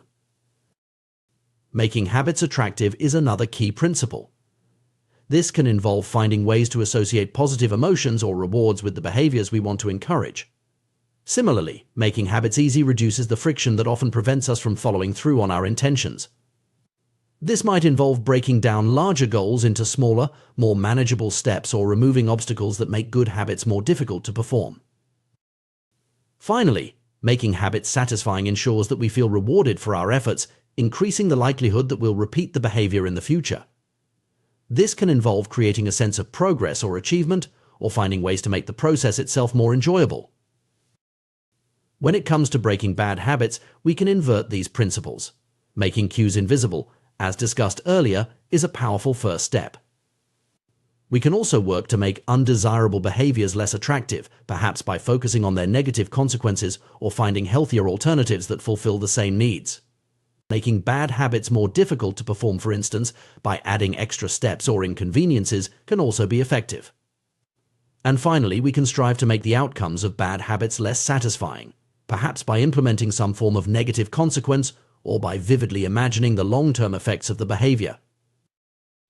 It's worth noting that the process of habit change is not always linear or straightforward. Our brains are complex systems shaped by evolution to respond to certain stimuli in ways that may no longer serve us well in modern environments. The work of scientists like Nico Tinbergen has revealed how deeply ingrained some of our responses to environmental cues can be. Tinbergen's experiments with herring gulls and greylag geese demonstrated the power of supernormal stimuli, exaggerated versions of natural cues that elicit stronger than normal responses. Baby gulls, for instance, were found to peck more vigorously at cardboard beaks with larger or more numerous red spots than at real gull beaks. Similarly, geese would attempt to roll larger, egg-shaped objects into their nests with greater effort than they would expend on actual eggs. These findings have profound implications for understanding human behavior in modern contexts. Just as the animals in Tinbergen's experiments responded more strongly to exaggerated versions of natural stimuli, humans often find themselves powerfully drawn to supernormal stimuli environment. Junk food, with its heightened flavors and carefully engineered combinations of salt, sugar, and fat, is a prime example of this phenomenon. Our brains, shaped by hundreds of thousands of years of evolution in environments where calories were scarce and hard to come by, are primed to seek out and consume energy-dense foods whenever they're available. In our ancestral past, this drive served us well, helping to ensure survival in uncertain conditions. Today, however, in an environment of abundance, these same instincts can lead us astray, driving overconsumption and contributing to health problems. This mismatch between our evolutionary programming and our current environment extends beyond food to many other aspects of modern life. The instant gratification offered by social media, the immersive experiences provided by video games, the constant stream of novel information available at our fingertips, all of these can be seen as supernormal stimuli that hijack our reward systems in ways our ancestors never had to contend with. Understanding these dynamics can help us approach habit change with greater compassion for ourselves and others. It's not a matter of weak will or moral failing when we struggle with bad habits. We're often fighting against deeply ingrained instincts that served our species well for millennia but may be maladaptive in our current context. At the same time, this understanding empowers us to take more effective action. By recognizing the power of environmental cues and the limitations of willpower, we can focus our efforts on creating contexts that support our goals rather than undermine them. We can design our physical and digital spaces to minimize exposure to tempting stimuli and maximize exposure to cues that trigger positive behaviors. Moreover, we can work to create new, healthier supernormal stimuli that satisfy our innate drives in more beneficial ways. For instance, we might seek out activities that provide the novelty and excitement our brains crave, but in forms that contribute to our well-being rather than detract from it. Engaging hobbies, challenging physical activities, or immersive learning experiences can all provide the kind of stimulation our brains seek, without the negative consequences associated with many modern sources of supernormal stimuli. In conclusion, the journey of habit change is a complex but fascinating one, deeply rooted in our evolutionary history and profoundly influenced by our modern environment. By understanding the mechanisms behind habit formation and persistence, we can develop more effective strategies for personal growth and self-improvement. The key lies not in heroic feats of willpower, but in thoughtful design of our environments and routines to align with our goals and values. Through this approach, we can harness the power of our habits to create lasting positive change in our lives. The intricate relationship between human behavior, habit formation, and the food industry reveals fascinating insights into the nature of desire and consumption in our modern world. At the heart of this relationship lies the powerful influence of dopamine, a neurotransmitter that plays a crucial role in motivation, reward, and habit formation. The food science industry has harnessed our biological predispositions to create products that are irresistibly attractive to consumers. By manipulating factors such as texture, flavor, and sensory experience, food scientists have developed techniques to make processed foods exceptionally appealing. The concept of dynamic contrast. In food, the combination of different sensations like crunchiness and creaminess keeps our brains engaged and interested, encouraging continued consumption beyond the point of satiety. This optimization of food products extends to finding the perfect bliss point, a precise balance of salt, sugar, and fat that maximizes palatability and appeal. The result is a category of hyper-palatable foods that effectively hijack our reward systems, leading to overconsumption and potentially contributing to issues like obesity and related health problems. The power of these engineered foods lies in their ability to trigger dopamine release in our brains. Dopamine, once thought to be primarily associated with pleasure, is now understood to play a complex role in motivation, learning, and anticipation of rewards. Crucially, dopamine is released not just when we experience pleasure, but also when we anticipate it. This anticipatory aspect of dopamine release is key to understanding why certain habits, including those related to food consumption, can become so deeply ingrained and difficult to break. The dopamine-driven feedback loop that underlies habit formation extends far beyond food. In our modern society, we are surrounded by highly engineered versions of reality that are more attractive and stimulating than anything our ancestors encountered.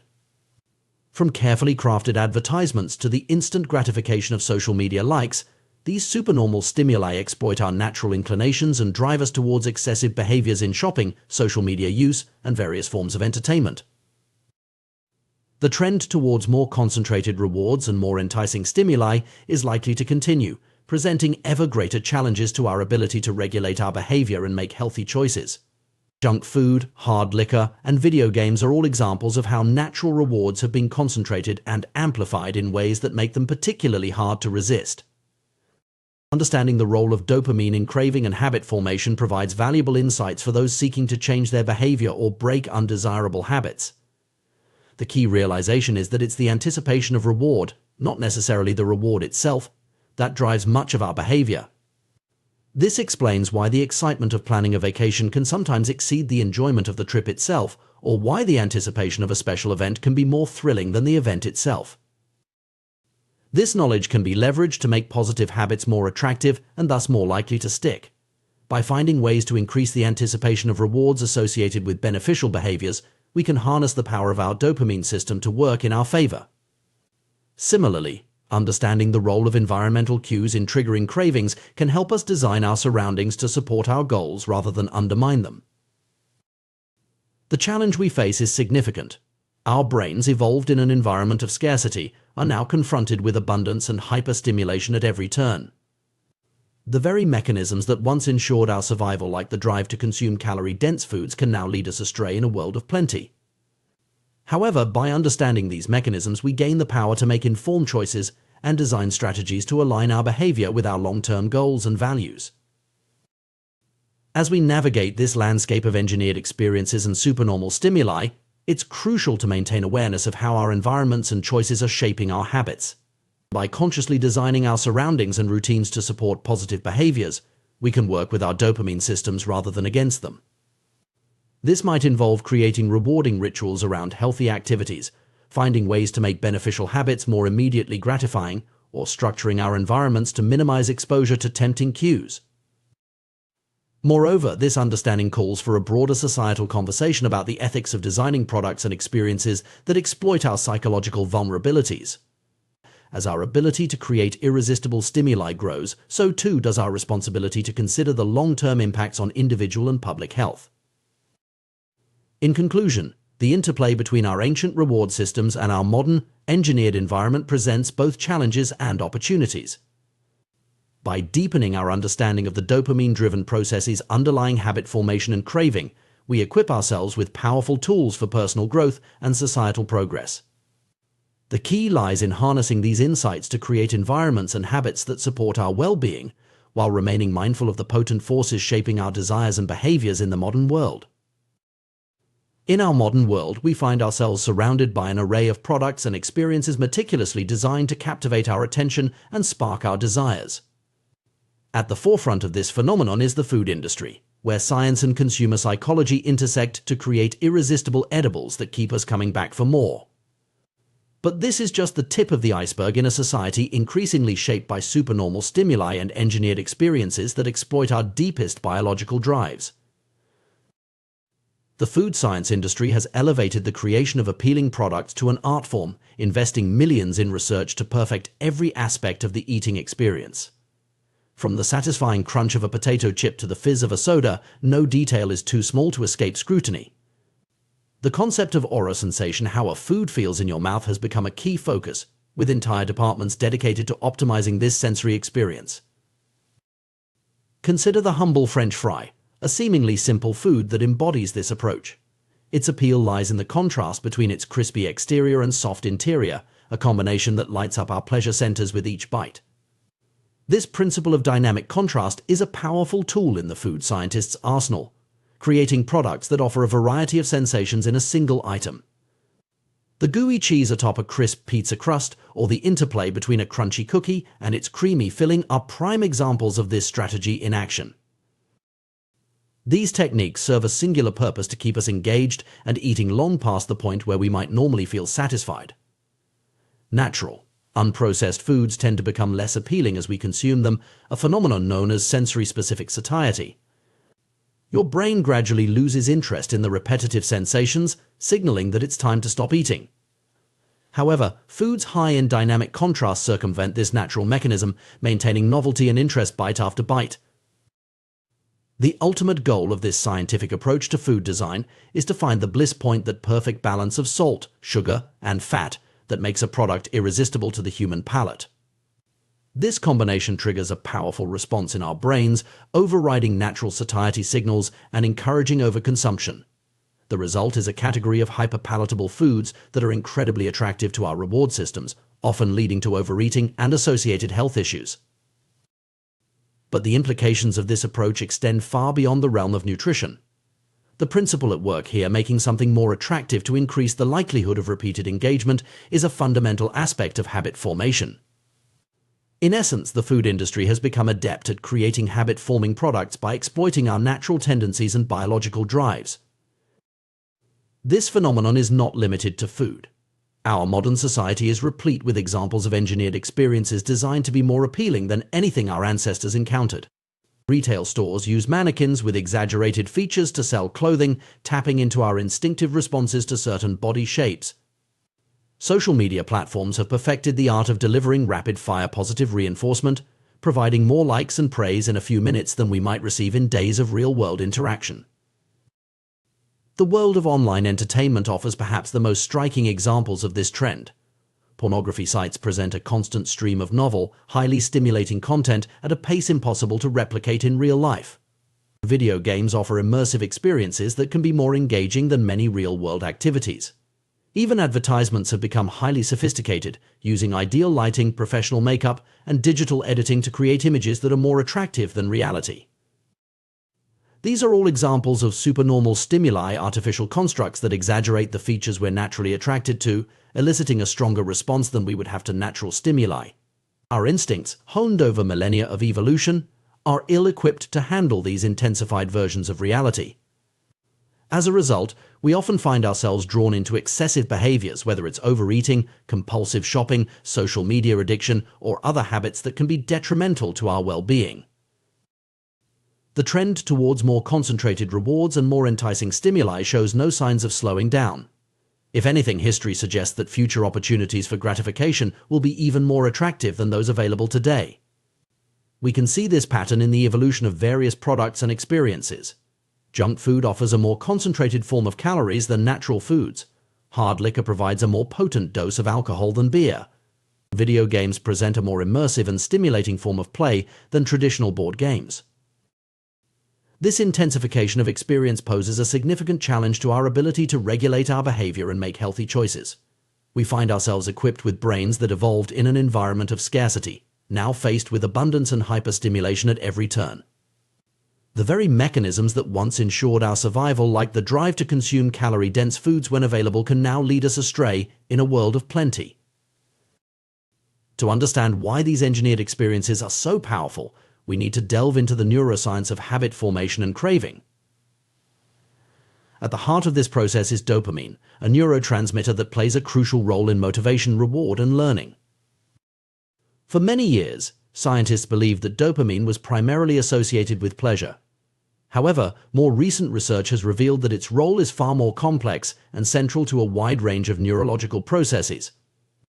Dopamine is involved not just in experiencing pleasure, but in motivation, learning and memory, punishment and aversion, and even voluntary movement.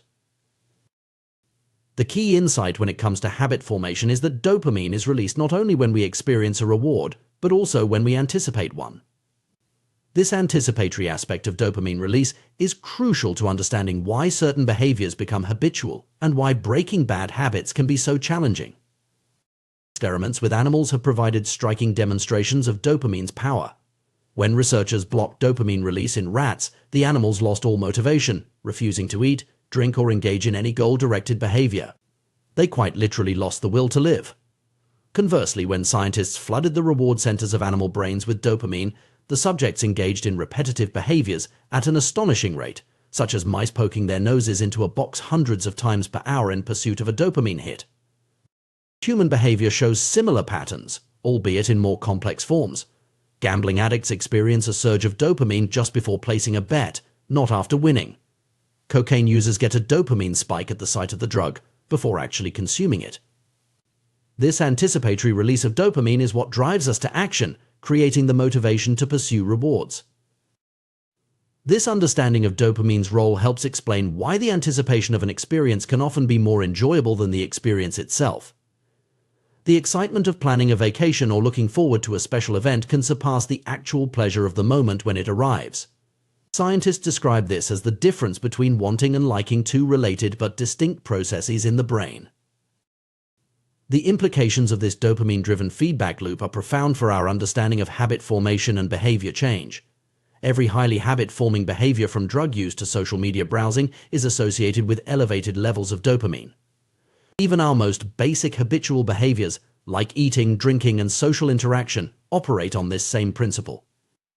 Recognizing the power of anticipation in driving behavior provides valuable insights for those seeking to change their habits or cultivate new ones. Rather than relying solely on willpower to resist temptation, we can focus on manipulating our environment and routines to make desirable behaviors more attractive and undesirable ones less so. For instance, if we want to establish a habit of regular exercise, we might focus on creating positive anticipation around the activity. This could involve planning enjoyable routes for runs, choosing workout music that excites us, or rewarding ourselves with a pleasant post-workout ritual. By associating the anticipation of exercise with positive feelings, we can harness our dopamine system to reinforce the habit. Conversely, to break a bad habit, we might focus on reducing the anticipatory pleasure associated with it.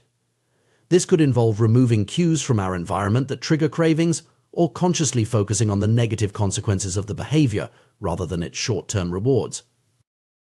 However, it's important to recognize that we're not just passive recipients of our environment's influences.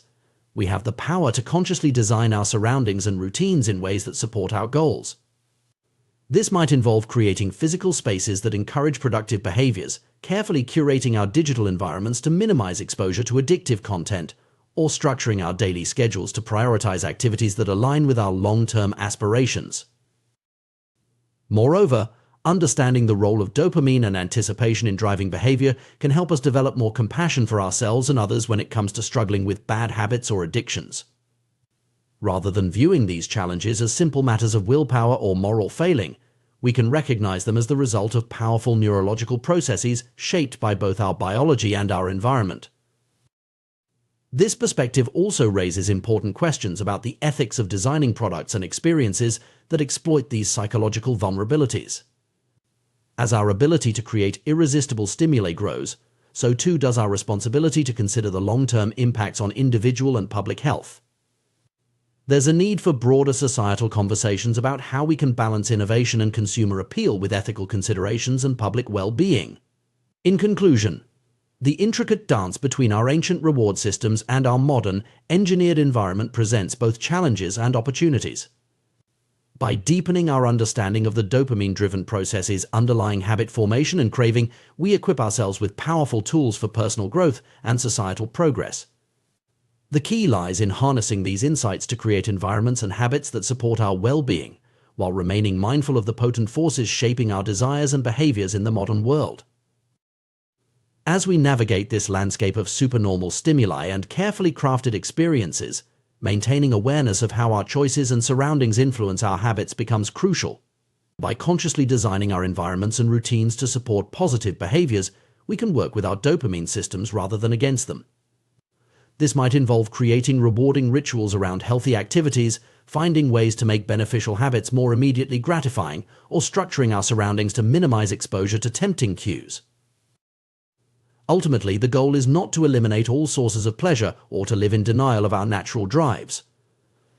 Rather, it's to create a balance where we can enjoy the fruits of human ingenuity and progress while maintaining control over our behaviors and staying true to our deeper values and aspirations. By understanding the science behind habit formation and applying these insights thoughtfully, we can cultivate lives rich in meaningful experiences and sustainable pleasures, rather than being driven by the fleeting highs of engineered stimuli. In doing so, we reclaim our agency in a world increasingly designed to push our buttons, charting a course towards greater well-being and fulfillment. The intricate dance between our brains and behavior reveals fascinating insights into the nature of habit formation and the power of anticipation. At the heart of this process lies dopamine, a neurotransmitter that plays a far more complex role than simply signaling pleasure. Understanding how dopamine functions in our brains can provide valuable tools for shaping our habits and improving our lives.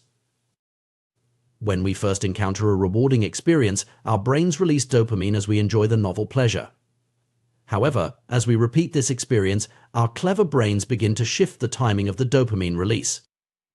Instead of spiking when we receive the reward, dopamine now surges in anticipation immediately after we recognize a cue associated with the pleasurable experience. This shift is the key to habit formation, as it creates a feeling of desire and a craving to take action whenever we encounter the cue. This anticipatory dopamine release explains why the excitement of looking forward to a vacation can sometimes exceed the enjoyment of the trip itself, or why the build-up to a special event often feels more thrilling than the actual moment. Our brains are wired to motivate us through anticipation, pushing us to pursue rewards based on the expectation of pleasure rather than the pleasure itself.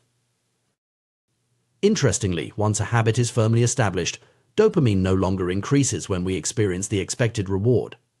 However, if we encounter a cue and anticipate a reward that doesn't materialize, dopamine levels drop sharply, leading to feelings of disappointment and frustration. This sensitivity to prediction errors helps refine our habits over time, reinforcing behaviors that reliably lead to rewards and discouraging those that don't. The power of anticipation in driving behavior becomes even more apparent when we consider the neural real estate devoted to wanting versus liking. Our brains have significantly more circuitry allocated for desiring rewards than for enjoying them. The wanting centers of the brain are expansive, including regions like the nucleus accumbens ventral tegmental area and portions of the prefrontal cortex. In contrast, the liking centers are much smaller, consisting of scattered hedonic hotspots throughout the brain. This disproportionate allocation of neural resources to wanting over liking underscores the crucial role that desire and anticipation play in motivating our actions. It's not the fleeting moment of pleasure that drives us, but the persistent craving that precedes it. This insight has profound implications for how we approach habit formation and behavior change. Recognizing the power of anticipation, we can employ strategies to make our desired habits more attractive and thus more likely to stick. One such approach is temptation bundling, a clever technique that links an action we want to do with one we need to do. By pairing a necessary but unappealing task with a highly desirable activity, we can leverage our brain's reward system to motivate positive behavior. Consider the story of Ronan Byrne, an engineering student who hacked his stationary bike to only allow Netflix to play while he was pedaling at a certain speed. By bundling the enjoyment of watching his favorite shows with the physical activity he knew he should be doing, Byrne created a powerful incentive for exercise. This ingenious solution not only made his workout more appealing but also added an element of immediate reward to an otherwise challenging task. Businesses often employ similar strategies on a larger scale. The American broadcasting company ABC masterfully used temptation bundling in promoting their Thursday night television lineup. By encouraging viewers to pair watching their shows with enjoyable activities like drinking wine and eating popcorn, ABC associated their programming with relaxation and indulgence. Over time, this association strengthened, making the habit of tuning in on Thursday nights more attractive to viewers. The effectiveness of temptation bundling is rooted in a psychological principle known as Premack's principle, which states that more probable behaviors will reinforce less probable behaviors. In other words, by linking a desired activity like watching TV with a less appealing but necessary task like exercising, we can condition ourselves to engage in the less enjoyable activity more consistently. This principle can be applied to a wide range of habits. For instance, someone might allow themselves to read gossip magazines only while at the gym or permit themselves to get a pedicure only while catching up on work emails. The key is to identify activities you genuinely enjoy and use them as rewards for completing necessary but less appealing tasks. To maximize the effectiveness of temptation bundling, it can be combined with habit stacking, another powerful behavior change strategy. Habit stacking involves linking a new habit you want to form with an existing habit you already perform consistently. By creating a formula that pairs a current habit with a needed habit, followed by a wanted habit, you can create a chain of behaviors that reinforces positive change. For example, someone trying to cultivate gratitude and stay informed might adopt the following routine: after I get my morning coffee, I will say one thing I'm grateful for. After I express gratitude, I will read the news. This sequence links an existing habit, getting coffee, with a desired new habit, practicing gratitude, and a rewarding activity, reading the news. The power of this approach lies in its ability to transform necessary but unappealing tasks into gateways to enjoyable activities. Over time, the anticipation of the reward, like checking social media or watching sports highlights, can make the associated necessary task, like doing burpees or making sales calls, more appealing by association. While temptation bundling and habit stacking are powerful tools, it's important to recognize that they are part of a broader principle making habits more attractive. In our modern world, we are constantly bombarded with supernormal stimuli, exaggerated versions of reality that are more appealing than anything our ancestors encountered. From junk food engineered to hit the perfect bliss point, of salt, sugar, and fat, to social media platforms designed to deliver constant hits of social validation, These stimuli exploit our brain's reward systems in unprecedented ways. Understanding this landscape of engineered experiences allows us to approach habit formation with greater intentionality. While we may not be able to compete with the intensity of these supernormal stimuli, we can use their principles to enhance the appeal of beneficial habits. By thoughtfully designing our environment and routines, we can create our own heightened versions of reality that make positive behaviors more attractive. For instance, we might create a specially designated, comfortable space for reading to make a daily reading habit more appealing. Or we could invest in high-quality exercise equipment and create an energizing playlist to make workouts more enticing. The goal is to enhance the sensory and emotional experience associated with the habit we want to cultivate. It's crucial to remember that the power of anticipation works both ways. Just as we can use it to reinforce positive habits, unchecked anticipation of unhealthy rewards can lead to destructive behavior patterns. This is particularly evident in addictions, where the anticipation of the drug or behavior becomes all-consuming, driving compulsive actions despite negative consequences. Recognizing the role of anticipation in our behavior also highlights the importance of managing our environment. If we're constantly surrounded by cues that trigger cravings for unhealthy behaviors, we're fighting an uphill battle. By thoughtfully curating our physical and digital spaces to minimize exposure to tempting cues and maximize exposure to cues for positive habits, we can set ourselves up for success. Moreover, understanding the dopamine-driven nature of habit formation can help us be more compassionate with ourselves and others when it comes to struggling with bad habits or addictions. Rather than viewing these challenges as simple matters of willpower or moral failing, we can recognize them as the result of powerful neurological processes shaped by both our biology and our environment. This perspective also raises important ethical questions about the design of products and experiences that exploit these psychological vulnerabilities. As our ability to create irresistible stimuli grows, so too does our responsibility to consider the long-term impacts on individual and public health. There's a need for broader societal conversations about how we can balance innovation and consumer appeal with ethical considerations and public well-being. In conclusion, the science of habit formation reveals that desire, driven by anticipation, is the engine of behavior. By understanding how our brains process rewards and generate cravings, we can develop more effective strategies for cultivating positive habits and breaking negative ones. Techniques like temptation bundling and habit stacking allow us to work with our brain's natural tendencies rather than against them, making the process of behavior change more enjoyable and sustainable. As we navigate a world increasingly filled with supernormal stimuli and engineered experiences, maintaining awareness of how our choices and surroundings influence our habits becomes crucial. By consciously designing our environments and routines to support positive behaviors, we can harness the power of anticipation to drive personal growth and well-being. Ultimately, the goal is not to eliminate all sources of pleasure or to live in denial of our natural drives. Rather, it's to create a balance where we can enjoy the fruits of human ingenuity and progress, while maintaining control over our behaviors and staying true to our deeper values and aspirations. By understanding the science behind habit formation and applying these insights thoughtfully, we can cultivate lives rich in meaningful experiences and sustainable pleasures, rather than being driven by the fleeting highs of engineered stimuli. In doing so, we reclaim our agency in a world increasingly designed to push our buttons, charting a course towards greater well-being and fulfillment. The power to shape our habits and thus our lives lies within our grasp. Armed with knowledge of how our brains work and tools to work with our nature rather than against it, we can embark on a journey of continuous self-improvement and personal growth. The power of environment in shaping human behavior is a fascinating and often underappreciated aspect of personal development.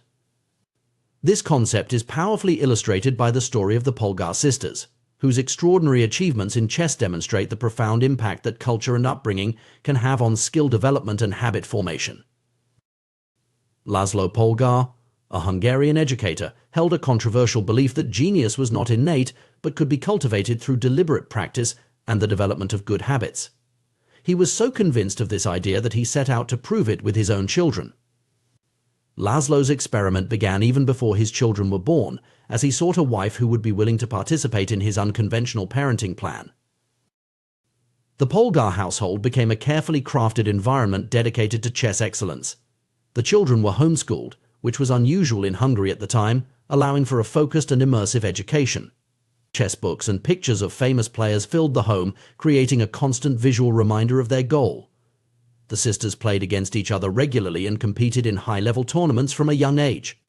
Their parents even maintained meticulous records of every competitor the children faced, demonstrating an extraordinary level of commitment to their development.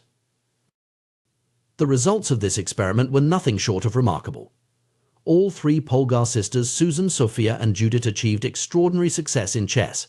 Susan, the eldest, was defeating adult players within 6 months of learning the game at age 4. Sophia became a world champion by 14 and later a grandmaster. Judith, the youngest, surpassed even her sister's achievements, becoming the youngest grandmaster of all time and holding the title of the world's top-ranked female chess player for an astonishing 27 years. What's particularly intriguing about the Polgar sisters' story is their perspective on their unusual upbringing. Far from viewing their childhood as oppressive or grueling, they describe it as enjoyable and engaging. They loved chess so much that they would even play in secret when they were supposed to be sleeping. This highlights a crucial aspect of habit formation and skill development. When an activity is normalized and celebrated within a culture, it becomes inherently attractive and rewarding. The Polgar sisters' experience exemplifies a broader principle of human behavior. We are profoundly influenced by our social environment. As inherently social creatures, humans have a deep-seated need to belong and fit in with their group. This instinct, which served our ancestors well in tribal societies where isolation could mean death, continues to exert a powerful influence on our behavior today.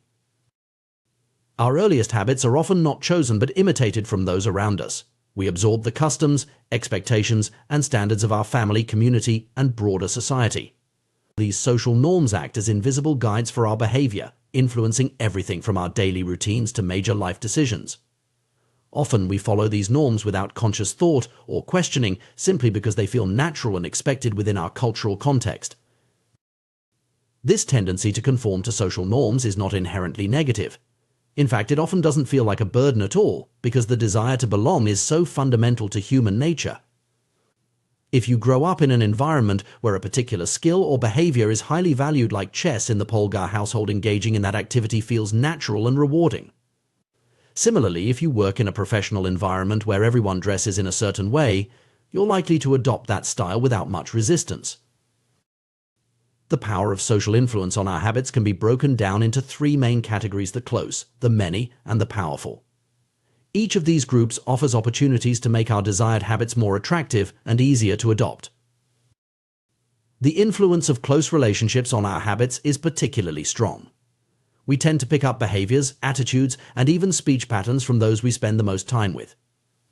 This effect is so pronounced that studies have shown that obesity can spread through social networks, with a person's chances of becoming obese increasing significantly if a close friend becomes obese. The same principle applies to positive habits as well, with weight loss often occurring in pairs within relationships. This proximity effect extends beyond just close friends and family. Our broader social circles, including classmates, co-workers, and community members, also shape our perception of what's normal and attainable. For instance, if you're in an environment where many people are achieving a particular goal, like becoming an astronaut or improving their IQ, those achievements start to seem more feasible and attractive. The power of the many, or the influence of broader social norms, is another crucial factor in habit formation. We naturally want to conform to the behaviors that we see as common or popular within our social groups. This is why trends spread so quickly and why certain behaviors can become suddenly popular within specific communities. The influence of the powerful, those we admire or aspire to be like, also plays a significant role in shaping our habits. We often emulate the behaviors of successful individuals in our field or society at large, believing that by adopting their habits, we might achieve similar success. Understanding these influences allows us to be more intentional about shaping our environment to support the habits we want to develop. One of the most effective strategies for building better habits is to immerse ourselves in a culture where the desired behavior is the norm. When we see others regularly engaging in the habits we want to adopt, those behaviors seem more achievable and natural. This principle can be applied across various areas of life. If you want to be more physically active, surrounding yourself with fitness enthusiasts can make regular exercise seem like a normal, expected part of daily life. If you aspire to be more creative, Immersing yourself in a community of artists or innovators can normalize the habits of regular practice and experimentation. However, it's important to note that this environmental influence works both ways. Just as positive habits can be reinforced by our social surroundings, negative habits can also be perpetuated or exacerbated by the wrong environment. This is why it's crucial to be mindful of the influences we expose ourselves to and to actively seek out environments that support our goals and values. The story of the Polgar sisters also raises interesting questions about the nature vs. nurture debate in talent development. While their achievements certainly demonstrate the power of focus training and a supportive environment, it's worth considering whether they may have had some innate aptitude for chess that was then nurtured to an extraordinary degree. This nuanced view suggests that while environment and practice are crucial, individual differences in natural abilities may also play a role in ultimate achievement. Moreover, the Polgar experiment prompts us to reflect on the ethics and practicality of such intensive, specialized upbringing. While the sisters report positive feelings about their childhood, such an approach might not be suitable or desirable for every family. It's important to balance the cultivation of specific skills with the need for a well-rounded education and personal development. In our modern, interconnected world, the concept of our environment extends beyond our physical surroundings to include our digital spaces as well. The content we consume online, the social media networks we engage with, and the virtual communities we participate in all contribute to shaping our habits and perceptions of normal behavior.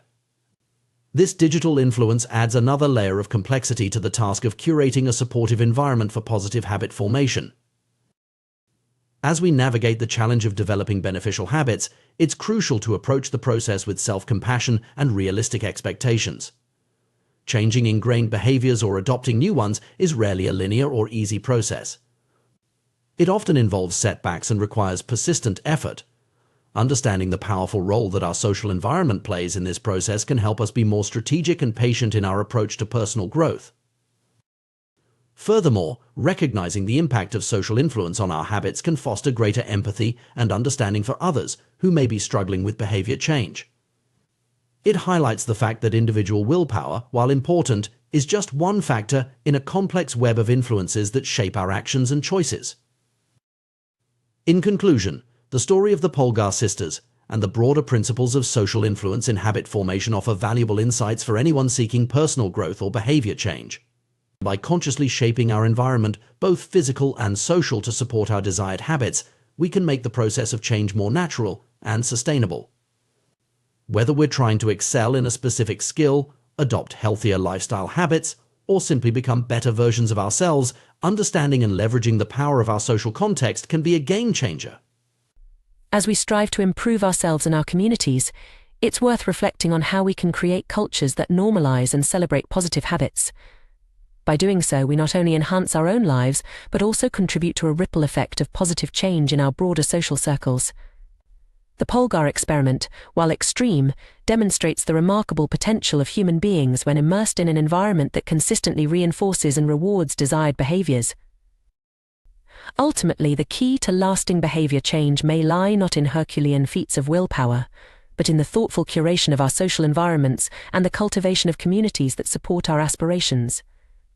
By surrounding ourselves with the right influences and normalizing the habits we wish to adopt, we can harness the natural human inclination to conform and belong in service of our personal and collective growth.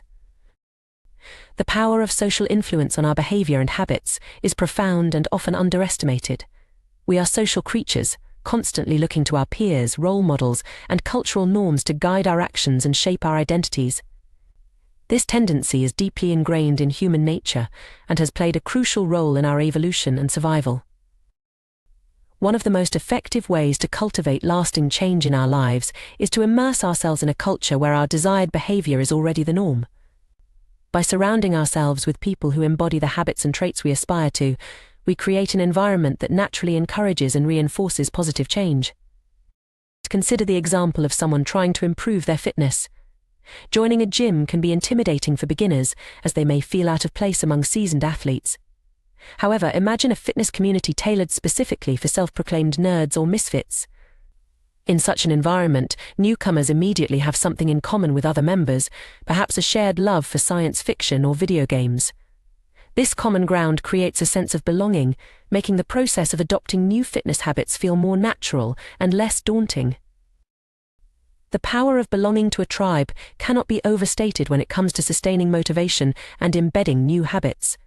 When we join a group that aligns with our interests and goals, our personal journey transforms into a collective one. No longer are we struggling alone. Instead, we become part of a community of like-minded individuals all working towards similar objectives. This shift from I to we has a profound impact on our identity and commitment to change. A solitary reader becomes part of a book club, a lone musician joins a band, and an individual cyclist becomes part of a cycling group. The shared identity reinforces and strengthens our personal identity, making it more resilient in the face of challenges and setbacks. It's worth noting that maintaining connections with supportive communities even after achieving initial goals is crucial for long-term success. The friendships and sense of belonging fostered within these groups help to cement new identities and ensure that positive habits persist over time. This is why many people who successfully lose weight or quit smoking find it beneficial to continue attending support group meetings or engaging with their communities long after reaching their primary objectives. The influence of group behavior on individual choices is a well-documented phenomenon in psychology. One classic example is the series of conformity experiments conducted by Solomon Asch in the 1950s. These experiments revealed our startling tendency to doubt our own judgment and conform to group opinion, even when the group is clearly incorrect. In Asch's experiments, participants were asked to perform a simple visual task matching the length of a line to one of 3 comparison lines. Unbeknownst to the actual subject, the other participants were confederates of the experimenter, instructed to unanimously give wrong answers on certain trials. The results were striking. Faced with unanimous opposition, many subjects began to doubt their own perception and conform to the group's incorrect judgments. This tendency to conform to group behavior extends far beyond simple perceptual tasks. In our daily lives, we constantly look to others for cues on how to act, what to buy, where to eat, and countless other decisions. We rely on reviews and ratings to guide our choices, assuming that the wisdom of the crowd will lead us to the best options. While this strategy often serves us well, it can also lead us astray. The pressure to conform to group norms can be so strong that it overrides our individual judgment and even our own best interests. This phenomenon isn't unique to humans. Studies have shown that even chimpanzees will abandon more effective techniques in favor of less efficient methods used by their new group members, simply to fit in. The desire to be accepted by our peers is a powerful motivator, often outweighing the desire to be right or to find the truth. This instinct to conform is deeply rooted in our psychology and has likely played a crucial role in our survival as a species. After all, in many situations throughout human history, going against the group could have dire consequences. However, this tendency can also hold us back from positive change, especially when our desired habits conflict with the norms of our current social group. Changing our behavior in ways that challenge the status quo requires significant effort and courage. It means swimming against the current of our culture and risking social disapproval or exclusion. On the flip side, when our desired changes align with the values and behaviors of our social group, change becomes much more attractive and achievable. This is why finding or creating a supportive community can be such a powerful catalyst for personal growth and transformation. Another crucial aspect of social influence is our tendency to imitate those we perceive as powerful or high status. Throughout history, individuals with greater power and status have typically enjoyed better access to resources, faced fewer survival challenges, and been seen as more desirable mates. As a result, we are naturally drawn to behaviors that earn us respect, approval, and admiration from others. This drive for status and recognition explains our fascination with the habits of highly successful people. We eagerly consume content about the daily routines of CEOs, the workout regimens of athletes, and the productivity hacks of top performers in various fields. By emulating these behaviors, we hope to achieve similar levels of success and recognition. Many of our daily habits are, in fact, imitations of people we admire or envy. We might adopt the communication style of a charismatic leader, the creative techniques of an artist we respect, or the financial strategies of a successful entrepreneur. This imitation isn't necessarily conscious. We often absorb and replicate behaviors subconsciously, especially when they're exhibited by people we look up to. The flip side of this status-seeking behavior is our desire to avoid actions that might lower our social standing. We maintain our homes and appearances not just for personal satisfaction, but also to avoid negative judgments from our neighbors, friends, and family. The constant underlying question, "What will others think of me?" shapes many of our decisions and actions, often without us even realizing it. The power of social influence on habit formation and behavior change is perfectly illustrated by the story of the Polgar sisters, chess prodigies who achieved remarkable success through dedicated practice. While their individual efforts were undoubtedly crucial, the supportive culture created by their parents and the broader chess community played a significant role in sustaining their motivation and commitment over many years. The sisters' dedication to chess was reinforced not just by parental encouragement, but also by the respect and admiration they received from the chess world. Achieving milestones like becoming grandmasters provided external validation and status, further cementing their identities as exceptional chess players. This combination of internal drive and external recognition created a powerful feedback loop that sustained their intense practice regimen for decades. Understanding the profound impact of social influence on our behavior offers valuable insights for anyone seeking to make lasting changes in their life. Rather than relying solely on willpower and individual effort, we can leverage the power of social connections and cultural norms to support our goals.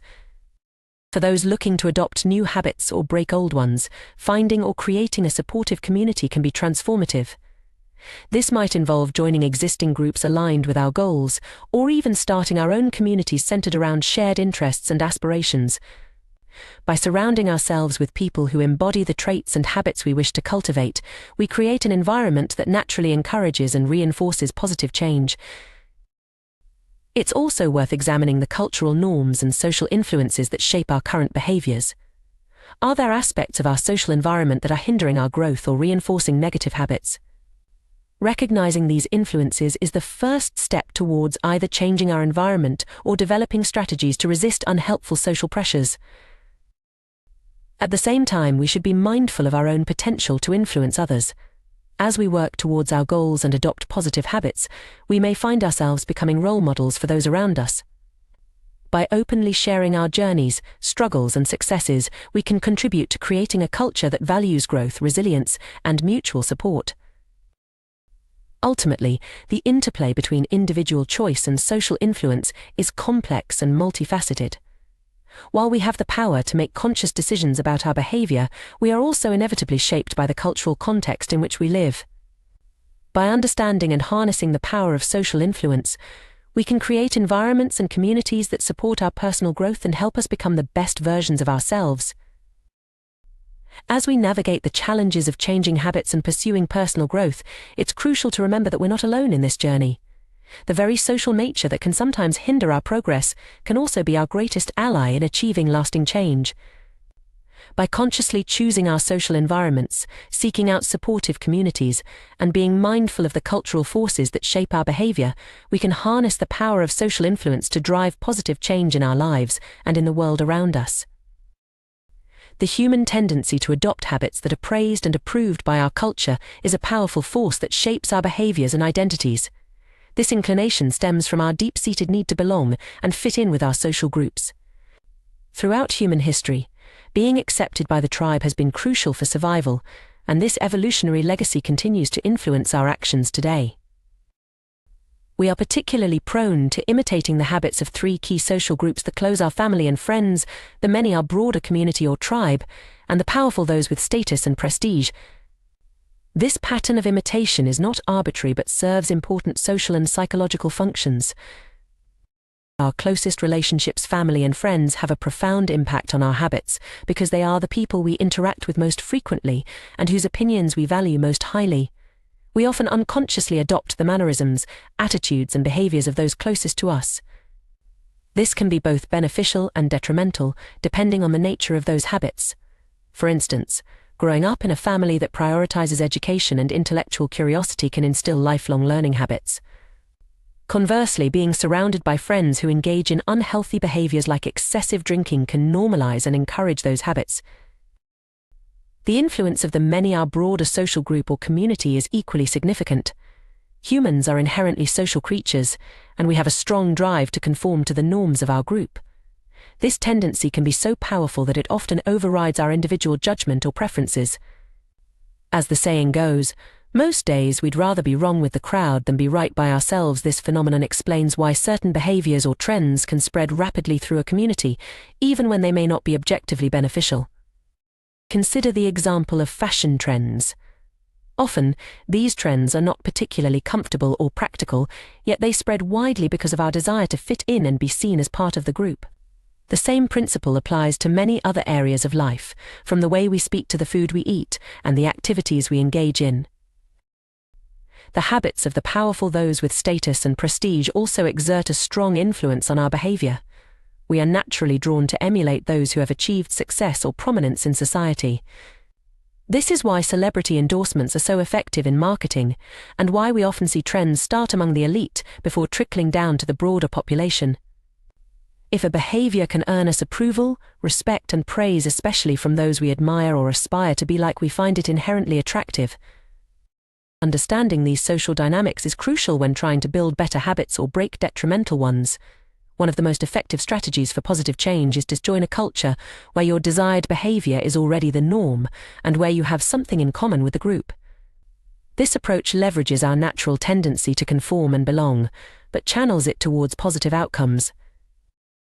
For example, if you're trying to adopt a healthier lifestyle, joining a community of health enthusiasts who share your interests can be far more effective than trying to go it alone.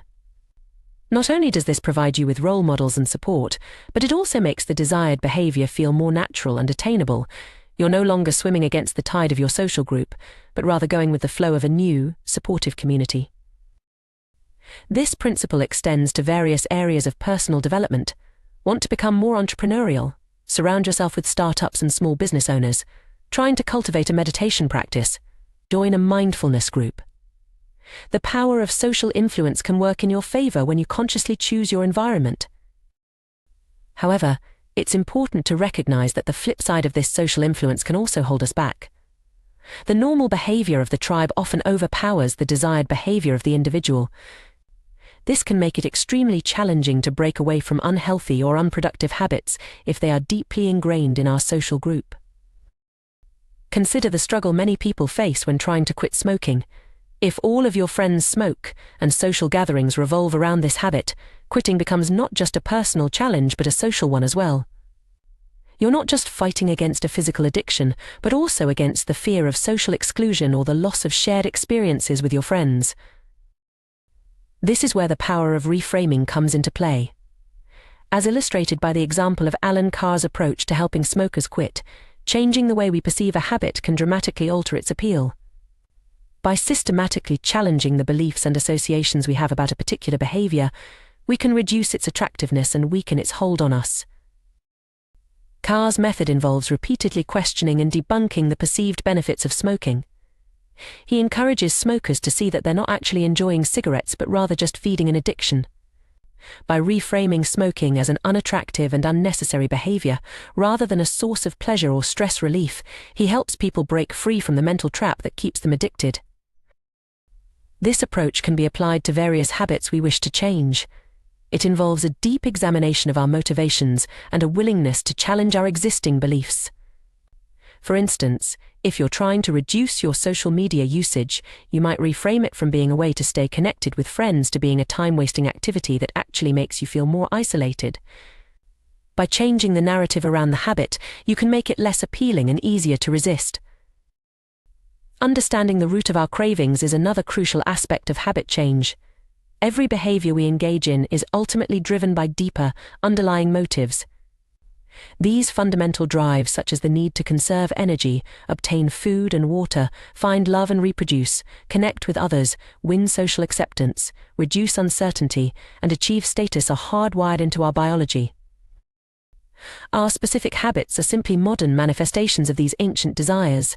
Social media platforms, for example, tap into our need for social connection and approval. Video games fulfill our drive for achievement and status. Fast food satisfies our instinct to consume high-calorie foods for survival. Recognizing this can be empowering because it allows us to see that there are multiple ways to satisfy these underlying motives.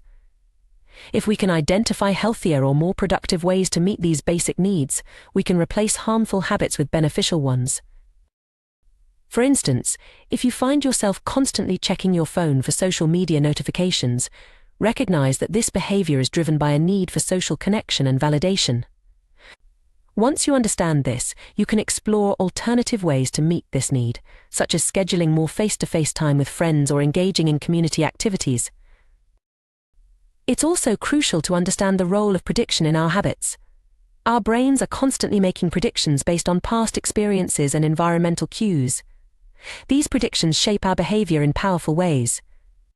When we encounter a cue, our brain quickly categorizes it based on past experience and determines the appropriate response. This predictive nature of our behavior explains why breaking habits can be so challenging. Once we've formed a strong association between a cue and a response, our brain automatically predicts that this response is the appropriate action. Changing this requires conscious effort to override these automatic predictions and create new associations. Interestingly, it's not the objective reality of events that determines our behavior, but rather how we interpret these events. Two people can encounter the same situation and react in completely different ways based on their past experiences and the predictions their brains make. This is why changing our mindset and the way we interpret situations can be such a powerful tool for habit change. In conclusion, our habits are deeply influenced by our social environment and our innate human drives. By understanding these influences, we can more effectively shape our behavior.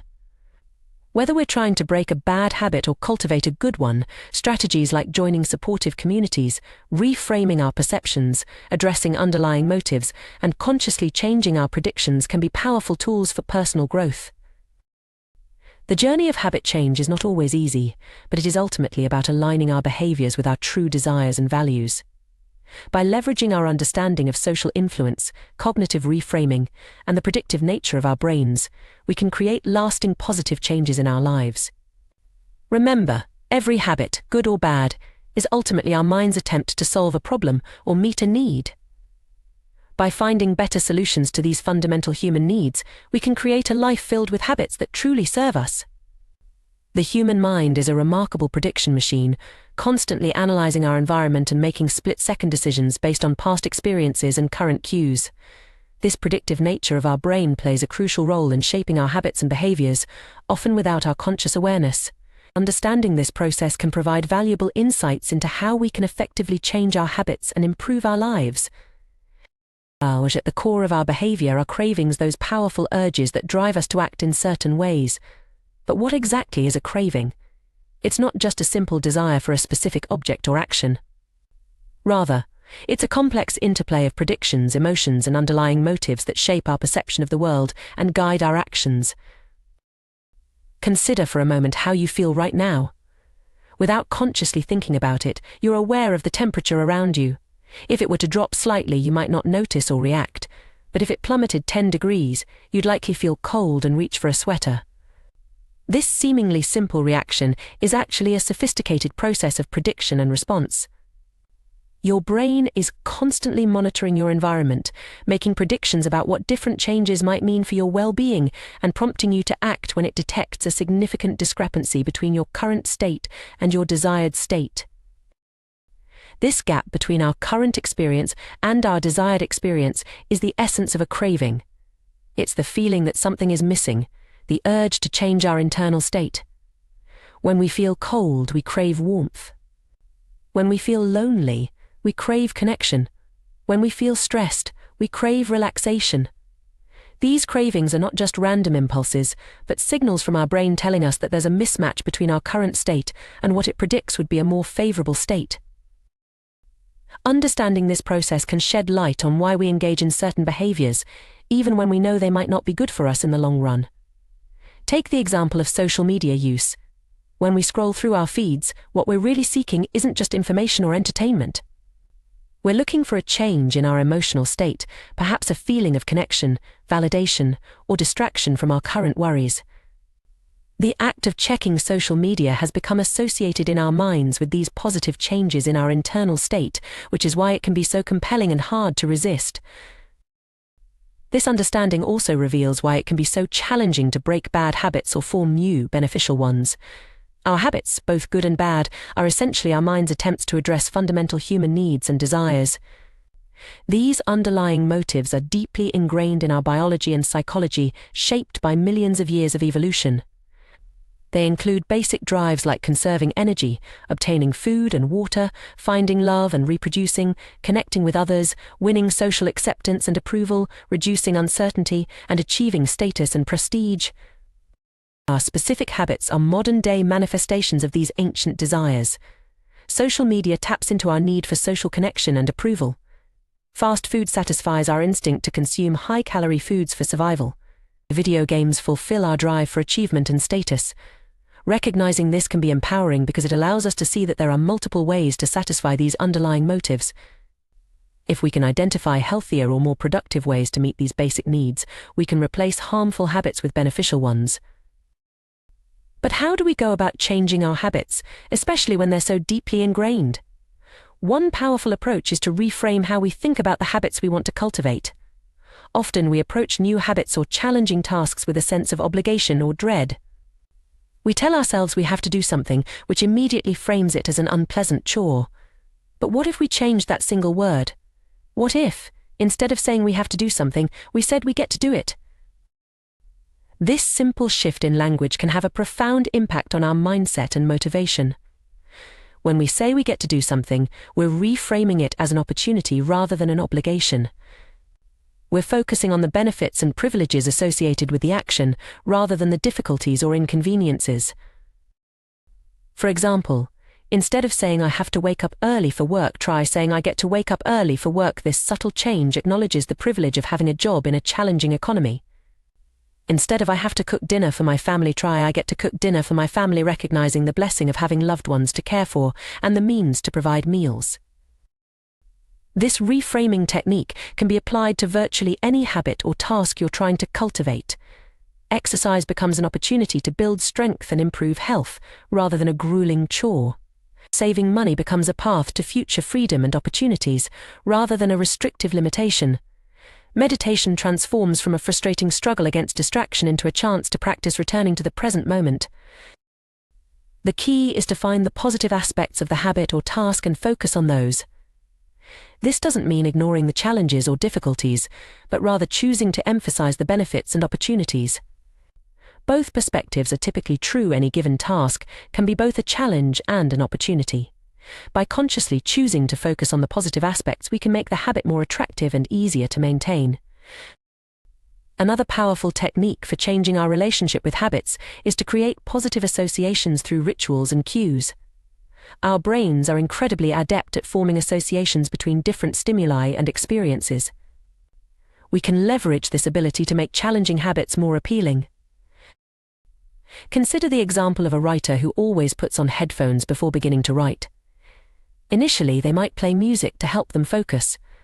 Over time, however, they might find that simply putting on the headphones, even without playing any music, helps them enter a focused state.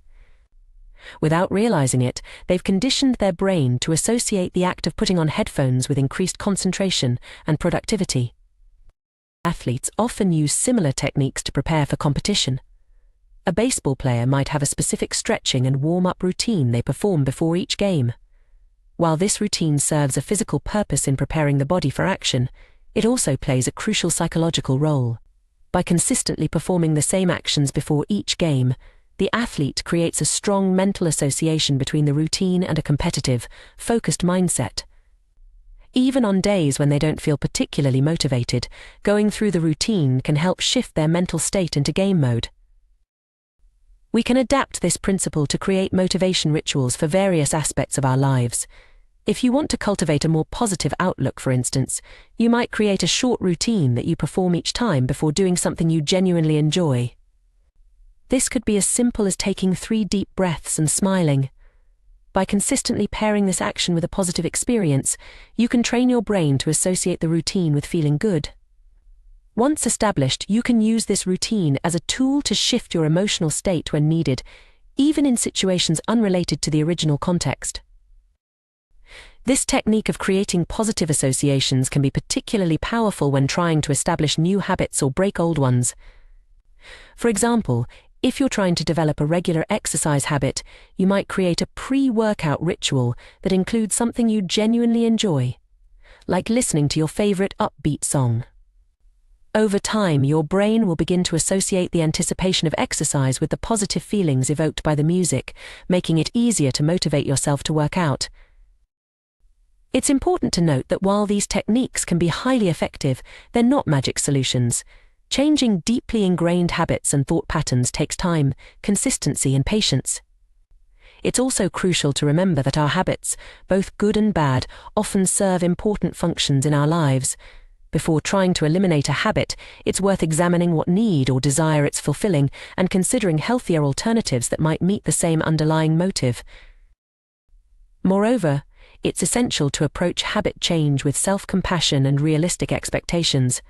Setbacks and slip-ups are a normal part of the process. Instead of viewing these as failures, try to see them as valuable learning opportunities. Each time you catch yourself falling into an old pattern, you're actually strengthening your awareness and creating an opportunity to make a different choice next time. In conclusion, understanding the predictive nature of our brain and the role of cravings in our behavior provides powerful insights into how we can shape our habits and, by extension, our lives. By reframing our perspective on challenging tasks, creating positive associations, and addressing our fundamental underlying motives in healthier ways, we can make significant strides in personal growth and development. Remember, every habit, whether it seems positive or negative on the surface, is ultimately our mind's attempt to meet a basic human need or desire. By recognizing this, we can approach habit change not as a battle against our nature, but as a process of aligning our behaviors more closely with our true values and long-term well-being. This perspective allows us to work with our brain's natural tendencies rather than against them, making lasting change more achievable and sustainable. As you embark on your journey of habit change, be patient with yourself and celebrate small victories along the way. Each time you make a conscious choice to engage in a beneficial habit or resist an unhelpful one, you're rewiring your brain and moving closer to becoming the person you aspire to be. With persistence, self-reflection, and the right strategies, you have the power to transform your habits and, in turn, transform your life. The journey of personal growth and habit formation is a fascinating exploration of human psychology and neurobiology.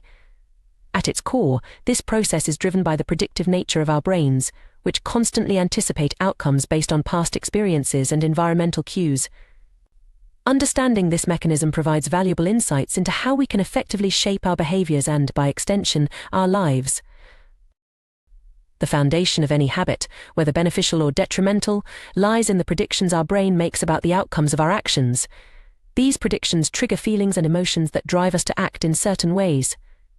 For instance, the mere sight of a cigarette might evoke a sense of relaxation in a smoker's mind, prompting them to light up. Conversely, the thought of going for a run might elicit feelings of dread in someone who associates exercise with discomfort. These emotional responses, rooted in our brain's predictions, play a crucial role in determining our habitual behaviors. To create lasting change, we must learn to manipulate these predictions and associated feelings. One effective strategy is to highlight the benefits of avoiding harmful habits, thereby making them less attractive. For example, rather than focusing on the immediate pleasure of smoking, one might emphasize the long-term health benefits of quitting, such as improved lung function, reduced risk of cancer, and increased life expectancy. By consistently reinforcing these positive outcomes, we can gradually shift our brain's predictions and make the habit less appealing. Similarly, we can enhance the attractiveness of beneficial habits by associating them with positive feelings. This can be achieved through a technique known as a motivation ritual. The idea is to pair a challenging habit with something you genuinely enjoy. For instance, if you struggle with regular exercise, you might create a ritual of listening to your favorite podcast or audiobook only during workouts. Over time, your brain will begin to associate physical activity with the pleasure of engaging with content you love, making it easier to maintain the habit. Creating good habits and breaking bad ones requires a systematic approach. Let's explore some practical strategies for each aspect of habit formation, organized around 4 fundamental laws: make it obvious, make it attractive, make it easy, and make it satisfying. To make a habit obvious, start by becoming aware of your current behaviors. This can be done through a simple exercise called the habit scorecard. Take a few minutes to write down all the habits you perform on a typical day, from waking up to going to bed. This process alone can be eye-opening, revealing patterns you might not have noticed before. Next, use implementation intentions to clearly define when and where you'll perform your new habit.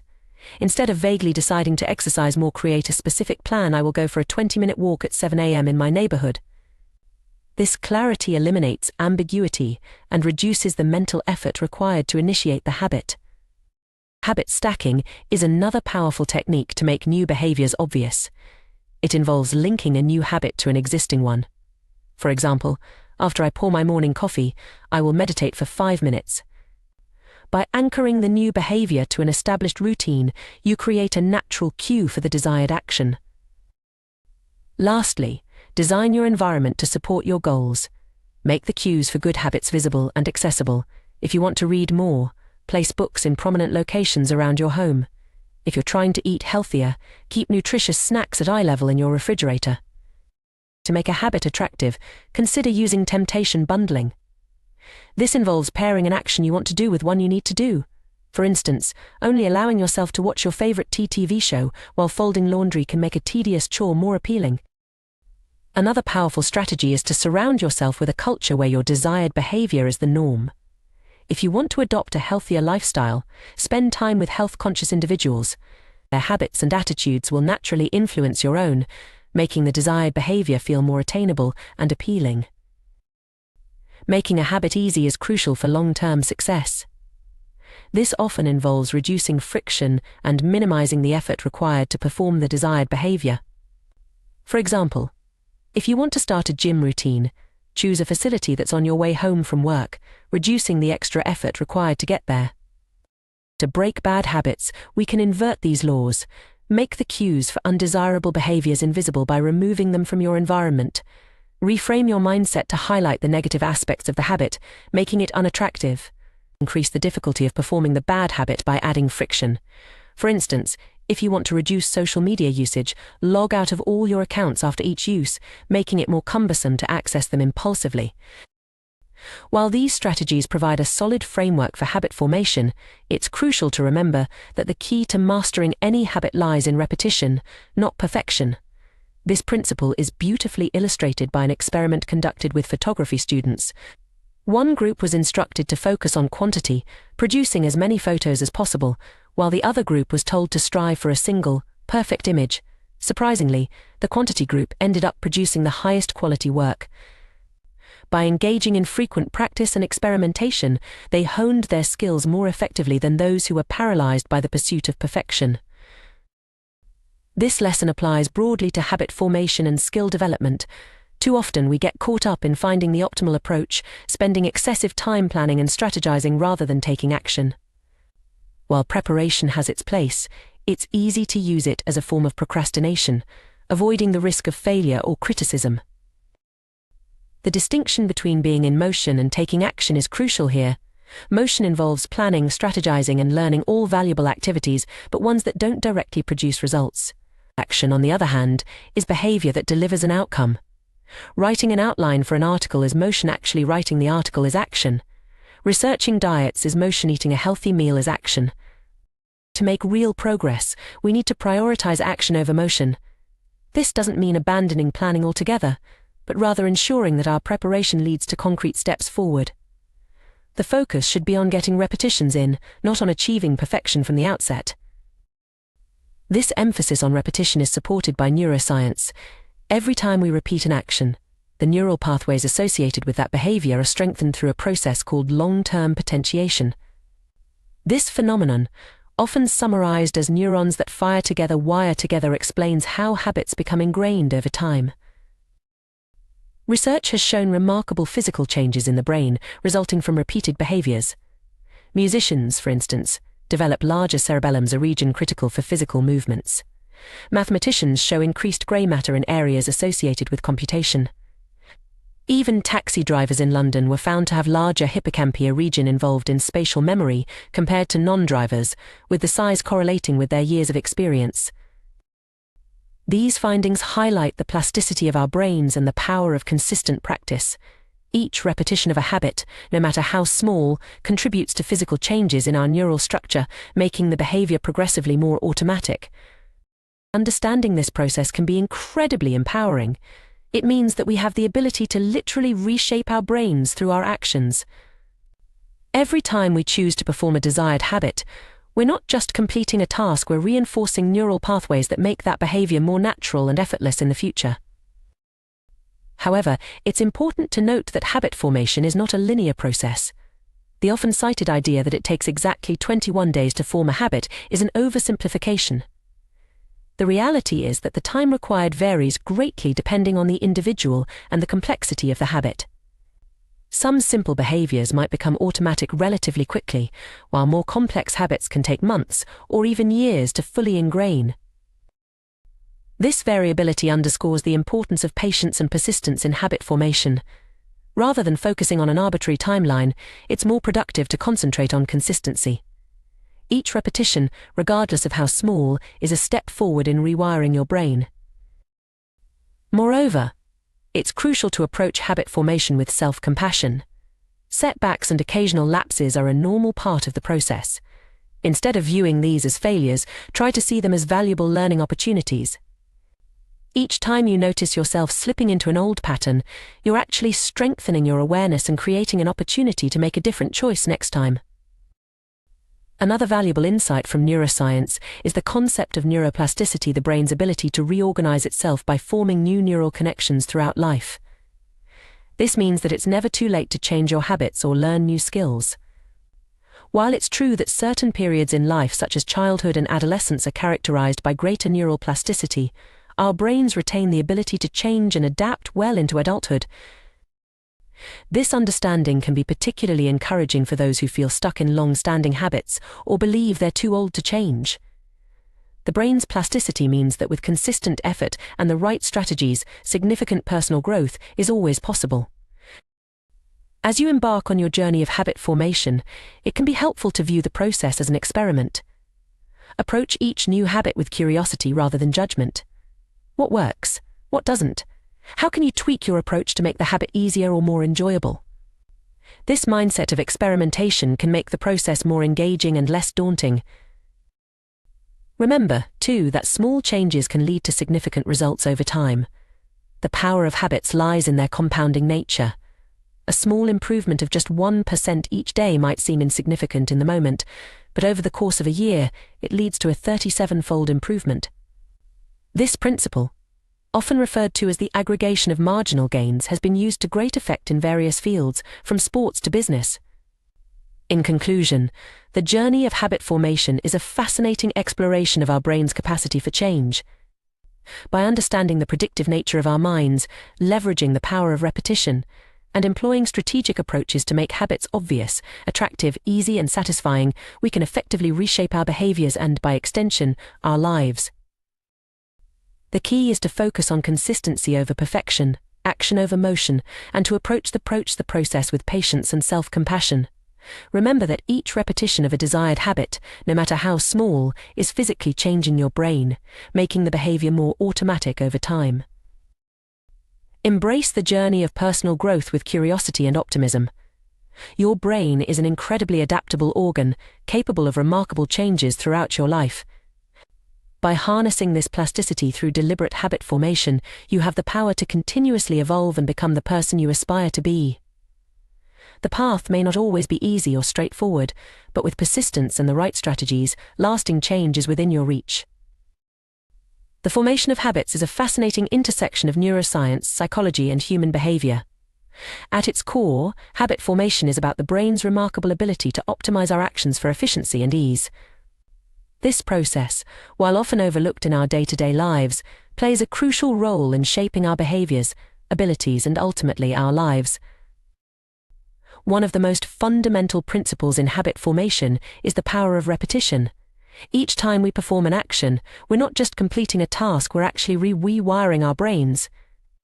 This process involves the activation and strengthening of specific neural circuits associated with that particular habit. It's a biological manifestation of the old adage, practice makes perfect.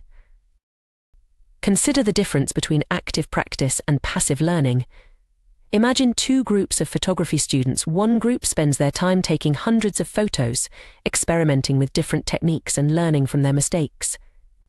The other group focuses on theoretical perfection, discussing and planning the ideal photograph without actually taking many pictures. It's not hard to guess which group will improve more rapidly and significantly. The group engaging in active practice, through sheer repetition, is literally changing their brains with every shot they take. This principle extends far beyond photography.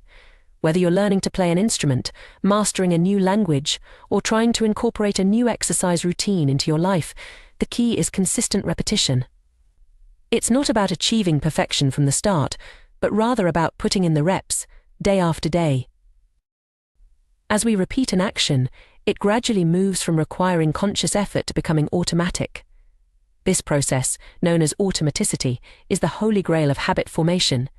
It's the point at which a behavior becomes so ingrained that we can perform it without actively thinking about each step. Think about how you tie your shoelaces or brush your teeth. These are perfect examples of automaticity in action.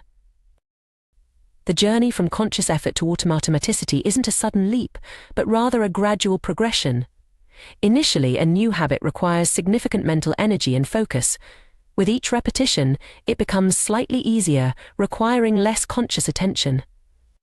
Eventually, after enough practice, the behavior crosses what we might call the habit line, the point at which it becomes more automatic than conscious. This progression challenges a common misconception about habit formation, the idea that it takes a specific number of days to form a new habit. You've probably heard that it takes 21 days or 30 days to form a habit. In reality, the time it takes is far less important than the number of repetitions. A habit performed twice in 30 days is far less likely to stick than one performed 60 times in the same period. The focus on time rather than frequency is a fundamental misunderstanding of how our brains work. Our neural pathways don't care about the passage of time, they care about the number of times a circuit is activated. This is why consistency is so crucial in habit formation. It's not about perfect streaks or arbitrary timelines, but about accumulating repetitions. Understanding this can be incredibly liberating. It shifts our focus from an often arbitrary deadline to the process itself. Instead of getting discouraged if we haven't mastered a habit in 21 days, we can celebrate each repetition as a step towards rewiring our brains. This insight leads us to a crucial principle in habit formation, the law of least effort. This law, deeply ingrained in human nature, states that when faced with similar options, we will naturally gravitate towards the one that requires the least amount of work. Far from being a character flaw, this tendency towards efficiency is a smart evolutionary strategy. Consider the fascinating example of how the shape of continents influenced the spread of agriculture. Crops spread more quickly across Europe and Asia than they did in the Americas, not because of any difference in the farmers' abilities or motivations, but simply because it was easier. The east-west orientation of Eurasia meant that crops could be transported to areas with similar climates more easily than in the north-south oriented Americas, where dramatic climate changes posed significant challenges. This principle of choosing the path of least resistance applies just as much to our personal habits as it does to global agricultural patterns. When we're trying to form a new habit, we're much more likely to succeed if we make it as easy as possible to perform. This isn't laziness, it's working with our brain's natural tendencies rather than against them. For instance, if you're trying to start a habit of daily exercise, you're more likely to succeed with a modest goal of 1 push-up a day than with an ambitious plan of 100 push-ups. The energy barrier to doing 1 push-up is so low that it's hard to find an excuse not to do it. And once you've started, it's often easier to do a few more. On the other hand, the prospect of doing 100 push-ups can be so daunting that you're more likely to skip it entirely on days when you're tired or busy. This principle of making habits as easy as possible to start is incredibly powerful. It's not about lowering your standards or giving up on ambitious goals. Rather, it's about understanding that the hardest part of any habit is often just getting started. By lowering the initial energy requirement, you make it much more likely that you'll take that crucial first step. Moreover, starting small doesn't mean staying small. Once a habit is established, it can be gradually expanded. That one push-up can grow into a full workout routine over time. The key is to make the habit so easy at first that you can't say no. Another powerful strategy in habit formation is environment design. Our surroundings play a much larger role in our behavior than we often realize. By structuring our environment to make good habits easy and bad habits difficult, we can significantly increase our chances of success. For example, if you want to eat healthier, simply placing fruit in a visible, easily accessible place and hiding less healthy snacks can make a big difference. If you want to read more, leaving a book on your bedside table and charging your phone in another room can help. These small environmental tweaks reduce the friction for good habits and increase it for less desirable ones. It's also worth considering the role of technology in habit formation. While often blamed for creating bad habits, technology can be a powerful tool for building good ones when used mindfully. Apps that track habits, send reminders, or gamify the process can provide helpful external cues and motivation. However, it's important to remember that these are tools to support the fundamental process of repetition and ease, not replacements for it. As we strive to form new habits, it's crucial to maintain a balance between challenge and ease. While we want to make habits as easy as possible to start, we also need to ensure they remain engaging and meaningful. A habit that's too easy might not provide the sense of accomplishment or progress that keeps us motivated in the long term. This is where the concept of just manageable difficulty comes in. The idea is to set the bar just high enough to be challenging, but not so high that it becomes discouraging. This sweet spot will vary from person to person and may change over time as you progress. The key is to continually adjust, always staying just at the edge of your comfort zone. It's also important to remember that habit formation is not a linear process. There will be setbacks, days when the habit feels harder than usual, or times when progress seems to plateau. This is normal and doesn't indicate failure. In fact, these challenges are often where the most significant growth occurs. Each time you push through resistance, you're strengthening your habit even more than on the easy days. Patience and self-compassion are crucial throughout this process.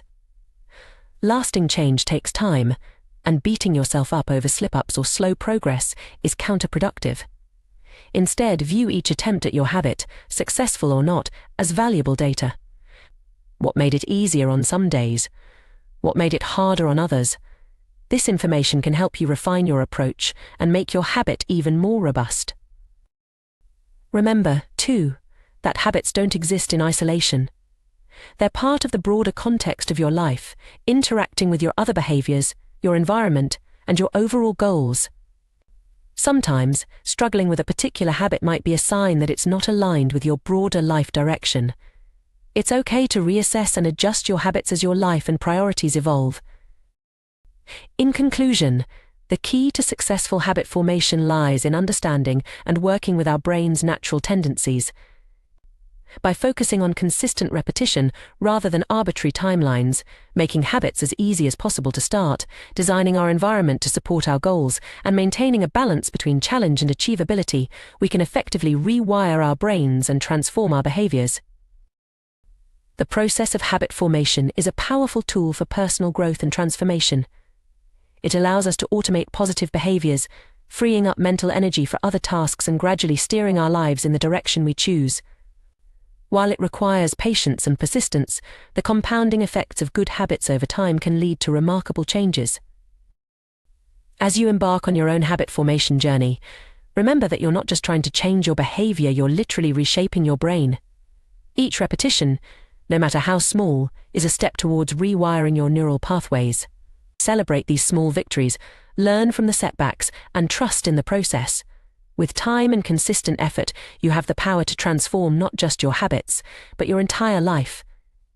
Habits, those seemingly innocuous patterns of behavior, have an outsized impact on our lives. They shape our days, influence our decisions, and ultimately determine the trajectory of our personal and professional journeys. Yet, paradoxically, many of our most pervasive habits require surprisingly little motivation to maintain. Consider how effortlessly we reach for our phones to scroll through social media, check our emails, or binge-watch television shows.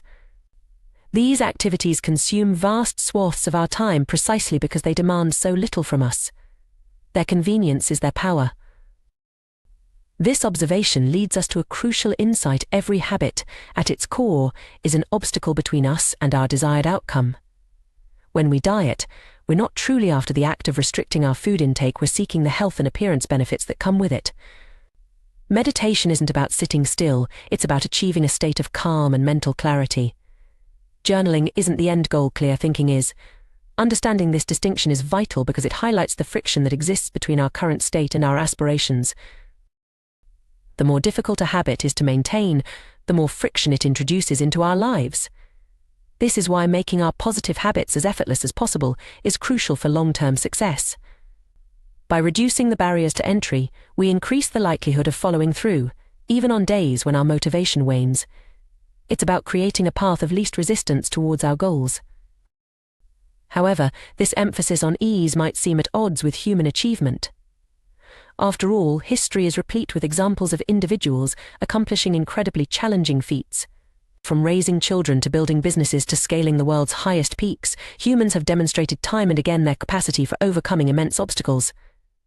How do we reconcile this with the idea that we're fundamentally lazy creatures? The answer lies in understanding the ebb and flow of human motivation. While we are indeed capable of Herculean efforts, our drive to tackle difficult tasks fluctuates. Some days we feel invincible, ready to take on the world. Other days, the simplest tasks feel insurmountable. It's on these challenging days that having systems and environments optimized for our success becomes crucial. By minimizing friction in our lives, we make it easier for our most motivated, capable selves to emerge and tackle the inevitable challenges life throws our way. This doesn't mean we should only pursue easy tasks. Rather, it suggests that we should strive to make the initial steps of important long-term habits as frictionless as possible. By doing so, we set ourselves up for success in the moments when our willpower is at its lowest. To illustrate this concept, imagine a garden hose with a kink in it. Water can still flow, but it's severely restricted.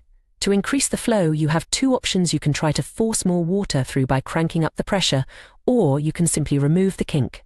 Trying to boost your motivation to stick with a difficult habit is akin to forcing water through a kinked hose. It's possible, but it requires significant effort and creates unnecessary tension. Making your habits simpler and easier, on the other hand, is like straightening out the hose. You're not fighting against resistance, you're eliminating it altogether. One of the most effective strategies for reducing friction in our habits is through thoughtful environment design. This goes beyond simply making cues for our habits more obvious. It involves optimizing our surroundings to make the actions themselves easier to perform. For instance, when choosing where to practice a new habit, it's wise to select a location that's already part of your daily routine. If you're trying to establish a gym habit, choosing a facility that's on your way to work makes it far more likely you'll stop in regularly. It doesn't feel like you're going out of your way because it fits seamlessly into your existing pattern. This principle extends to our homes and workspaces as well. Too often, we attempt to build habits in high-friction environments. We try to adhere to strict diets while dining out with friends, write books in chaotic households, or focus on important work while surrounded by digital distractions. By identifying and eliminating these points of friction, we can dramatically increase our chances of success. The power of reducing friction is well illustrated by the transformation of Japanese manufacturing in the 1970s. Companies embraced the concept of lean production, meticulously examining every aspect of their processes to eliminate waste. This extended to redesigning workspaces so that employees could access tools without unnecessary twisting or turning. The results were remarkable. Japanese factories became more efficient, and their products more reliable than their American counterparts. By 1979, American workers needed 3 times as long to assemble television sets compared to their Japanese counterparts. This strategy of addition by subtraction has profound implications beyond manufacturing. In our personal lives, removing obstacles that drain our time and energy allows us to achieve more with less effort. It's why decluttering can feel so liberating. We're not just organizing our space, we're lightening the cognitive load our environment places on us. The most habit-forming products and services in our modern world excel at eliminating friction from our lives. Meal delivery services remove the need for grocery shopping. Dating apps simplify social introductions. Ride-sharing services make getting across town effortless. Each of these innovations automates, eliminates, or simplifies steps in processes that were once more cumbersome. Successful companies apply this principle rigorously to their product design. They reduce form fields, minimize account creation steps, and provide clear, concise instructions. Even small reductions in friction can have significant impacts. When the British government wanted to increase tax collection rates, they made a simple change. Instead of sending citizens to a web page where they could download a tax form, they provided a direct link to the form itself. This minor adjustment increased response rates from 19.2% to 23.4%, translating to millions in additional tax revenue. The key takeaway is clear: create an environment where doing the right thing is as easy as possible. Much of the challenge in building better habits comes down to finding ways to reduce the friction associated with positive behaviors while increasing the friction associated with negative ones. One intriguing approach to this is the concept of resetting the room as practiced by Oswald Knuckles, an IT developer from Mississippi.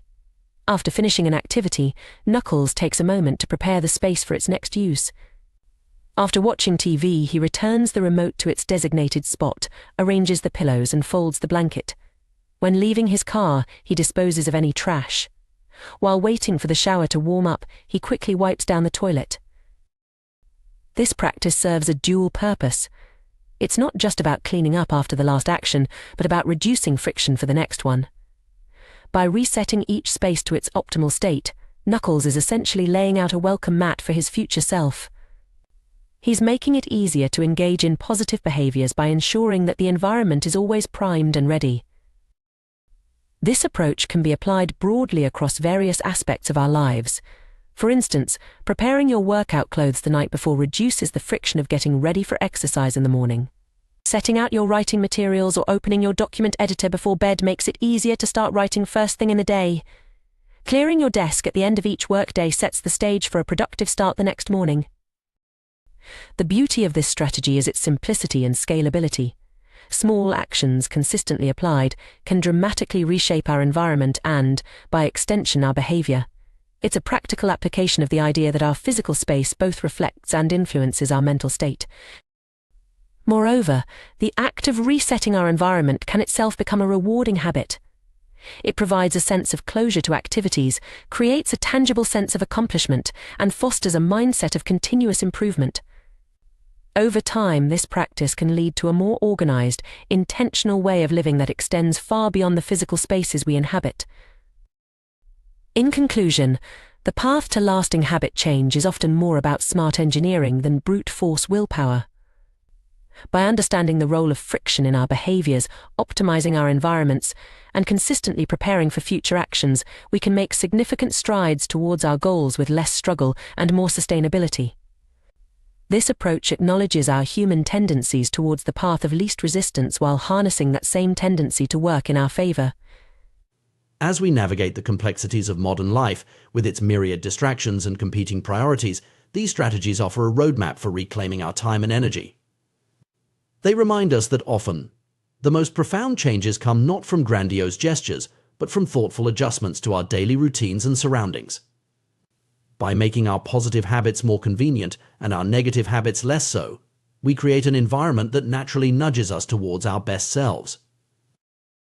Ultimately, this perspective invites us to view our habits not as battles to be won through sheer force of will, but as opportunities for intelligent design. It encourages us to be architects of our own behavior, crafting spaces and routines that align with our deepest aspirations. In doing so, we not only increase our chances of success, but also reduce the mental and emotional toll of constant self-regulation. As we move forward, let's challenge ourselves to look at our habits through this lens of friction and flow. Where can we straighten the hose in our lives? How can we reset our rooms, both literally and figuratively, to prime ourselves for success? By asking these questions and acting on the answers, we open up new possibilities for growth, achievement, and fulfillment. The journey of self-improvement need not be a constant uphill battle. With the right approach, it can be a thoughtfully designed path of gradual, sustainable progress. In the intricate tapestry of human behavior, habits stand out as the threads that weave our daily lives together. These automatic routines, often performed with little conscious thought, shape our experiences and outcomes in profound ways. Understanding the power of habits and learning to harness them effectively can be transformative, leading to increased productivity, better health, and greater overall satisfaction in life. Consider the case of Twyla Tharp, a renowned dancer and choreographer whose success is inextricably linked to her daily rituals. Each morning, without fail, Tharp begins her day by hailing a cab to take her to the gym. This simple act might seem insignificant at first glance, but it serves as the cornerstone of her entire routine. By habitualizing this small action, Tharp has effectively removed any opportunity for hesitation or second-guessing. The moment she steps into the cab, the rest of her morning unfolds almost automatically. This example beautifully illustrates a fundamental principle of habit formation: the power of small, consistent actions. By focusing on the initial step in this case, hailing a cab, Tharp has created a trigger that sets her entire morning routine in motion. The gym workout that follows becomes an inevitable consequence rather than a decision to be made anew each day. The influence of habits on our daily lives is staggering. Research suggests that between 40 to 50% of our actions on any given day are habitual. However, this statistic, impressive as it is, actually understates the true impact of habits on our behavior. Habits don't just account for a large portion of our actions, they also shape the conscious decisions that follow them. Think of habits as the on-ramps to a highway. Once you've merged onto that road, your direction and speed are largely determined. In the same way, our habits often set us on a path that influences our subsequent choices and actions. This is why we might find ourselves sitting through a movie we're not enjoying, continuing to snack well past the point of fullness, or losing track of time on our smartphones. The initial habitual action, turning on the TV, reaching for a snack, or picking up the phone, creates a momentum that's difficult to resist. This cascading effect of habits highlights their true power. While a single habit might only take a few seconds to perform, its influence can extend far beyond that brief moment. A morning habit of meditation, for instance, might only take 10 minutes, but it can set the tone for a calmer, more focused day. Conversely, a habit of checking social media first thing in the morning might lead to hours of distraction and reduced productivity. Understanding this principle allows us to leverage the power of habits to our advantage. By carefully choosing and cultivating positive habits, we can create a domino effect of beneficial behaviors throughout our day. This is where the concept of decisive moments comes into play. Decisive moments are those brief instances where we make choices that have an outsized impact on the course of our day. These are the forks in the road, the points where we decide between actions that align with our goals and those that don't. It's the moment when we choose between cooking a healthy meal or ordering takeout, between going for a run or watching another episode of our favorite show, between starting our work or procrastinating for just 5 more minutes. These moments might seem small and insignificant in isolation, but they stack up over the course of a day, week, month, and year to create vastly different outcomes. A single decision to go to the gym might not make much difference, but when that decision is made consistently over months and years, the cumulative effect is transformative. The power of these decisive moments lies in their ability to set us on different paths. Once we've made the initial choice to put on our running shoes, to open our textbook, to start preparing a healthy meal, the subsequent actions become much easier. It's as if we've created a groove for our behavior to follow, and staying in that groove requires less effort than veering off course. This insight provides us with a powerful strategy for behavior change. Instead of trying to overhaul our entire day at once, we can focus on identifying and optimizing these decisive moments. By creating habits that make the right choice the easy choice at these critical junctures, we can dramatically improve our odds of following through on our intentions. One effective way to do this is through environmental design. By structuring our surroundings to support our desired habits, we can reduce the friction associated with positive behaviors and increase the friction associated with negative ones. This approach recognizes that willpower is a finite resource, and that it's far more effective to change our environment than to rely solely on self-control. For instance, if you want to eat healthier, you might prep fruits and vegetables in advance and keep them easily accessible in your refrigerator. This simple act of preparation makes it more likely that you'll reach for these healthy options when you're hungry. Conversely, you might store less healthy snacks in hard-to-reach places or avoid buying them altogether, increasing the effort required to indulge in them. The same principle can be applied to other areas of life. If you want to read more, keep books visible and within easy reach in your living space. If you want to exercise more consistently, lay out your workout clothes the night before. If you want to reduce your social media usage, remove the apps from your phone or use website blockers on your computer. These environmental tweaks might seem small, but they can have a profound impact on our behavior. By making the desired action the path of least resistance, we harness our natural tendency to gravitate towards easier options. This strategy aligns our environment with our intentions, making it more likely that we'll follow through on our goals, even when our motivation wavers. Another powerful technique for habit formation is the 2-minute rule. This rule suggests that when you're trying to establish a new habit, you should scale it down to an action that takes 2 minutes or less to complete. The idea is to make the habit so easy that you can't say no to it. For example, if your goal is to read more, your 2-minute habit might be to read 1 page each day. If you want to start a journaling practice, commit to writing for just 2 minutes. If you're trying to establish a meditation habit, begin with just 2 minutes of mindful breathing. The beauty of this approach is twofold. First, it makes the habit so easy that you're likely to follow through even on days when you're tired or unmotivated. Second, it gets you over the often challenging hurdle of simply starting. Once you've begun the activity, you'll often find that you continue beyond the 2-minute mark. This strategy recognizes that consistency is more important than intensity when it comes to habit formation. It's better to meditate for 2 minutes every day than to do an hour-long session once a week. The regular repetition of the behavior, no matter how small, helps to solidify the neural pathways associated with the habit, making it increasingly automatic over time. Moreover, the 2-minute rule allows for gradual progression. As the initial 2-minute action becomes habitual, you can slowly expand the duration or complexity of the habit. What starts as 2 minutes of reading might grow into 30 minutes or an hour. A 2-minute journaling habit might evolve into a rich daily writing practice. The key is to focus on establishing the habit loop, the cue, the routine, and the reward rather than on achieving a particular outcome. By making the habit easy to start and consistently repeatable, you create a foundation upon which more substantial behavior change can be built.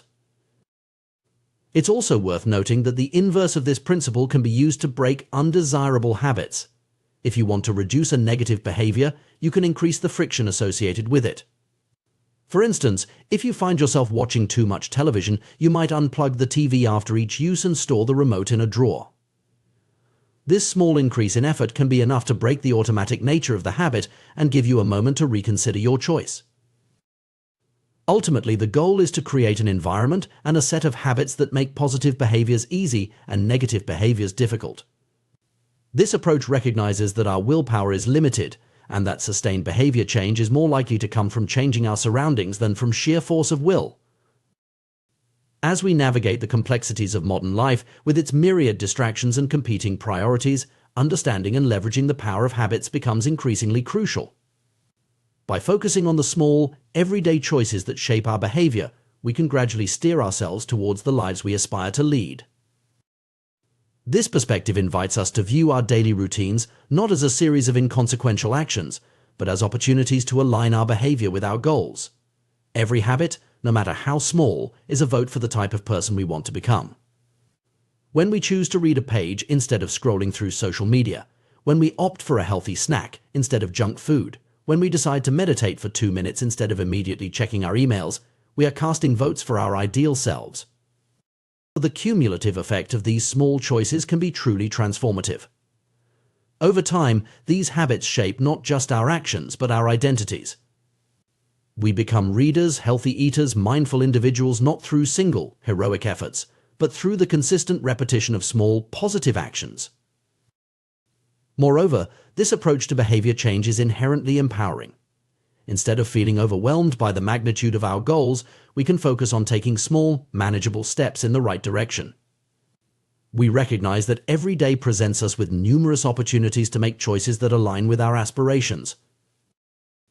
As we become more attuned to the decisive moments in our days, we can approach them with greater intentionality. We can design our environments and routines to support our goals, making it easier to make positive choices even when our motivation wavers. We can leverage the power of small habits to create momentum towards larger changes. In essence, mastering our habits is about mastering ourselves. It's about recognizing the immense power we have to shape our lives through the small choices we make each day. By understanding the mechanics of habit formation and leveraging principles like environmental design and the 2-minute rule, we can gradually reshape our behaviors and, by extension, our lives. This journey of self-improvement through habit formation is not about achieving perfection or adhering to a rigid set of rules. Rather, it's about creating systems that naturally guide us towards our goals. It's about making the right choices easier and the wrong choices harder. It's about harnessing the power of incremental progress to create lasting change. As we embark on this journey, it's important to approach it with patience and self-compassion. Changing ingrained habits takes time, and setbacks are a normal part of the process. The key is to focus on consistency rather than perfection, to celebrate small victories, and to view each day as a new opportunity to align our actions with our intentions. In conclusion, the study of habits offers you as a powerful lens through which to view personal growth and behavior change.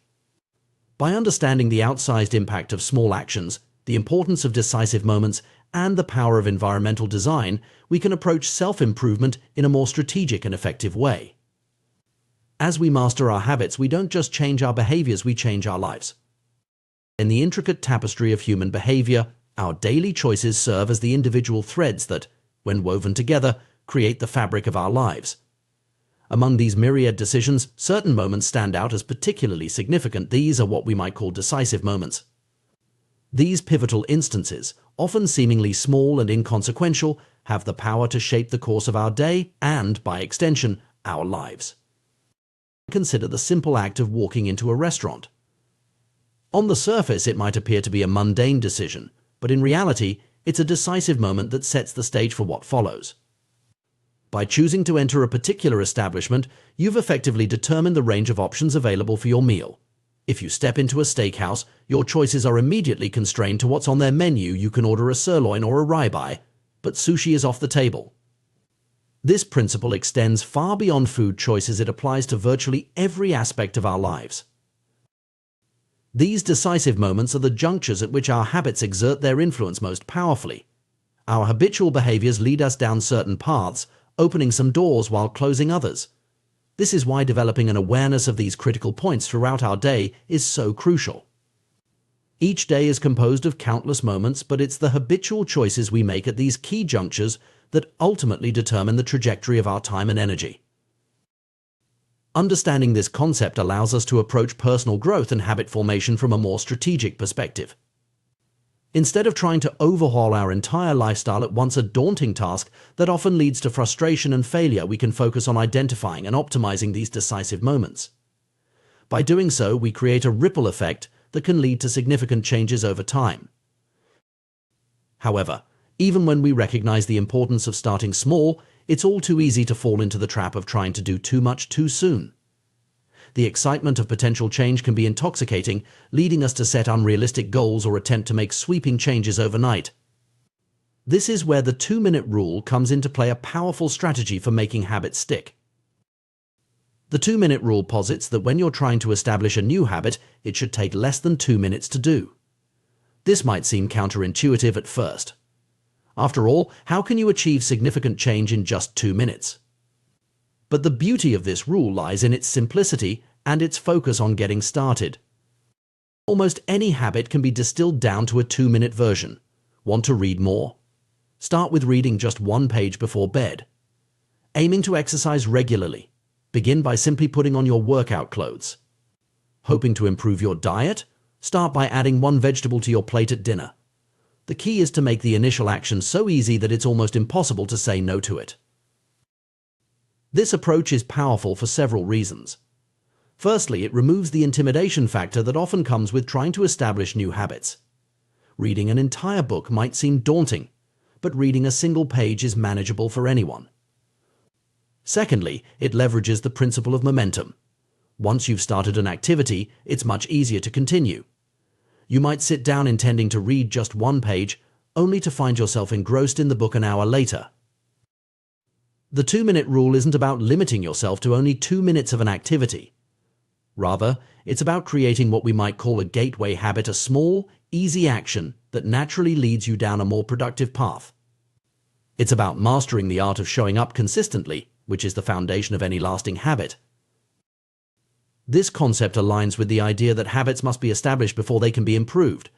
Many people make the mistake of trying to optimize a habit before it's even become a regular part of their routine. But if you can't consistently show up, you have little hope of mastering the finer details. The 2-minute rule allows you to focus on the most critical aspect of habit formation: consistency. As you become more consistent with your 2-minute habit, it begins to serve as a ritual that signals the beginning of a larger routine. This ritualization is actually an ideal way to approach mastering difficult skills. By standardizing the beginning of a process, you make it easier to slip into a state of deep focus. Athletes often have specific warm-up routines that help them get into the right mindset for peak performance. Writers might have a particular ritual they follow before sitting down to work. These routines serve as triggers that tell your brain it's time to focus on the task at hand. Some might view the 2-minute rule as a psychological trick, and in a sense it is. You know that your ultimate goal is to do more than just 2 minutes of an activity. But this trick is based on sound psychological principles. It's about making the barrier to entry so low that you can't help but take action. And once you've taken that first step, you've already overcome the hardest part: getting started. If the idea of tricking yourself doesn't sit well with you, try this variation: do the activity for 2 minutes and then stop, even if you want to continue. Go for a run, but stop after 2 minutes. Start meditating, but stop after 2 minutes. Study a new language, but stop after 2 minutes. This approach can be particularly effective because it leaves you wanting more, which increases the likelihood that you'll return to the activity the next day.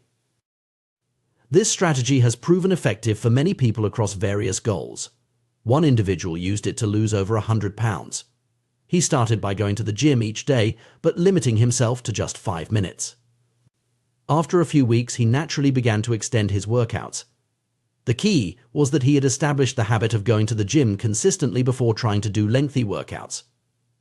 Journaling provides another excellent example of the power of this approach. Many people avoid journaling or give up quickly because it feels like a chore. But by committing to write for just 2 minutes a day, or to write less than you feel like writing, you can build a consistent habit without it ever feeling burdensome. This principle of stopping before it feels like work can be applied to virtually any habit you're trying to establish. The 2-minute rule and similar strategies are effective for another crucial reason: they reinforce the identity you want to build. Every time you show up to do your 2-minute habit, you're casting a vote for your new identity. If you go to the gym for 5 days in a row, even if it's just for 2 minutes each time, you're reinforcing your identity as someone who doesn't miss workouts.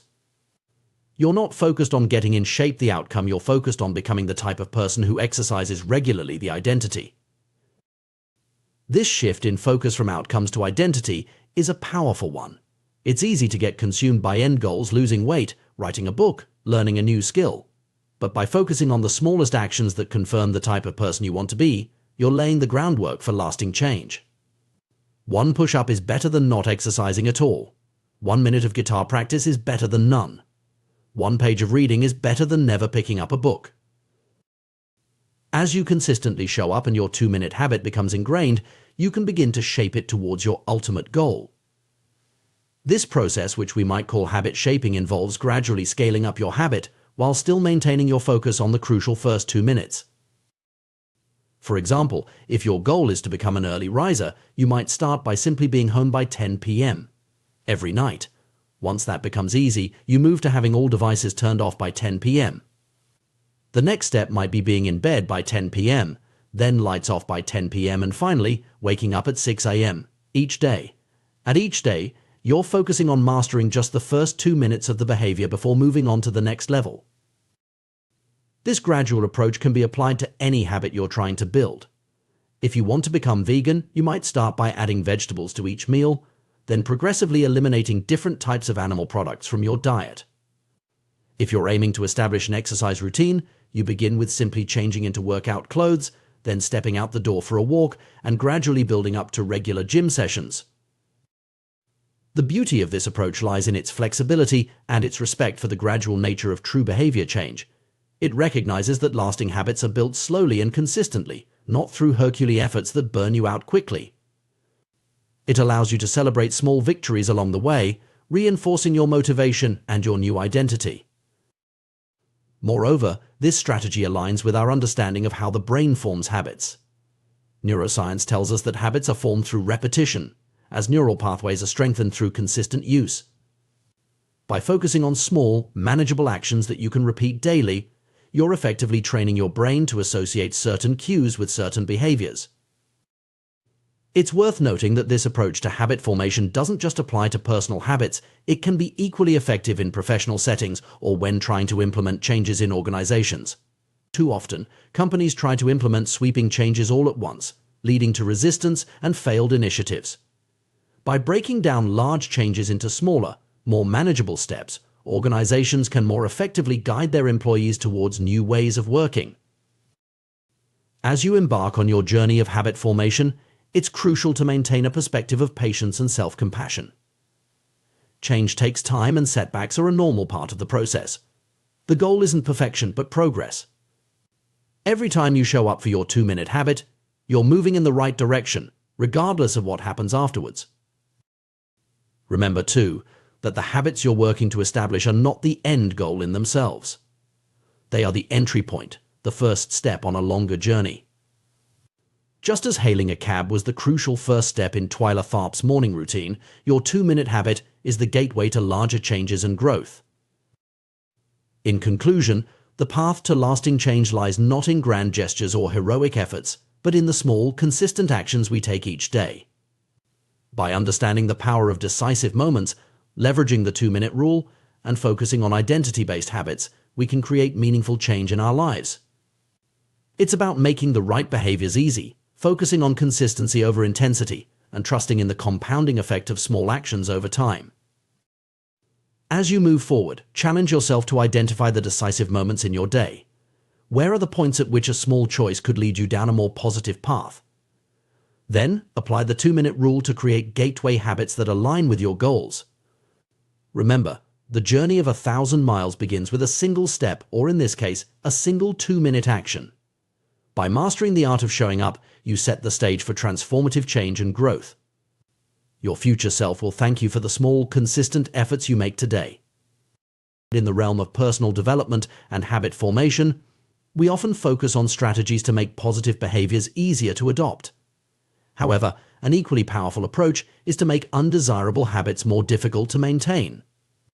This principle is beautifully illustrated by the story of Victor Hugo and his novel, The Hunchback of Notre Dame. In 1830, Hugo found himself in a predicament familiar to many creatives. He had promised his publisher a new book, but had spent the year procrastinating. Faced with an imminent deadline, Hugo devised an ingenious, if unconventional, solution. He gathered all his clothes and had them locked away, leaving himself with nothing but a large shawl to wear. Unable to leave his study without proper attire, Hugo had no choice but to focus on his writing. The result: The Hunchback of Notre Dame was completed ahead of schedule. This anecdote exemplifies what psychologists call a commitment device, a choice made in the present that controls future actions.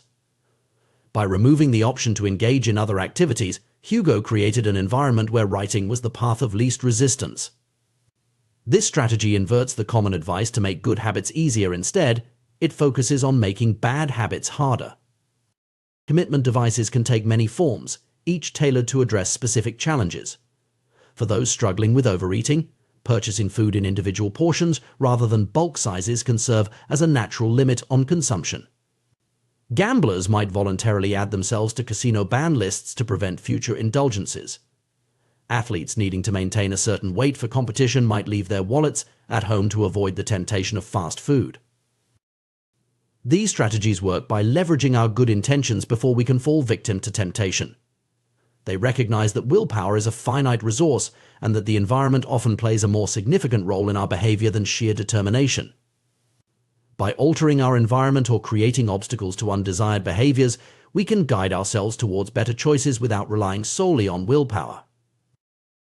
The key to effective commitment devices is to make the effort required to break a good habit or engage in a bad one greater than the effort to maintain the desired behavior. For instance, if you're trying to establish a fitness routine, you might schedule and pay for classes in advance.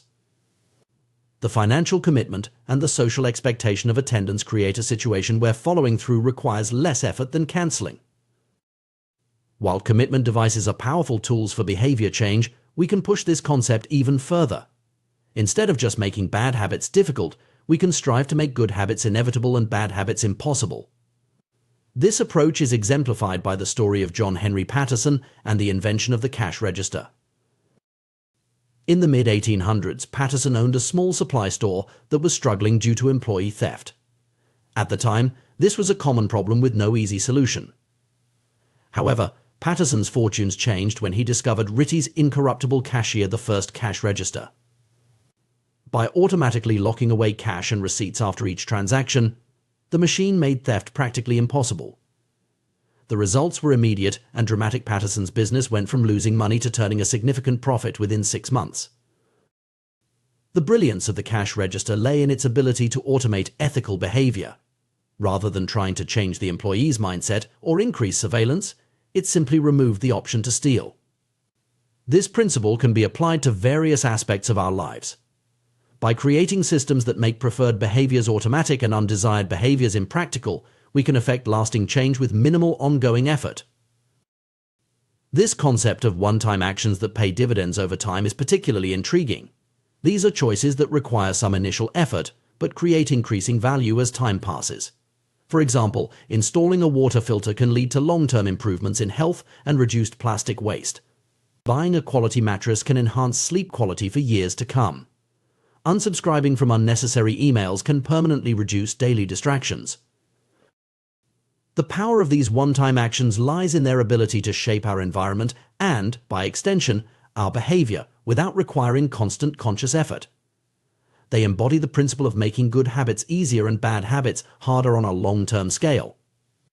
By thoughtfully modifying our surroundings and systems, we can create an environment that naturally guides us towards better choices.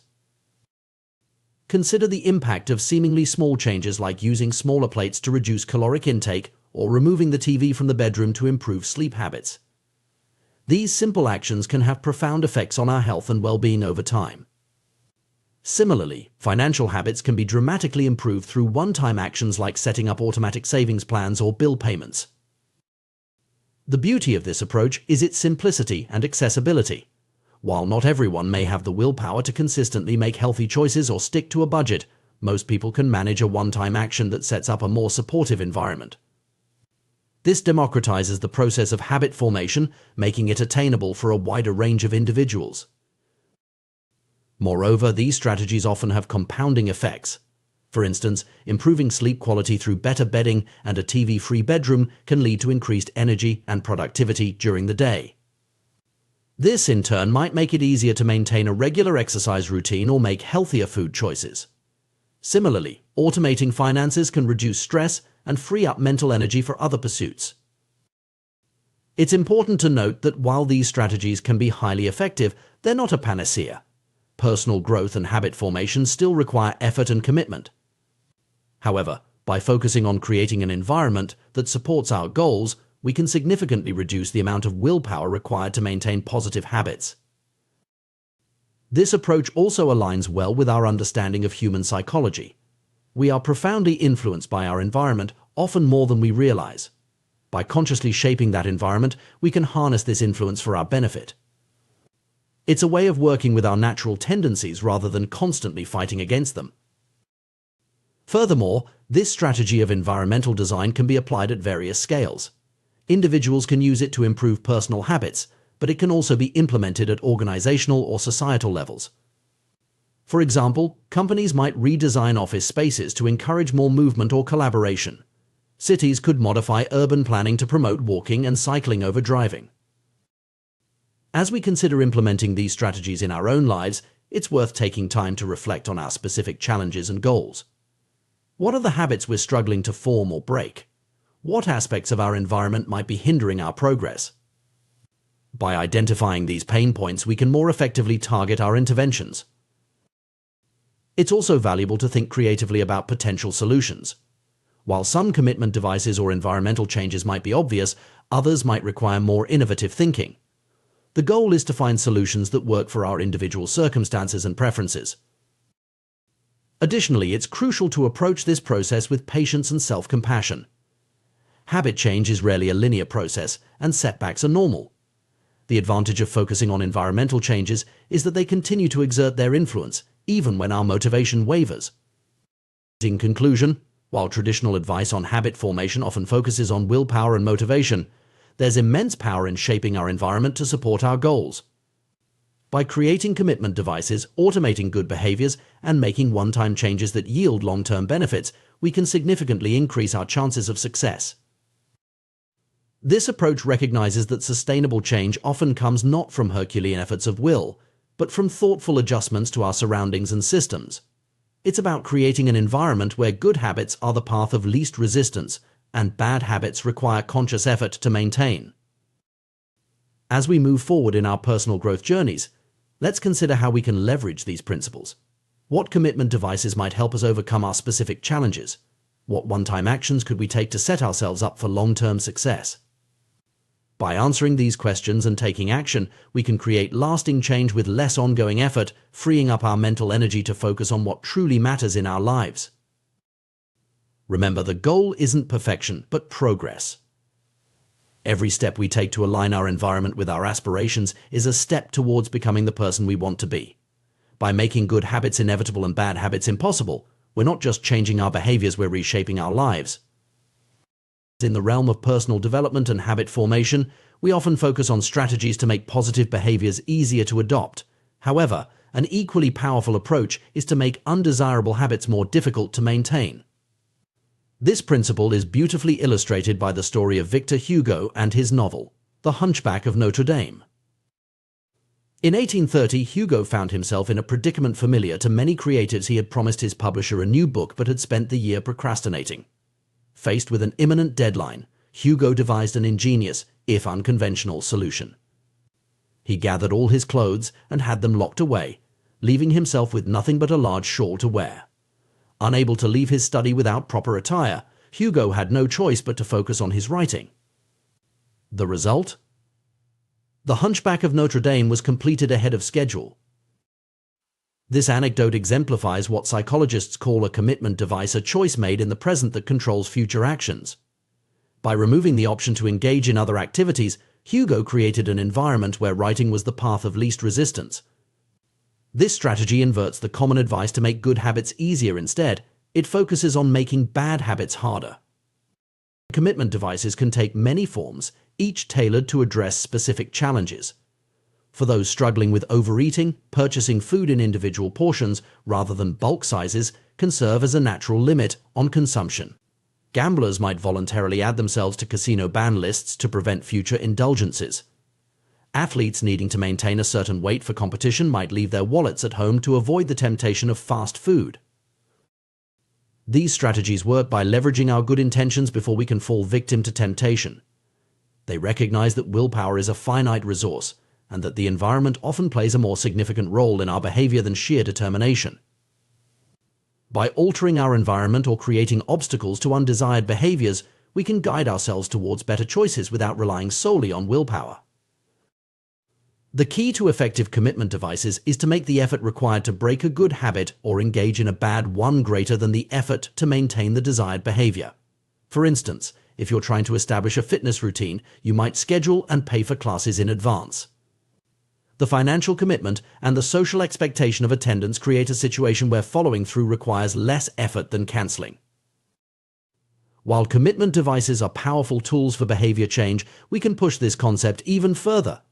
Instead of just making bad habits difficult, we can strive to make good habits inevitable and bad habits impossible. This approach is exemplified by the story of John Henry Patterson and the invention of the cash register. In the mid-1800s, Patterson owned a small supply store that was struggling due to employee theft. At the time, this was a common problem with no easy solution. However, Patterson's fortunes changed when he discovered Ritty's incorruptible cashier, the first cash register. By automatically locking away cash and receipts after each transaction, the machine made theft practically impossible. The results were immediate and dramatic. Patterson's business went from losing money to turning a significant profit within 6 months. The brilliance of the cash register lay in its ability to automate ethical behavior. Rather than trying to change the employee's mindset or increase surveillance, it simply removed the option to steal.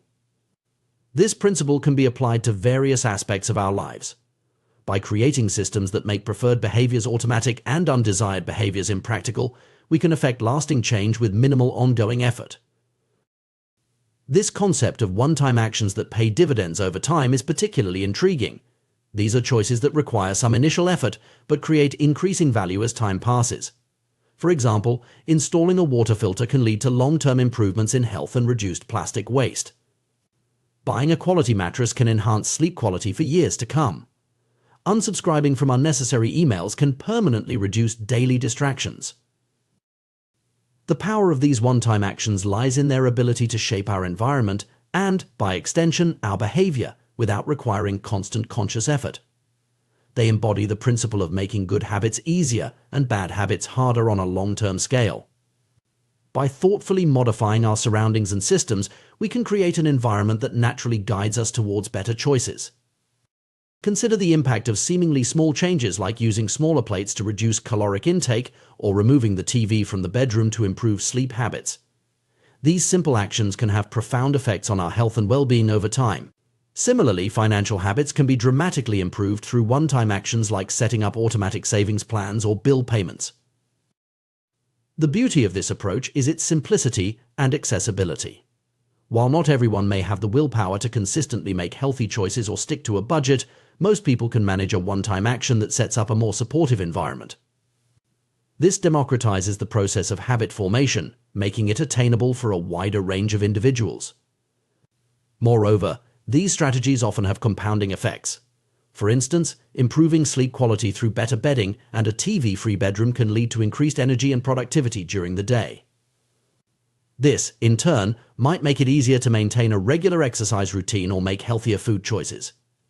Similarly, automating finances can reduce stress and free up mental energy for other pursuits.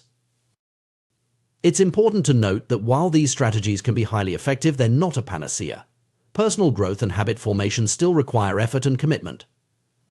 However, by focusing on creating an environment that supports our goals, we can significantly reduce the amount of willpower required to maintain positive habits.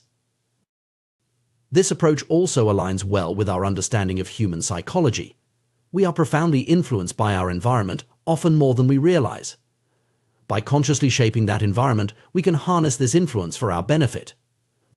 It's a way of working with our natural tendencies rather than constantly fighting against them. Furthermore, this strategy of environmental design can be applied at various scales. Individuals can use it to improve personal habits, but it can also be implemented at organizational or societal levels.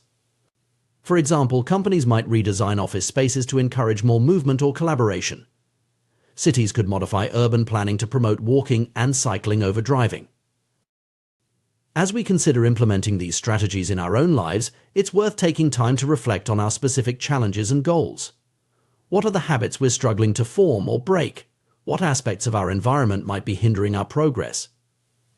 By identifying these pain points, we can more effectively target our interventions. It's also valuable to think creatively about potential solutions. While some commitment devices or environmental changes might be obvious, others might require more innovative thinking. The goal is to find solutions that work for our individual circumstances and preferences.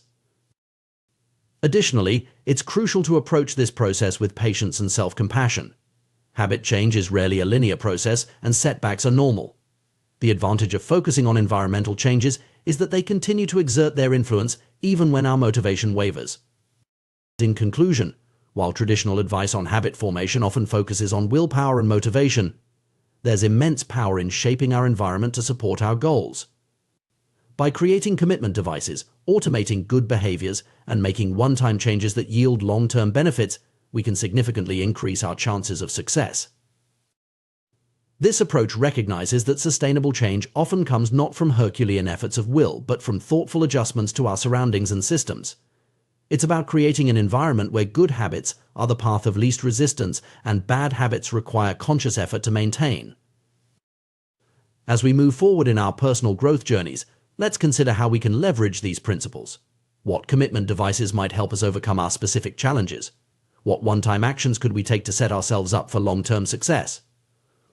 By answering these questions and taking action, we can create lasting change with less ongoing effort, freeing up our mental energy to focus on what truly matters in our lives. Remember, the goal isn't perfection, but progress. Every step we take to align our environment with our aspirations is a step towards becoming the person we want to be.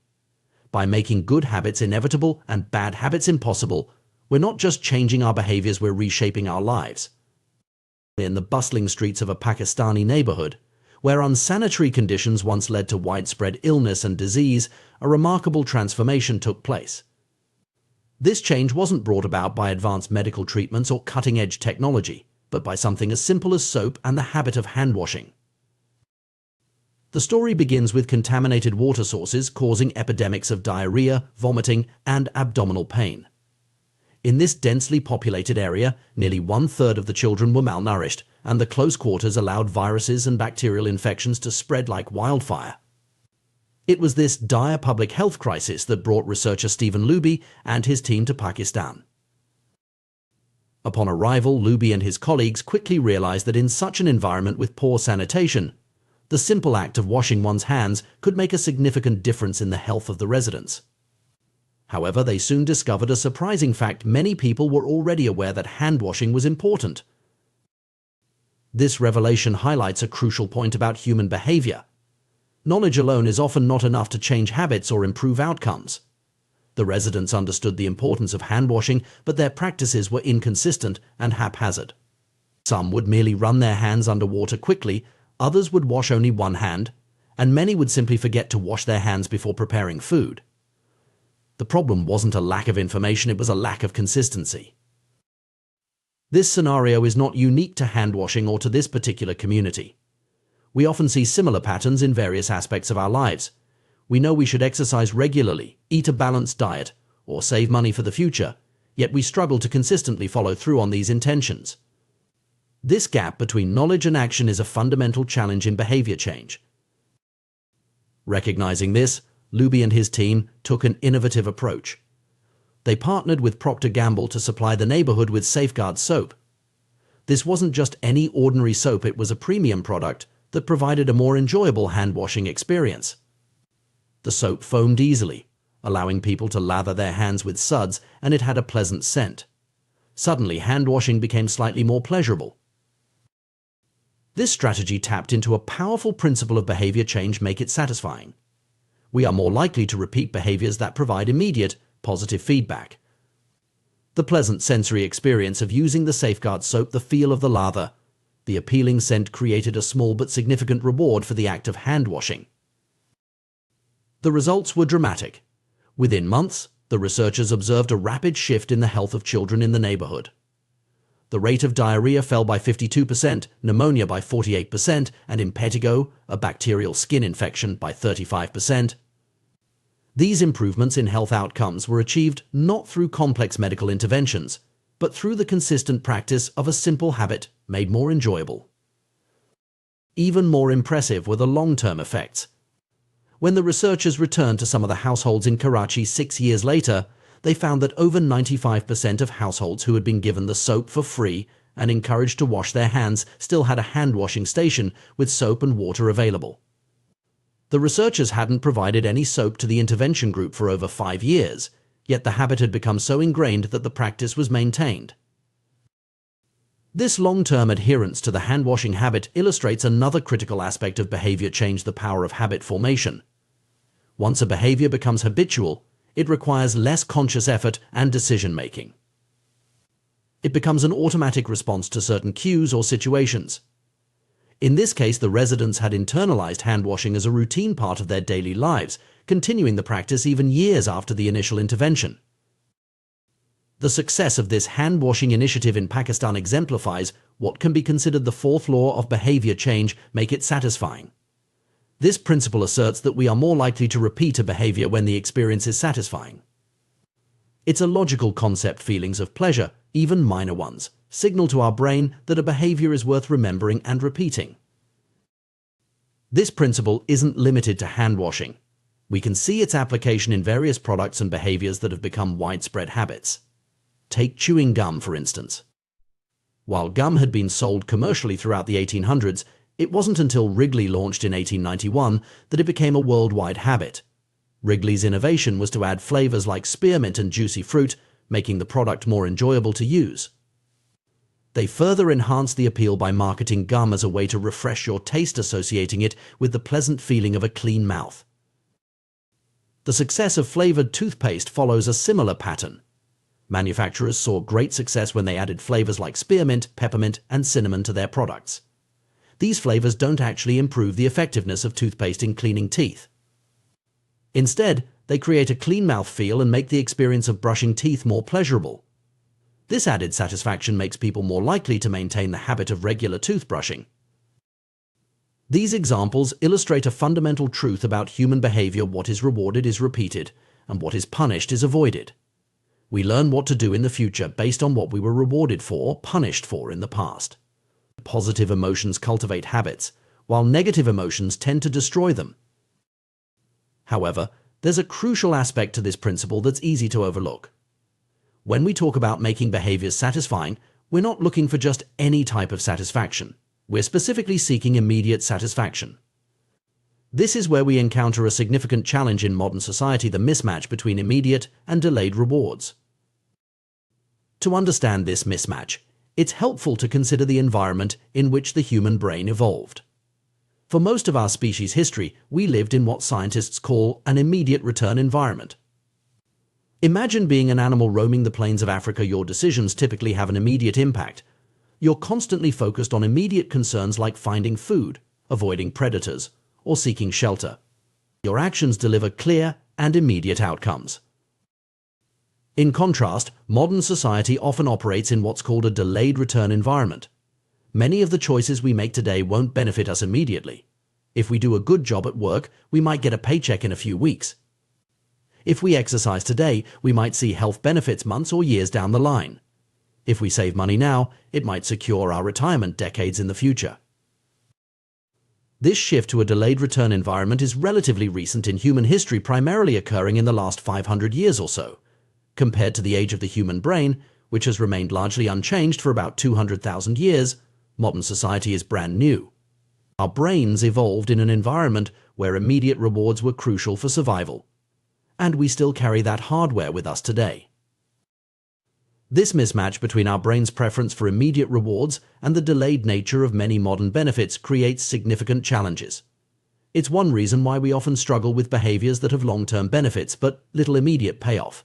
Saving for retirement, maintaining a healthy diet, or studying for future exams all require us to override our innate preference for immediate gratification.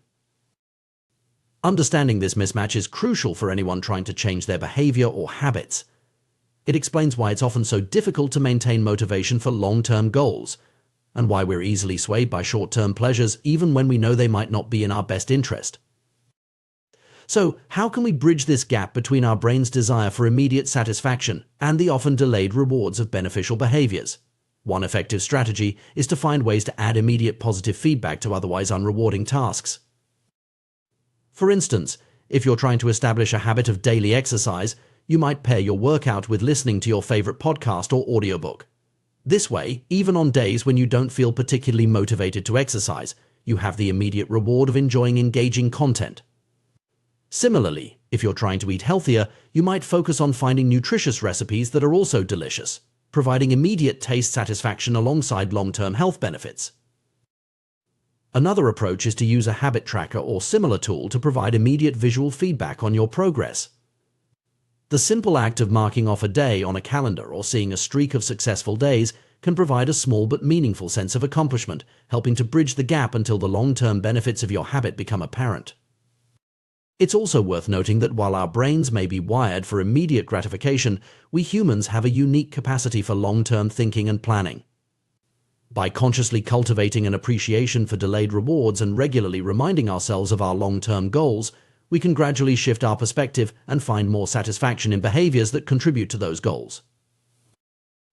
In conclusion, the story of the hand-washing initiative in Pakistan and the broader principles it illustrates offer valuable insights into human behavior and habit formation. By understanding the power of immediate satisfaction and the challenges posed by our delayed return environment, we can design more effective strategies for personal growth and societal change. Whether we're trying to improve public health, encourage better financial habits, or simply stick to our New Year's resolutions, making behaviors more immediately satisfying can be a powerful tool for positive change. As we navigate the complexities of modern life with our Stone Age brains, being aware of these principles can help us make better choices, form lasting habits, and bridge the gap between our actions today and our goals for tomorrow. By aligning our behaviors with both our long-term aspirations and our innate need for immediate satisfaction, we can create meaningful, sustainable changes in our lives and our world. In our quest for self-improvement and personal growth, we often find ourselves grappling with a peculiar challenge: the disconnect between our long-term aspirations and our short-term actions. This phenomenon, known as time inconsistency, is a fundamental aspect of human behavior that has far-reaching implications for our daily lives and long-term success. At its core, time inconsistency refers to our brain's tendency to value immediate rewards more highly than future benefits. This bias towards instant gratification is deeply ingrained in our neural circuitry, a remnant of our evolutionary past when immediate survival took precedence over long-term planning. In most situations, this inclination serves us well. After all, a reward that's certain and available right now is typically more valuable than one that's merely possible in the future. However, this same tendency can sometimes lead us astray, particularly in the modern world where many of our most important goals require sustained effort and delayed gratification. This misalignment between our immediate desires and our long-term objectives is at the heart of many of our struggles with habit formation and behavior change. Consider, for instance, the paradox of harmful behaviors like smoking, overeating, or engaging in unsafe sex. Most people are well aware of the potential long-term consequences of these actions. We know that smoking increases the risk of lung cancer, that overeating can lead to obesity and associated health problems, and that unsafe sex can result in sexually transmitted diseases. Yet, despite this knowledge, many individuals continue to engage in these behaviors. The reason for this apparent contradiction becomes clear when we understand how our brain prioritizes rewards. The consequences of these harmful habits are often delayed, sometimes by years or even decades. In contrast, the rewards are immediate and tangible. Smoking might increase your risk of cancer in the future, but it reduces stress and satisfies nicotine cravings now. Overeating may lead to health problems down the line, but it provides immediate pleasure and satiation. Unsafe sex might result in disease later, but it offers instant gratification. This pattern isn't limited to harmful habits. In fact, it's a characteristic of virtually all habits, both good and bad. Every habit produces multiple outcomes across time, but these outcomes are often misaligned. With detrimental habits, the immediate outcome is usually pleasurable, while the ultimate outcome is negative. Conversely, with beneficial habits, the immediate experience is often unenjoyable, but the long-term results are positive. Take exercise, for example.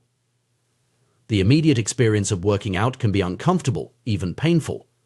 Your muscles ache, you're out of breath, and you might prefer to be relaxing on the couch.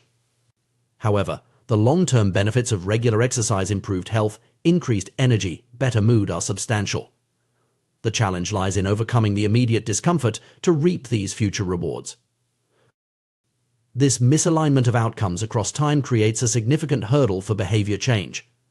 When we make plans to improve ourselves, whether it's losing weight, writing a book, or learning a new language, we're essentially making plans for our future selves. In these moments of planning, it's easy to see the value in actions that have long-term benefits. We all want better lives for our future selves, after all. However, when the moment of decision arrives, we're no longer choosing for that idealized future self.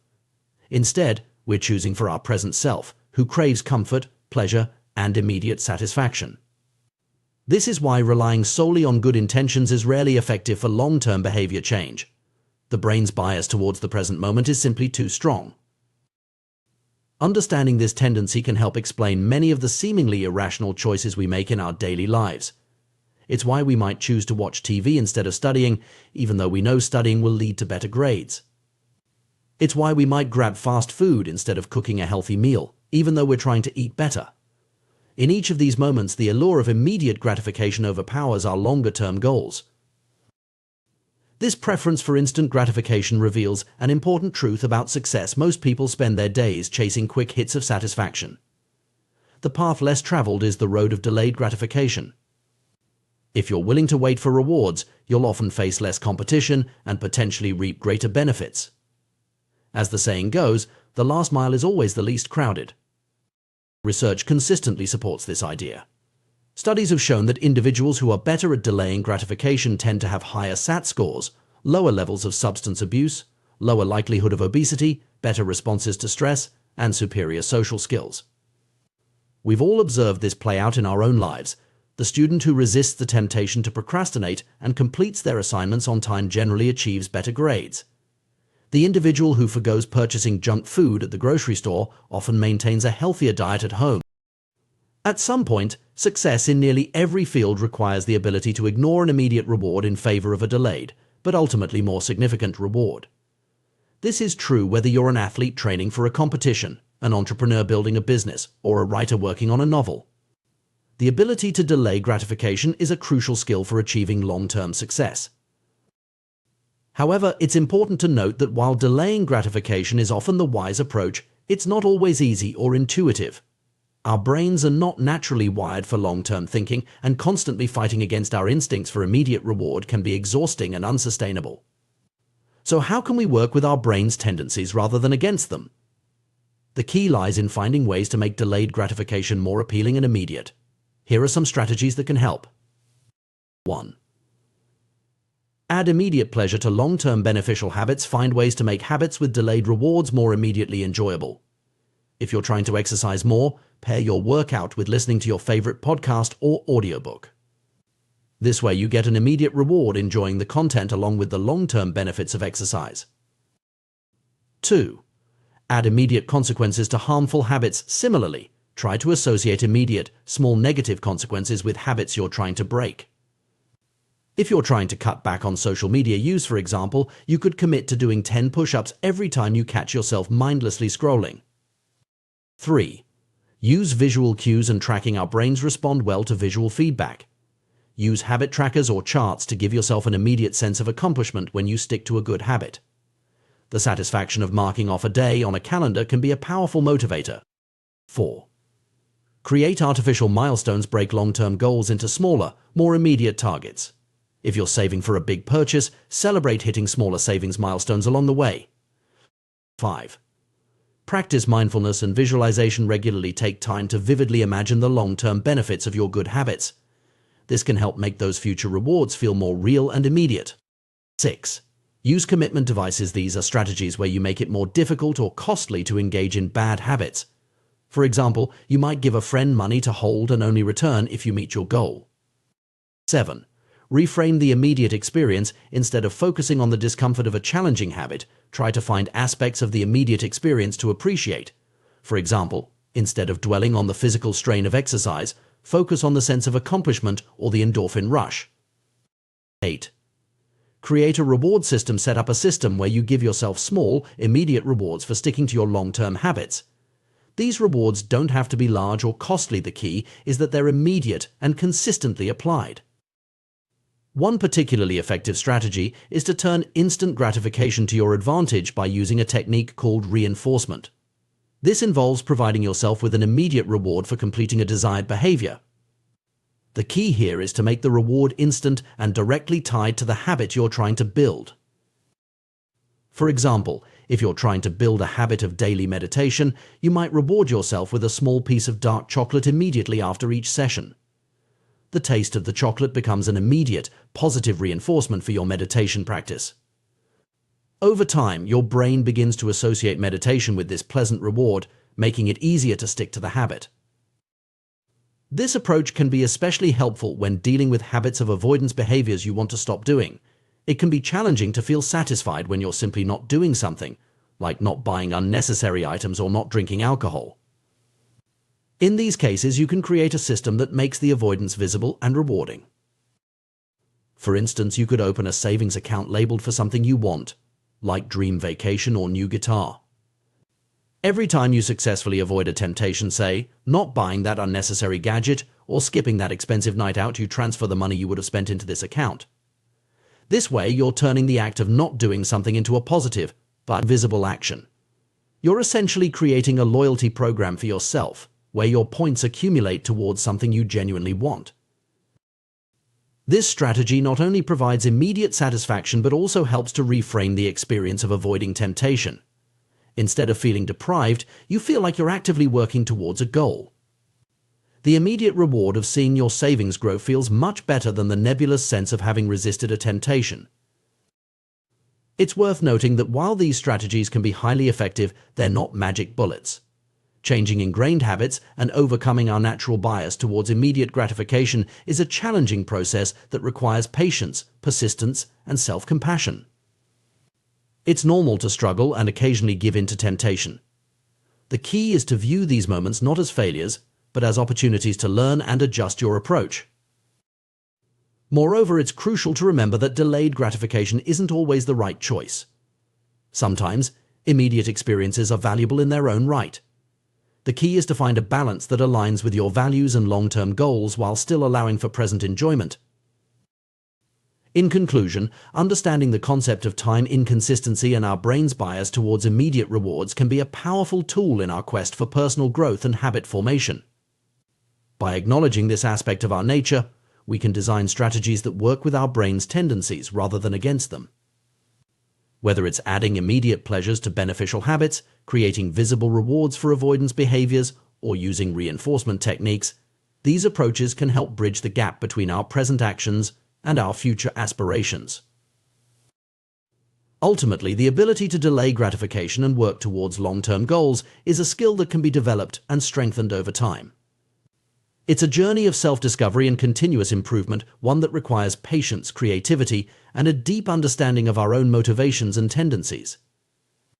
By mastering this skill, we open ourselves up to greater achievements, deeper satisfaction, and a life more closely aligned with our true values and aspirations.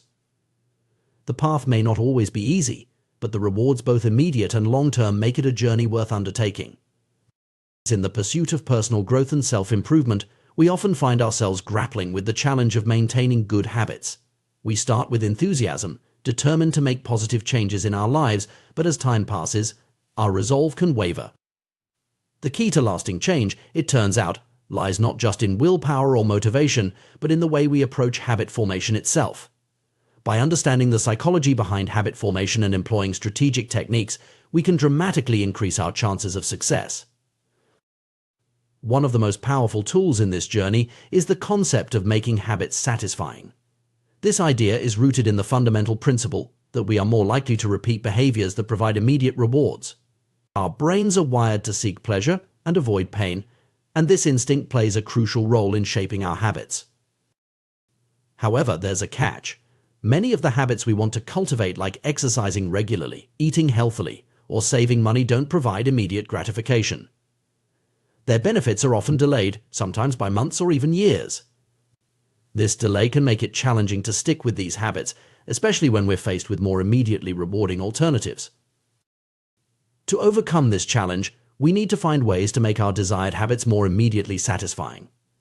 This doesn't mean compromising on our long-term goals, but rather finding ways to bridge the gap between the present action and the future reward. One effective strategy is to create a system of short-term rewards that align with your long-term goals. For instance, if you're trying to exercise more, you might reward yourself with a relaxing bath or an episode of your favorite show after each workout. The key is to choose rewards that reinforce your desired identity rather than conflicting with it. If your goal is to improve your health, rewarding yourself with unhealthy food after exercising would be counterproductive. Instead, choose rewards that align with your vision of becoming a healthier person. This approach of aligning short-term rewards with long-term goals can be applied to virtually any habit you're trying to build. If you're aiming to read more, you might allow yourself to buy a new book only after finishing your current one. If you're trying to save money, you could allocate a small portion of your savings to a fun fund that you can spend guilt-free once you reach certain milestones. The power of this strategy lies in its ability to tap into our brain's reward system. By providing immediate positive reinforcement, we're training our brains to associate the habit with pleasure. Over time, this association can make the habit itself more enjoyable, reducing our reliance on external rewards. Another powerful technique for making habits stick is the use of visual tracking systems. This approach, sometimes called the paperclip strategy, involves creating a tangible representation of your progress. The name comes from a story about a young stockbroker who used 2 jars of paperclips to track his daily sales calls. Each time he made a call, he would move a paperclip from one jar to another. This simple act provided a clear, visual measure of his progress, which proved to be incredibly motivating. The beauty of this strategy lies in its simplicity and flexibility. You can adapt it to virtually any habit you're trying to build. For example, if you're trying to write a book, you might move a marble from one jar to another for each page you complete.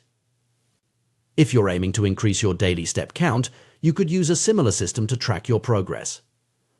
These visual tracking systems work on multiple levels. First, they provide immediate satisfaction. The act of moving a paperclip or marking an X on a calendar gives you a small sense of accomplishment, which can be particularly motivating on days when you might not feel like sticking to your habit.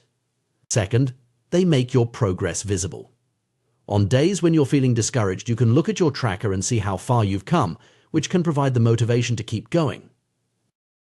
Perhaps the most comprehensive form of visual tracking is the habit tracker. This tool, which can be as simple as a calendar where you mark off each day you complete your habit, has been used by many successful individuals throughout history.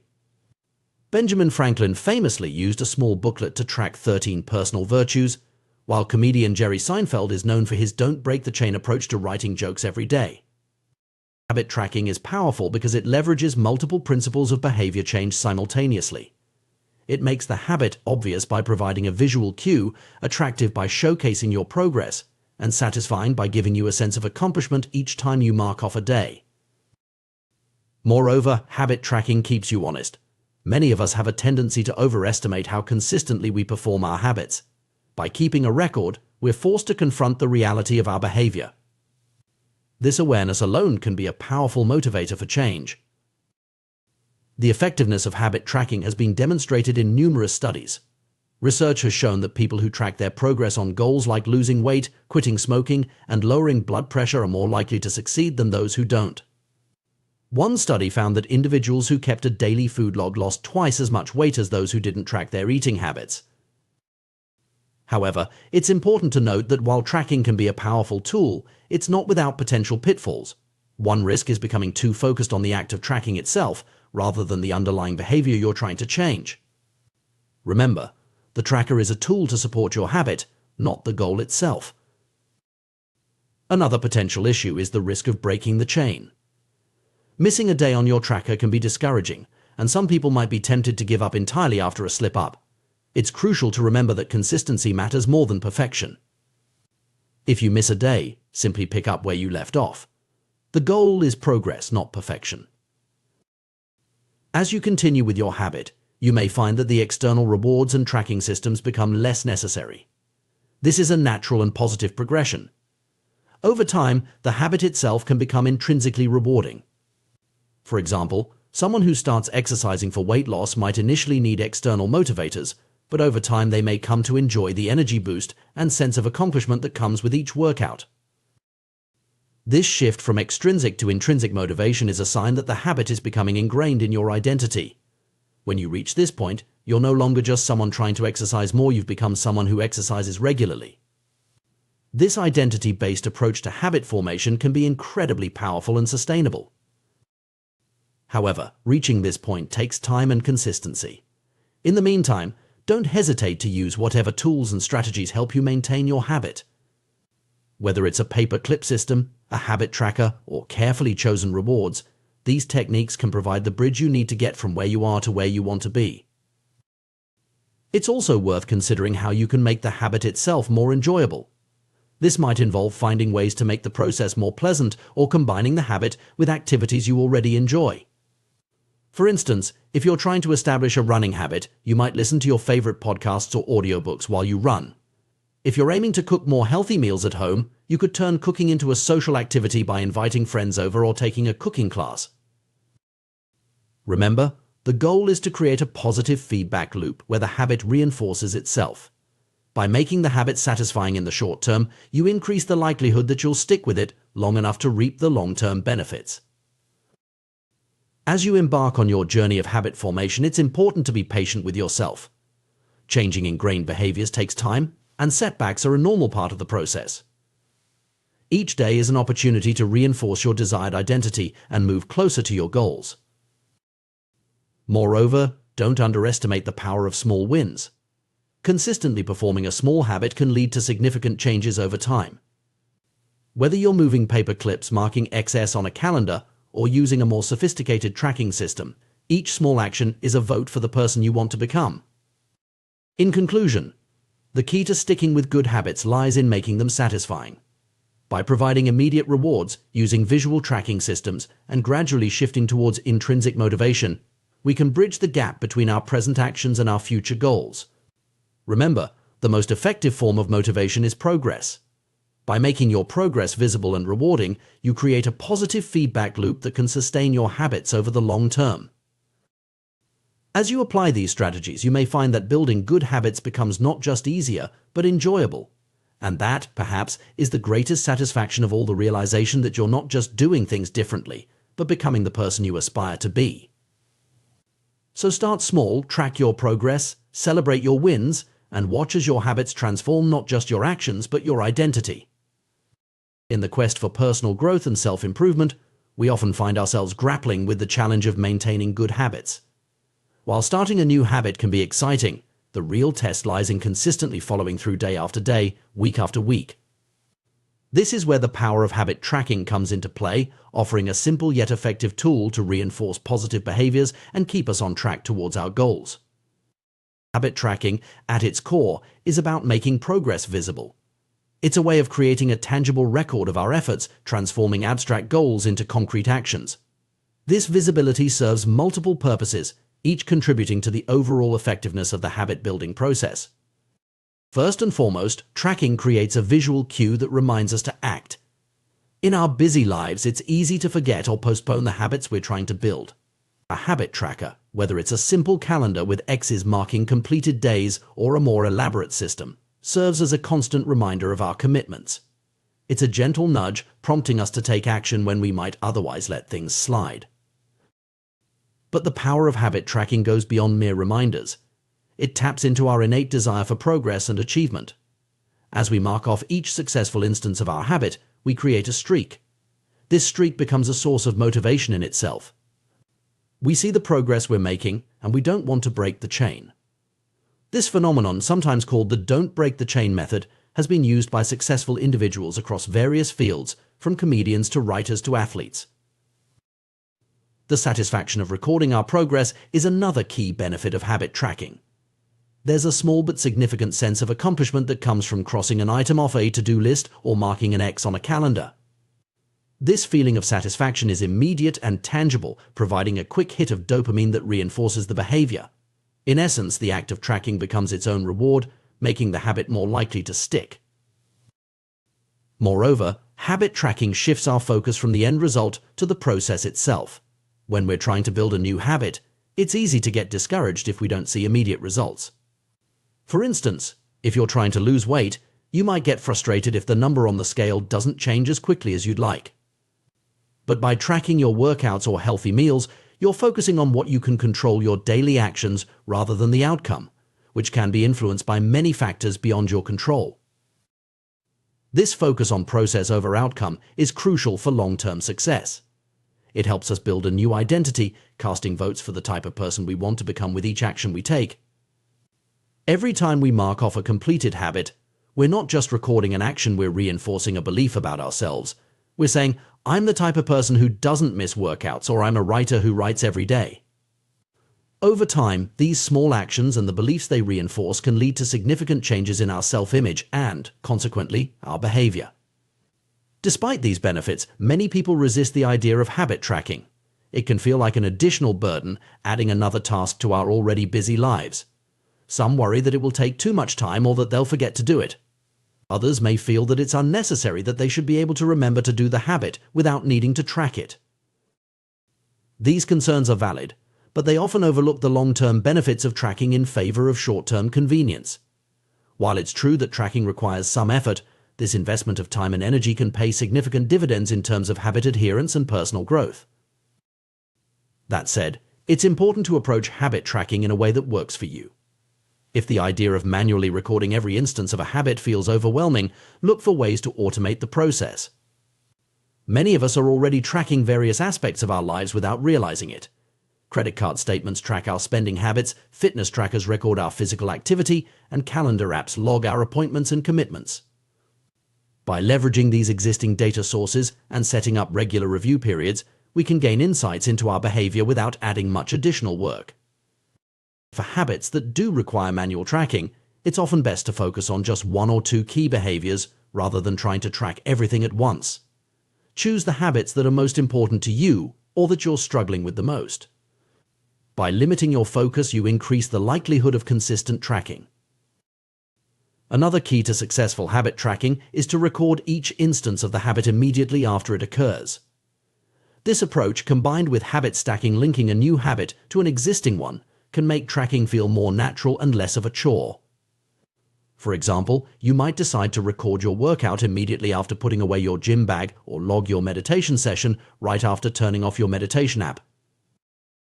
While consistent tracking can be incredibly powerful, it's important to remember that perfection is not the goal.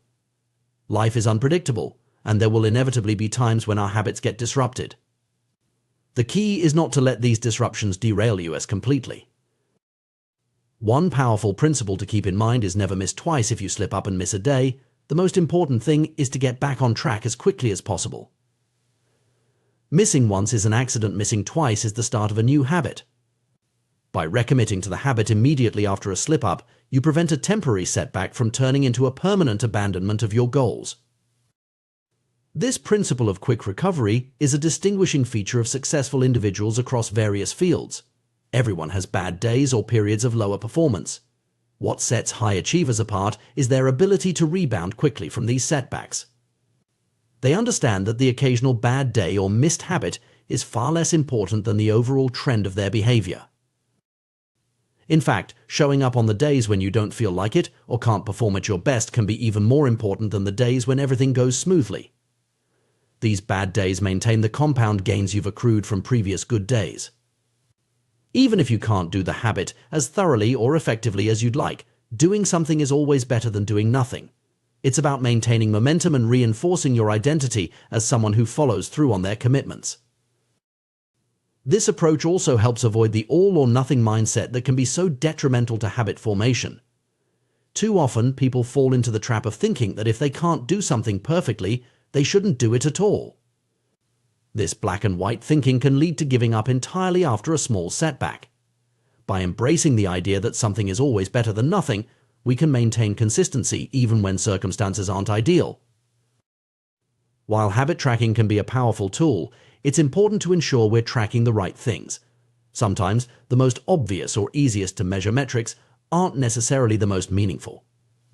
For example, if you're trying to improve your diet, simply tracking calories might not give you the full picture. You might be hitting your calorie goals but not getting proper nutrition. In this case, tracking the number of whole, unprocessed foods you eat each day might be more beneficial. Similarly, if you're trying to improve your productivity at work, tracking hours worked might not be as useful as tracking the number of important tasks completed. The key is to choose metrics that truly align with your goals and provide meaningful feedback on your progress. It's also worth noting that not all habits need to be tracked indefinitely. Sometimes tracking is most useful in the early stages of habit formation when we're still establishing the behavior. Once the habit becomes more ingrained, we might be able to ease off on tracking without losing the habit itself. The goal, ultimately, is for the behavior to become so automatic that we no longer need external reinforcement to maintain it. In conclusion, habit tracking is a powerful tool in the quest for personal growth and behavior change. By making our progress visible, providing immediate satisfaction, and shifting our focus to the process rather than just the outcome, tracking can significantly increase our chances of successfully building new habits. However, like any tool, its effectiveness depends on how we use it. By choosing meaningful metrics, focusing on consistency rather than perfection, and using tracking as a means to reinforce our desired identity, we can harness the full potential of this approach. Remember, the goal isn't just to check boxes or create perfect streaks. It's to gradually shape ourselves into the person we want to become. Each tracked instance of a habit is a vote for that future self. Over time, these small votes can lead to profound changes in our behavior, our self-image, and ultimately our lives. So whether you're trying to exercise more, eat healthier, write daily, or any other positive habit, consider incorporating tracking into your approach. Start small, be consistent, and don't be discouraged by occasional setbacks. With patience and persistence, you may find that the simple act of tracking your habits becomes a transformative force in your journey of self-improvement. In the realm of behavior change and habit formation, we often focus on positive reinforcement and making good habits more attractive. However, there's another powerful tool in our arsenal making bad habits immediately unsatisfying. This approach, while less discussed, can be incredibly effective in curbing unwanted behaviors and promoting positive change. The concept is rooted in our innate tendency to avoid pain and discomfort.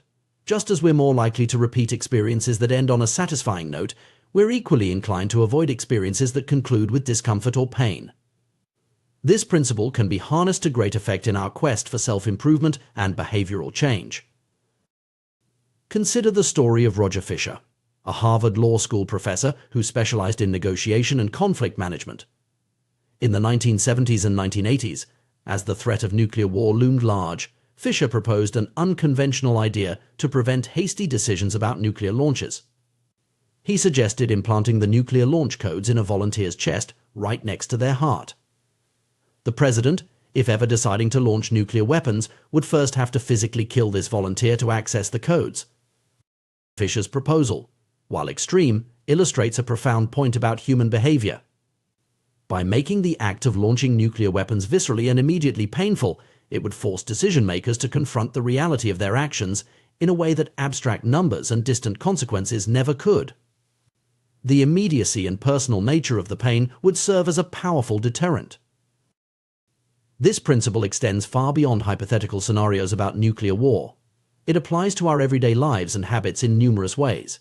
Pain, both physical and emotional, is an incredibly effective teacher. When failure or mistakes result in immediate and tangible pain, we're quick to learn and adapt.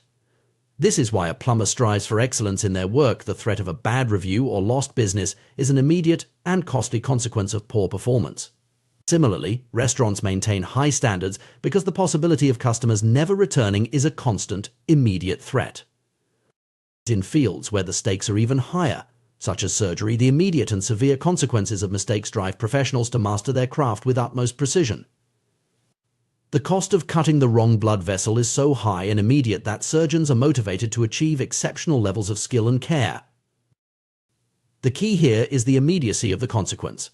When the pain or cost of an action is delayed, it's easier to ignore or discount. This is why many harmful habits persist. The negative consequences are often far removed in time from the behavior itself. Smoking might lead to lung cancer, but not immediately. Overeating doesn't instantly result in obesity. The delay between action and consequence makes it easier for us to persist in behaviors we know are harmful in the long run. To leverage this principle for positive change, we need to find ways to make the consequences of bad habits more immediate and tangible. This could involve creating artificial consequences or finding ways to bring long-term effects into the present moment. For instance, some people use apps that donate money to causes they dislike every time they break a commitment to exercise. The immediate financial pain serves as a powerful motivator. However, it's crucial to note that for this approach to be effective, the strength of the consequence must match the relative strength of the behavior it's trying to correct. A minor inconvenience won't be enough to deter a deeply ingrained habit. The cost of procrastination must outweigh the perceived benefit of putting things off. The discomfort of exercise must be less than the pain of remaining sedentary. Moreover, the consequences need to be reliably enforced. Inconsistent enforcement can lead to a gambling mentality where individuals take chances on avoiding punishment. This is why consistent, immediate feedback is so crucial in habit formation and behavior change. One effective way to implement this strategy is through the use of habit contracts. A habit contract is an agreement you make with yourself or others that spells out the consequences of failing to stick to a desired behavior. These contracts can be particularly powerful when they involve other people, adding a layer of social pressure and accountability. For example, you might create a contract with a friend stating that if you don't go to the gym 3 times a week, you have to pay them $50. or you could agree to perform an unpleasant chore if you fail to meet your writing goals for the week. The key is to make the consequence immediate and unpleasant enough that you're motivated to avoid it. Habit contracts work because they bring the pain of failure into the present moment. Instead of worrying about abstract long-term consequences, you're faced with a concrete, immediate cost for not following through. This immediacy can be a powerful motivator, especially in the early stages of habit formation when the long-term benefits aren't yet apparent. However, it's important to use this strategy judiciously. While making bad habits painful can be effective, it's not always the most sustainable or healthy approach in the long term. Ideally, as you progress in your habit formation journey, you should be able to transition from avoiding pain to seeking pleasure in the habit itself. Moreover, it's crucial to strike a balance. If the consequences you set for yourself are too severe, you might find yourself avoiding the situation entirely rather than facing the possibility of failure. The goal is to create enough discomfort to motivate change, but not so much that it becomes paralyzing. Another consideration is the potential for unintended consequences. Sometimes, focusing too much on avoiding negative outcomes can create anxiety or stress that's counterproductive to your goals. It's important to monitor your emotional state and adjust your approach if you find that the fear of consequences is becoming overwhelming. Additionally, while immediate consequences can be powerful motivators, they shouldn't completely replace an understanding of the long-term impacts of our actions. Ideally, the immediate consequences we create for ourselves should serve as reminders or proxies for the more distant effects we're trying to avoid or achieve. It's also worth noting that different people respond differently to various types of motivation. While some individuals might find the threat of immediate negative consequences highly motivating, others might respond better to positive reinforcement or intrinsic motivation. It's important to know yourself and what works best for you. In some cases, combining immediate consequences with positive reinforcement can be particularly effective. For instance, you might set up a system where you face a small penalty for missing a workout, but also reward yourself for completing a full week of exercise. This balanced approach can help create a more sustainable and enjoyable path to habit formation. When implementing this strategy, it can be helpful to start small. Begin with minor habits and relatively mild consequences. As you become more comfortable with the process and start seeing results, you can gradually increase the stakes for more significant habits. Remember, the ultimate goal is not to live in constant fear of punishment, but to use this tool as a stepping stone towards intrinsic motivation. Over time, as habits become more ingrained and the benefits become more apparent, the need for external consequences should diminish. It's also important to be compassionate with yourself. Everyone slips up sometimes, and the occasional failure doesn't negate all your progress. The purpose of immediate consequences is to provide feedback and motivation, not to punish yourself excessively. In conclusion, while making good habits attractive and satisfying is crucial, we shouldn't overlook the power of making bad habits immediately unsatisfying. By bringing the consequences of our actions into the present moment, we can create a powerful impetus for change. Whether through habit contracts, accountability partners, or other creative methods, finding ways to make the cost of bad habits immediate and tangible can be a game changer in our pursuit of personal growth and positive change. However, this approach should be used thoughtfully and in conjunction with other strategies for habit formation. The goal is not to create a life ruled by fear of consequences, but to use this tool as a stepping stone towards building habits that are intrinsically rewarding and aligned with our long-term goals. By understanding and leveraging the power of immediate consequences, we can create an environment that supports our desired behaviors and helps us become the people we aspire to be. The power of habits in shaping our lives cannot be overstated. From the mundane daily routines to life-changing behaviors, habits form the backbone of our existence. One of the most striking examples of habit formation on a societal scale is the adoption of seatbelt usage in the United States.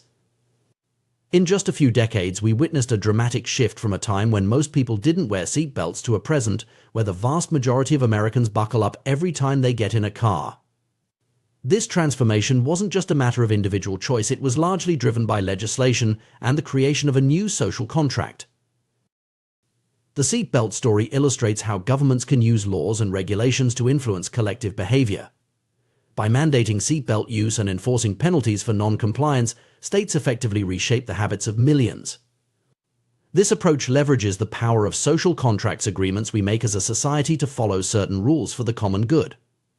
Similar strategies have been employed to address other public health and safety concerns, such as smoking bans in restaurants and mandatory recycling programs. While these large-scale interventions are effective, we can apply similar principles on a personal level to cultivate positive habits or break undesirable ones. Enter the concept of a habit contract, a formalized agreement with yourself and others to hold you accountable for your behavior. This approach recognizes that sometimes willpower alone isn't enough to overcome ingrained patterns or resist temptation. By explicitly stating your commitments and the consequences of failing to meet them, you create a powerful motivational tool. Consider the case of Brian Harris, an entrepreneur who used a habit contract to achieve his health and fitness goals. After the birth of his son, Harris realized he needed to make some changes to his lifestyle. Instead of relying solely on good intentions, he drafted a detailed contract outlining his objectives, the specific actions he would take, and the consequences of non-compliance. Crucially, he involved his wife and personal trainer as accountability partners, having them sign the contract alongside him. Harris's contract was comprehensive, breaking down his overall goal into phases and specifying daily habits like logging his food intake and weighing himself. The consequences for failing to follow through were concrete and meaningful, having to dress formally for work, a departure from his usual casual attire, and paying his trainer a financial penalty. This level of detail and the inclusion of external accountability proved to be highly effective. As someone who initially viewed such contracts as unnecessarily formal, I've come to appreciate their value. The act of signing a physical document signals a deeper level of commitment than a mere verbal agreement or mental note. It transforms vague intentions into concrete promises, not just to yourself but to others. This external accountability taps into our innate desire to be seen as reliable and trustworthy by those around us. The power of accountability extends beyond formal contracts. Simply having someone to check in with regularly can significantly boost our likelihood of sticking to a new habit or breaking an old one. Comedians, writers, and other creatives often use this approach, partnering with colleagues to ensure they produce work consistently. The knowledge that someone is watching and expecting results can be a powerful motivator, helping us overcome procrastination and laziness. In our digital age, we can even automate accountability. Thomas Frank, an entrepreneur, devised an ingenious system to ensure he wakes up early each morning. If he fails to rise by his target time, a pre-scheduled tweet goes out to his followers, offering a small financial reward to the first few people who call him out on his tardiness. This public commitment adds an extra layer of motivation to his morning routine. These strategies work because they tap into fundamental aspects of human psychology. We are social creatures, deeply concerned with how others perceive us. The desire to present our best selves to the world influences many of our behaviors, from personal grooming to academic and professional achievements. By leveraging this innate social awareness, habit contracts and accountability partnerships make the consequences of our actions or inactions immediate and tangible. However, it's important to note that the effectiveness of these strategies can vary from person to person. Some individuals might find the pressure of external accountability motivating, while others might feel overwhelmed or rebellious. The key is to find an approach that resonates with your personality and goals. Moreover, while consequences and accountability are powerful tools, they shouldn't be the only factors driving habit formation. Ideally, we want to cultivate habits that are intrinsically rewarding, where the behavior itself becomes satisfying over time. External motivators can be excellent for jump-starting change, but long-term success often depends on developing a genuine appreciation for the benefits of the habit itself. As we consider the broader implications of habit formation, it's worth reflecting on the interplay between individual choices and societal norms. The seatbelt example demonstrates how personal habits can be shaped by collective agreements and expectations. At the same time, widespread individual adoption of certain behaviors can lead to shifts in social norms and even policy changes. This dynamic relationship between personal habits and societal trends highlights the importance of thoughtful habit cultivation. The choices we make in our daily lives not only affect our individual well-being, but can contribute to larger social movements and cultural shifts. By being intentional about the habits we develop, we have the potential to influence not just our own lives but the world around us. The science of habit formation has come a long way in recent years, offering insights into the mechanics of behavior change. We now understand that habits are formed through a loop of cue, routine, and reward. By manipulating these elements, we can increase our chances of successfully adopting new behaviors or breaking undesirable ones. For those looking to create positive habits, there are several strategies to consider. Making the cue for a desired behavior obvious and visible in your environment can serve as a constant reminder. Pairing a new habit with something you already enjoy, a technique known as temptation bundling, can make it more attractive. Reducing friction by preparing your environment in advance can make good habits easier to perform. And finding ways to make the habit immediately satisfying can reinforce the behavior. Conversely, breaking bad habits often involves inverting these principles. Removing cues that trigger unwanted behaviors, making the habit less attractive or more difficult to perform, and creating immediate negative consequences can all help in breaking detrimental patterns. One particularly effective tool for both creating and breaking habits is the use of a habit tracker. This simple practice of recording each successful day of performing or avoiding a particular behavior can be remarkably motivating. The visual representation of your progress creates a sense of accomplishment and taps into our natural desire to maintain streaks or chains of success. However, it's crucial to approach habit formation with self-compassion. Slip-ups are an inevitable part of the process, and how we respond to these moments can determine our long-term success. The never miss twice rule is a helpful guideline. If you forget or fail to perform a habit one day, make it a priority to get back on track immediately the next day. This approach prevents temporary setbacks from derailing your entire effort. As we navigate the complex landscape of habit formation, it's important to remember that change is a gradual process. Small, consistent actions over time lead to significant transformations. The power of habits lies not in dramatic, overnight changes but in the compounding effect of daily choices. Moreover, the journey of habit formation is deeply personal. What works for one person may not work for another. Experimentation and self-reflection are key to finding the strategies that resonate with your unique circumstances and personality. Be willing to adjust your approach as you learn more about yourself and your responses to different techniques. In conclusion, the science and practice of habit formation offer powerful tools for personal growth and societal change. From seatbelt laws to personal fitness goals, the principles of habit creation and modification shape our lives in countless ways. By understanding these principles and applying them thoughtfully, we can take greater control of our behaviors and, by extension, our destinies. Whether through formal contracts, accountability partnerships, or simple daily tracking, we have the ability to reshape our habits and, in doing so, reshape our lives. The journey may be challenging, but the potential rewards in health, productivity, and overall well-being are immeasurable.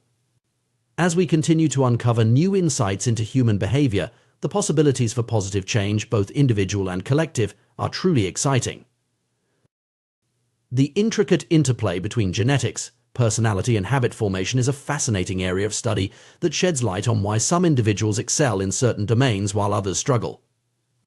This complex relationship underscores the importance of aligning our habits and pursuits with our innate tendencies and strengths. Consider the remarkable stories of Michael Phelps and Hicham Garouge, two athletes who achieved unparalleled success in their respective sports. Phelps, with his towering frame and uniquely proportioned body, dominated the swimming world, while El Garouge's compact build and exceptionally long legs made him a force to be reckoned with in middle-distance running. Their physical attributes, largely determined by genetics, played a crucial role in their rise to the top of their fields. However, it would be a mistake to assume that their success was solely due to their genetic makeup. Both athletes undoubtedly invested countless hours in training, honing their skills, and perfecting their techniques. Their genetic predispositions provided a foundation, but it was their dedication to cultivating habits aligned with their natural abilities that allowed them to reach the pinnacle of athletic achievement. This principle extends far beyond the realm of sports. In every area of life, from career choices to personal hobbies, understanding and leveraging our genetic predispositions can significantly impact our potential for success and satisfaction. The key lies in recognizing that genes don't dictate our destiny, rather, they highlight areas of opportunity where we're more likely to thrive. The influence of genetics on our behavior is pervasive and often subtle. Research has shown that our genes play a role in shaping a wide array of traits and tendencies, from our television viewing habits to our likelihood of developing addictions. Even seemingly personal characteristics, such as our response to authority or our level of proactivity, have genetic underpinnings. However, it's crucial to understand that genetic influence doesn't equate to genetic determinism. Our genes interact with our environment in complex ways, and the expression of genetic traits can be modulated by external factors. This interplay between nature and nurture is what makes human behavior so intricate and varied. One of the most significant ways our genetic makeup manifests is through our personality. The widely accepted Big Five model of personality traits provides a framework for understanding these innate tendencies. This model breaks down personality into 5 broad dimensions: openness to experience, conscientiousness, extroversion, agreeableness, and neuroticism. Each of these traits exists on a spectrum, and our position on these spectrums is influenced by our genetic makeup. For instance, extroversion, which ranges from outgoing and energetic to solitary and reserved, has been linked to biological factors observable from infancy. Studies have shown that babies who turn toward loud noises are more likely to grow up to be extroverts, while those who turn away tend to become introverts. Similarly, individuals high in agreeableness, characterized by kindness and consideration, often have naturally higher levels of oxytocin, a hormone associated with social bonding and trust. This biological predisposition might make it easier for them to form habits around social activities or acts of kindness. Understanding these innate tendencies can be immensely helpful when it comes to habit formation. When we try to establish habits that align with our natural inclinations, we're more likely to find them satisfying and sustainable. For example, an individual high in openness to experience might find it easier to cultivate a habit of trying new foods or visiting new places, while someone high in conscientiousness might excel at developing organizational or planning habits. However, it's important to note that our personality traits are not immutable. While they have a genetic basis, they can also be influenced by our experiences and environment. This malleability means that we have the capacity to develop traits and habits that don't come naturally to us, albeit with more effort. The key to leveraging our genetic predispositions for habit formation lies in self-awareness. By understanding our natural tendencies, we can make informed decisions about which habits to cultivate and how to approach their formation. This doesn't mean we should limit ourselves only to activities that come easily. Rather, it suggests that we should be strategic in our approach to personal growth and development. For instance, if you know you're naturally high in neuroticism, you might find it particularly beneficial to develop habits around stress management and mindfulness. These practices could help mitigate the anxiety and sensitivity associated with this trait. Conversely, if you're low in conscientiousness, you might need to put extra effort into creating systems and routines to support habits related to organization and time management. The concept of aligning our habits with our genetic predispositions also has implications for how we approach skill development and career choices. Just as Michael Phelps was uniquely suited for swimming, each of us has areas where our natural abilities give us an edge. Identifying these areas can help us focus our efforts where they're most likely to yield results. However, this doesn't mean we should avoid challenges or give up on areas where we're not naturally gifted. Instead, it suggests that we should be realistic about the effort required to excel in different domains. If we choose to pursue an area where we don't have a natural advantage, we should be prepared to put in extra work to compensate for our genetic disadvantages. Moreover, the interaction between our genes and our environment means that the suitability of our traits can change depending on the context. A trait that's advantageous in one situation might be a hindrance in another.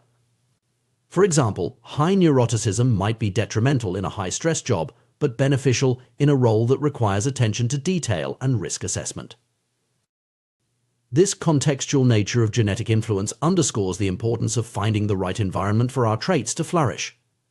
Sometimes the key to success isn't changing ourselves, but rather finding or creating an environment that suits our natural tendencies. This might involve choosing a career that aligns with our personality, seeking out social groups that appreciate our unique qualities, or modifying our physical environment to support our desired habits. It's also worth noting that while our genes influence our behavior, they don't control it entirely. We have the capacity for self-reflection and choice, which allows us to override our natural inclinations when necessary.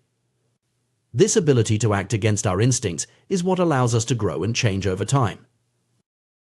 In fact, the process of habit formation itself can be seen as a way of shaping our behavior patterns to align more closely with our goals, even when those goals require us to act in ways that don't come naturally. Through consistent practice and reinforcement, we can develop new neural pathways that make desired behaviors more automatic, effectively rewiring our brains over time. This plasticity of the brain highlights an important point. While our genes provide a starting point, our habits and experiences play a crucial role in shaping who we become. The habits we choose to cultivate can enhance our natural strengths, compensate for our weaknesses, and even develop entirely new capabilities. Understanding the role of genetics in habit formation also has implications for how we approach behavior change on a societal level. Public health initiatives, educational policies, and workplace practices could all benefit from a more nuanced understanding of how genetic factors influence behavior. By recognizing the diversity of genetic predispositions within a population, we can design more effective interventions and support systems that cater to a range of natural tendencies.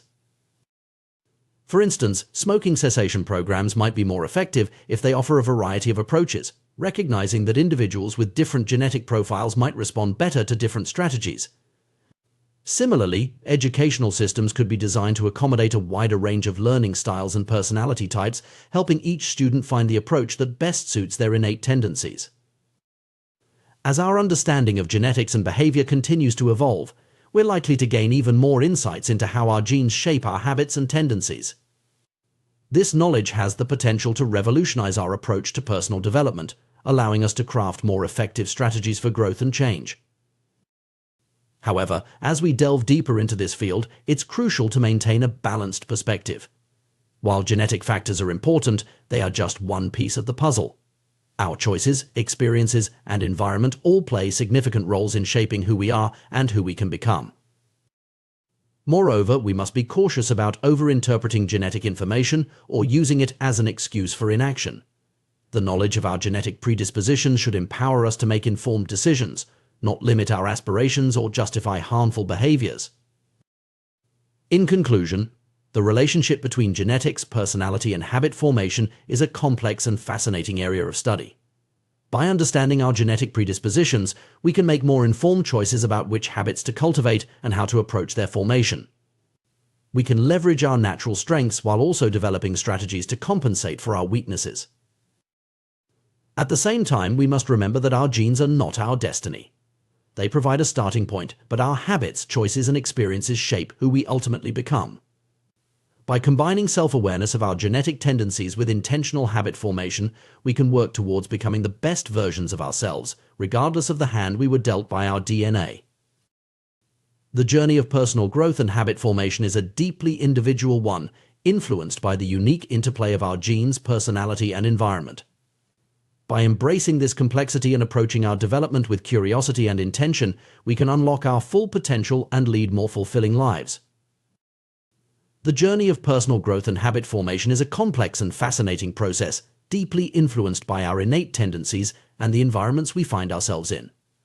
While we often focus on willpower and discipline as the primary drivers of habit change, the reality is far more nuanced. Our genetic makeup, personality traits, and natural inclinations play a significant role in determining which habits we're likely to stick with and excel at. Consider the trait of neuroticism, a personality characteristic that all individuals possess to varying degrees. Those who score high in neuroticism tend to be more anxious and prone to worry. This isn't simply a matter of choice or weakness. Research has linked this trait to increased sensitivity in the amygdala, the brain region responsible for threat detection. Essentially, these individuals are hardwired to be more attuned to potential dangers in their environment.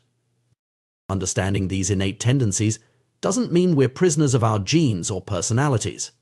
Rather, this knowledge empowers us to work with our natural inclinations rather than against them. For instance, a person who scores lower on conscientiousness might struggle with organization and routine. Instead of fighting this tendency, they might benefit more from focusing on environmental design strategies to support their habits. This could involve setting up systems that make desired behaviors easier and undesired ones more difficult. The key takeaway here is the importance of tailoring our habits to our individual personalities and preferences. Too often, we fall into the trap of trying to adopt habits that work for others or that are currently trendy without considering whether they're a good fit for us personally. This approach is often counterproductive and can lead to frustration and failure. Instead, we should seek out versions of habits that bring us joy and satisfaction. If you're trying to incorporate more exercise into your routine, don't force yourself to follow a bodybuilding regimen if you find it tedious. Perhaps you'd be more motivated by rock climbing, cycling, or dancing. The specific activity matters less than finding something that resonates with you personally. This principle extends to all areas of life. If you're trying to read more, don't feel pressured to tackle dense nonfiction if you find yourself drawn to romance novels or science fiction. The goal is to cultivate the habit of reading the genre as secondary. By choosing activities that naturally appeal to us, we're more likely to stick with them in the long run. However, finding the right habits is only part of the equation. To truly thrive, we need to identify areas where we have a natural advantage, situations where the odds are in our favor. This concept is crucial for maintaining motivation and achieving success. Think about it: when we engage in activities that come easily to us, we're more likely to perform well. This leads to positive feedback, praise, and often tangible rewards like better pay or increased opportunities. This positive reinforcement creates a virtuous cycle, energizing us and propelling us to even greater heights of performance. The challenge, of course, is identifying these areas of natural advantage. Life is short, and we don't have the luxury of trying every possible career, hobby, or skill. This is where the concept of the explore-exploit trade-off comes into play. In the early stages of any new endeavor, whether it's a career, a relationship, or a hobby, there should be a period of exploration. This is the time to cast a wide net, try out different possibilities, and gather information. In relationships, we call this dating. In education, it's the liberal arts approach. In business, it might manifest as split testing or market research. After this initial exploratory phase, the focus shifts to exploiting the best options you've discovered. However, it's crucial to maintain some level of exploration even at this stage. A common rule of thumb is to spend about 80 to 90% of your time and energy on your primary focus, while reserving 10 to 20% for continued exploration and experimentation. This balance isn't fixed, it should be adjusted based on your current situation. If you're succeeding in your chosen area, it makes sense to double down on what's working. If you're struggling, that's a sign to increase your exploratory efforts. The optimal approach also depends on your time constraints. Early in your career or when starting a new project, you have more latitude for exploration. As deadlines approach or as you advance in your field, the focus naturally shifts more towards exploitation of your established skills and knowledge. But how do you navigate this process of discovery? There are several key questions you can ask yourself to help identify areas where you're likely to thrive. What activities feel like fun to you but seem like work to others? This is a powerful indicator of your natural inclinations. The tasks that you find energizing, even when they're challenging, are likely areas where you have a natural advantage. When do you lose track of time? The state of flow, where you're so engrossed in an activity that you lose awareness of your surroundings, is a strong sign that you're engaged in something well suited to your abilities and interests. Where do you seem to get better results than the average person? If you find yourself progressing faster or achieving more in a particular area compared to your peers, that's a good indication you found a field where you have a natural advantage. What feels natural to you? This requires honest self-reflection, setting aside societal expectations and ingrained beliefs. When do you feel most authentically yourself? These moments of genuine engagement and enjoyment are signposts pointing towards your areas of natural strength. It's important to acknowledge that some of this process involves an element of luck. We don't choose our genetic makeup or the environment we're born into. Some individuals, like Olympic athletes Michael Phelps or Hicham Gerouge, are fortunate to have rare physical attributes that are highly valued in their specific sports. Moreover, they had the opportunity to be exposed to and develop those talents. However, this doesn't mean we should leave our personal growth entirely to chance. By actively exploring different areas, paying attention to what energizes us, and being willing to pivot when something isn't working, we can significantly increase our odds of finding our personal sweet spots. This approach to personal development and habit formation represents a shift from the traditional no pain, no gain mentality. It's not about forcing yourself to adopt habits or pursue goals that don't align with your natural inclinations. Instead, it's about understanding yourself deeply, identifying your areas of natural strength, and then leveraging those strengths to achieve your goals. This doesn't mean avoiding challenges or staying within your comfort zone. Growth often requires pushing our boundaries. However, when we're working in areas aligned with our natural talents and interests, these challenges feel more like exciting opportunities than daunting obstacles. Moreover, this approach can lead to more sustainable success and fulfillment. When we're engaged in activities that naturally resonate with us, we're more likely to persist in the face of difficulties. We're also more likely to achieve a state of flow, which research has linked to increased happiness and life satisfaction. It's worth noting that this process of self-discovery and alignment is ongoing. Our interests and strengths can evolve over time, and what worked for us at one stage of life might not be as effective in another. This is why maintaining that element of exploration is crucial, even when we've found areas where we excel. This perspective on personal growth also has implications for how we approach education and career development. Rather than pushing everyone towards a standardized set of skills or career paths, we should be encouraging exploration and helping individuals identify their unique strengths and interests.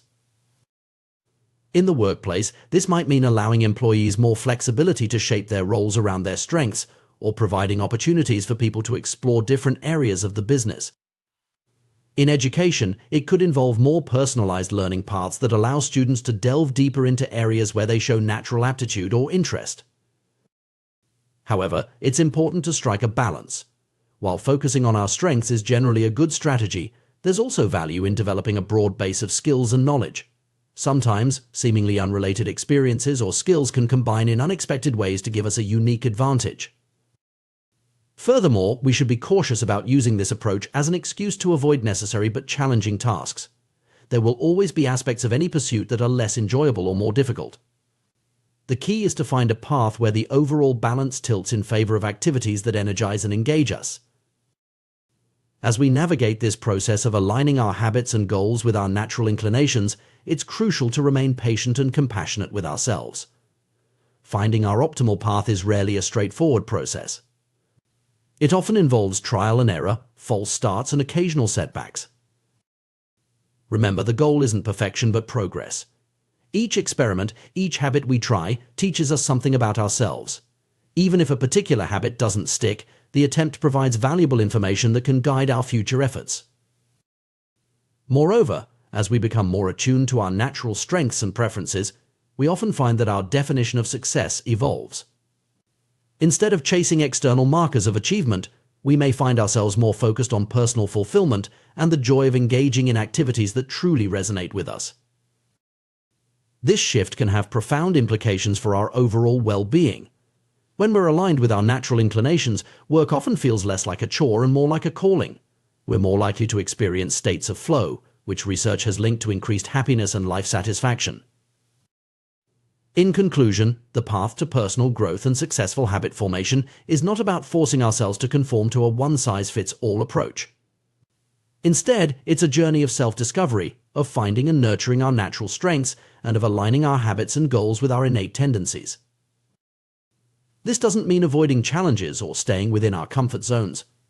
Growth often requires pushing our boundaries. However, when we're working in areas aligned with our natural talents and interests, these challenges feel more like exciting opportunities than daunting obstacles. By understanding our genetic predispositions, personality traits, and areas of natural strength, we can craft a personal development strategy that works with us rather than against us. This approach not only increases our chances of success, but also leads to a more fulfilling and enjoyable journey. Remember, the goal is not to become someone else, but the best version of yourself. By embracing your unique combination of traits and talents and continually exploring and refining your path, you can create a life filled with habits that not only serve you well, but also bring you joy and satisfaction. The journey to success in any field is often long, challenging, and filled with unexpected twists and turns. Yet, some individuals manage to persevere through years of struggle, honing their craft, and ultimately achieving remarkable success. The story of Steve Martin, one of America's most beloved comedians, perfectly illustrates this path of persistent dedication and gradual improvement. Martin's journey began in the most humble of circumstances as a 10-year-old boy selling guidebooks at Disneyland. This early exposure to the world of entertainment sparked a passion that would shape the rest of his life. As he transitioned to working in the park's magic shop, Martin began to experiment with performance, trying out simple tricks and jokes on visitors. It was here that he discovered his true calling was not in magic, but in comedy and performance more broadly. The road from this realization to stardom was long and arduous. Martin spent his teenage years performing in small clubs around Los Angeles, often to indifferent or non-existent audiences. He would sometimes deliver his routine to empty rooms, persisting even when there was no one there to appreciate his efforts. This dedication to his craft, even in the face of apparent failure, is a testament to Martin's intrinsic motivation and love for comedy. What's particularly noteworthy about Martin's journey is the gradual, incremental nature of his progress. He didn't burst onto the scene with a fully formed hour-long set. Instead, he started with routines that lasted only a minute or two. Over time, he expanded his material, reaching 5 minutes in high school, then 10 minutes, and eventually 20 minutes by the age of 19. Even then, he had to pad his show with poetry readings just to fill the time slot. This gradual expansion of his repertoire highlights a crucial aspect of skill development and habit formation: the importance of consistent, incremental progress. Martin didn't try to leap from novice to expert overnight. Instead, he focused on steady improvement, constantly refining and expanding his material. This approach allowed him to build his skills and confidence gradually, avoiding the overwhelming pressure that might have come from trying to create a full-length show right from the start. Martin's persistence is particularly impressive given the nature of stand-up comedy. Few endeavors are as immediately and brutally honest in their feedback as comedy. A joke either lands or it doesn't, and the comedian knows instantly whether they've succeeded or failed. The courage required to face this potential rejection night after night, for years on end, is remarkable. It took nearly 15 years of this dedicated practice and refinement before Martin achieved his breakthrough. When success came, it came in a big way. His tours drew tens of thousands of fans, and he quickly rose to the top of his field. But this overnight success was, in reality, the result of almost 2 decades of persistent effort. Martin's own reflection on his journey is particularly insightful. He describes it as 10 years spent learning, 4 years spent refining, and 4 years as a wild success. This breakdown offers a valuable perspective on the nature of mastery and success. The learning phase, the longest part of the journey, is where the foundational skills are developed. The refining phase is where these skills are honed and polished. Only after these 2 crucial phases does the success phase begin. This pattern of long-term dedication leading to eventual success is not unique to Martin or to comedy. It's a common thread in the stories of many high achievers across various fields. But it raises an important question: why are some people able to stick with their habits and pursuits for years or even decades, while others struggle to stay motivated? The answer lies, in part, in understanding the nature of motivation and how our brains respond to challenges. Research in psychology and neuroscience has consistently shown that humans are most motivated when working on tasks of just manageable difficulty. This concept, sometimes referred to as the Goldilocks rule, suggests that we are most engaged when the challenge we face is neither too easy nor too hard, but just right. When a task is too easy, we quickly become bored. Our brains crave stimulation and growth, and an unchallenging activity fails to provide either. On the other hand, when a task is too difficult, we become frustrated and demotivated. The constant experience of failure without progress is disheartening and can lead to giving up. The sweet spot lies in between these extremes. When we're working on something that stretches our abilities but remains within reach, we enter a state of optimal engagement. This state is often associated with the concept of flow, described by psychologist Mihaly Csikszentmihalyi as a condition of full immersion in an activity characterized by energized focus and enjoyment. In Martin's case, we can see how he intuitively followed this principle throughout his career. He consistently pushed himself to expand his routines and improve his craft, but he did so in manageable increments. Each small success, a new joke that landed well, a slightly longer routine successfully delivered, provided the motivation to continue pushing forward. This approach of seeking just manageable difficulty can be applied to any habit or skill we're trying to develop. Whether it's learning a new language, improving our fitness, or developing a professional skill, the key is to find that sweet spot where we're challenged but not overwhelmed. For example, if you're trying to develop a reading habit, you might start with short articles or novellas rather than diving straight into complex literature. As your reading stamina improves, you can gradually increase the length and complexity of your chosen texts. Similarly, if you're working on improving your physical fitness, you might begin with short, manageable workouts and progressively increase the duration and intensity as your strength and endurance improve. The beauty of this approach is that it creates a self-reinforcing cycle of motivation and improvement. As we successfully navigate challenges at the edge of our abilities, we experience a sense of accomplishment and growth. This positive experience motivates us to continue engaging with the activity, which in turn leads to further improvement. Over time, tasks that once seemed daunting become manageable, allowing us to take on even greater challenges. However, maintaining this optimal level of challenge requires constant adjustment. As we improve at a task, what was once challenging becomes easy. To maintain motivation, we need to continually seek out new challenges that match our growing abilities. This might involve learning new skills, taking on more complex projects, or setting more ambitious goals. In Martin's comedy career, we can see this principle in action. He didn't stop once he could consistently deliver a 5-minute routine. Instead, he continually pushed himself to expand his material, try new comedic styles, and perform for larger audiences. Each new challenge provided fresh motivation and opportunities for growth. This need for continual challenge and growth aligns with another key aspect of long-term motivation: the importance of intrinsic motivation. While external rewards like money, fame, or recognition can provide short-term motivation, sustainable long-term engagement typically comes from intrinsic factors: the personal satisfaction, enjoyment, or sense of purpose we derive from an activity. For Martin, the love of performance and the creative satisfaction of crafting and delivering jokes provided this intrinsic motivation. Even when external success was lacking, when he was performing to empty rooms or uninterested audiences, this internal drive kept him going. Cultivating this kind of intrinsic motivation is crucial for maintaining any long-term habit or pursuit.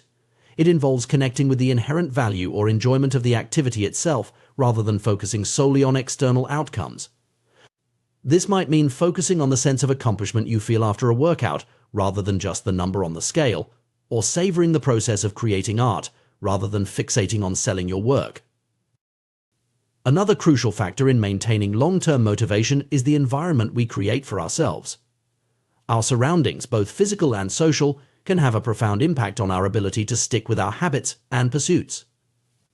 In Martin's case, immersing himself in the world of entertainment, first at Disneyland, then in the Los Angeles comedy scene, provided constant exposure to his chosen field and opportunities for practice and improvement. Creating a supportive environment for our habits might involve setting up a dedicated workspace for a creative pursuit, surrounding ourselves with like-minded individuals who share our interests, or removing obstacles that make it difficult to engage in our chosen activity. The goal is to make it as easy as possible to engage in the habit consistently, reducing the reliance on willpower alone. The role of failure and setbacks in the journey of habit formation and skill development is also worth considering. Martin's story includes many moments that could be considered failures: jokes that didn't land, performances to empty rooms. Yet he persisted. This resilience in the face of setbacks is a crucial component of long-term success. Developing this resilience involves reframing how we view failure. Rather than seeing setbacks as indictments of our abilities or reasons to give up, we can view them as valuable feedback and opportunities for learning. Each failed joke or performance gave Martin information about what didn't work, helping him refine his material and delivery. This growth mindset, the belief that our abilities can be developed through dedication and hard work, is a powerful tool for maintaining motivation over the long term. It allows us to see challenges as opportunities for growth rather than threats to our self-image. As we reflect on Martin's journey and the principles of motivation and habit formation it illustrates, we can draw several key lessons. 1. Success often requires a long period of dedicated practice and incremental improvement. The overnight success is usually anything but. 2. Maintaining motivation over the long term requires finding the right level of challenge tasks that stretch our abilities without overwhelming us. 3. Intrinsic motivation deriving satisfaction and enjoyment from the activity itself is crucial for sustaining long-term engagement. 4. Creating a supportive environment can make it easier to stick with our habits and pursuits. 5. Resilience in the face of setbacks, coupled with a growth mindset, allows us to persist through difficulties and learn from our failures. 6. Continual adjustment and seeking out new challenges is necessary to maintain engagement as our skills improve. These principles can be applied to any area of life where we're seeking to develop new skills, form positive habits, or achieve long-term goals. Whether we're aspiring comedians like Martin, or simply individuals looking to improve our health, learn a new skill, or advance in our careers, understanding and applying these concepts can help us stay motivated and achieve our objectives. In conclusion, the story of Steve Martin's rise to comedic stardom offers more than just an inspiring tale of perseverance. It provides a roadmap for anyone looking to achieve mastery in their chosen field or stick with a challenging habit over the long term. By embracing the process of gradual improvement, seeking out appropriate challenges, cultivating intrinsic motivation, and persisting through setbacks, we can all work towards our own versions of success, whatever form that may take. The journey may be long and challenging, but as Martin's story shows, the results can be truly remarkable. The pursuit of excellence in any field is a journey fraught with challenges, but perhaps the most formidable obstacle isn't failure or lack of talent, it's boredom. This insight, counterintuitive as it may seem, holds the key to understanding why some individuals achieve remarkable success while others falter despite initial promise. Consider the process of mastering a skill or habit. In the beginning, everything is new and exciting. Each small improvement brings a rush of satisfaction, and the novelty of the experience keeps us engaged. This is the honeymoon phase of skill acquisition, where motivation is high and progress seems rapid. However, as we become more proficient, a curious phenomenon occurs. The very consistency that leads to improvement also breeds familiarity, and with familiarity comes the potential for boredom. The rush of excitement that accompanied our initial efforts begins to fade, replaced by the steady, sometimes monotonous work of continued practice. This is where many people falter. When the initial excitement wears off, it's easy to lose focus or seek out new, more stimulating pursuits. But those who achieve mastery in their chosen fields are those who find ways to push through this plateau of boredom.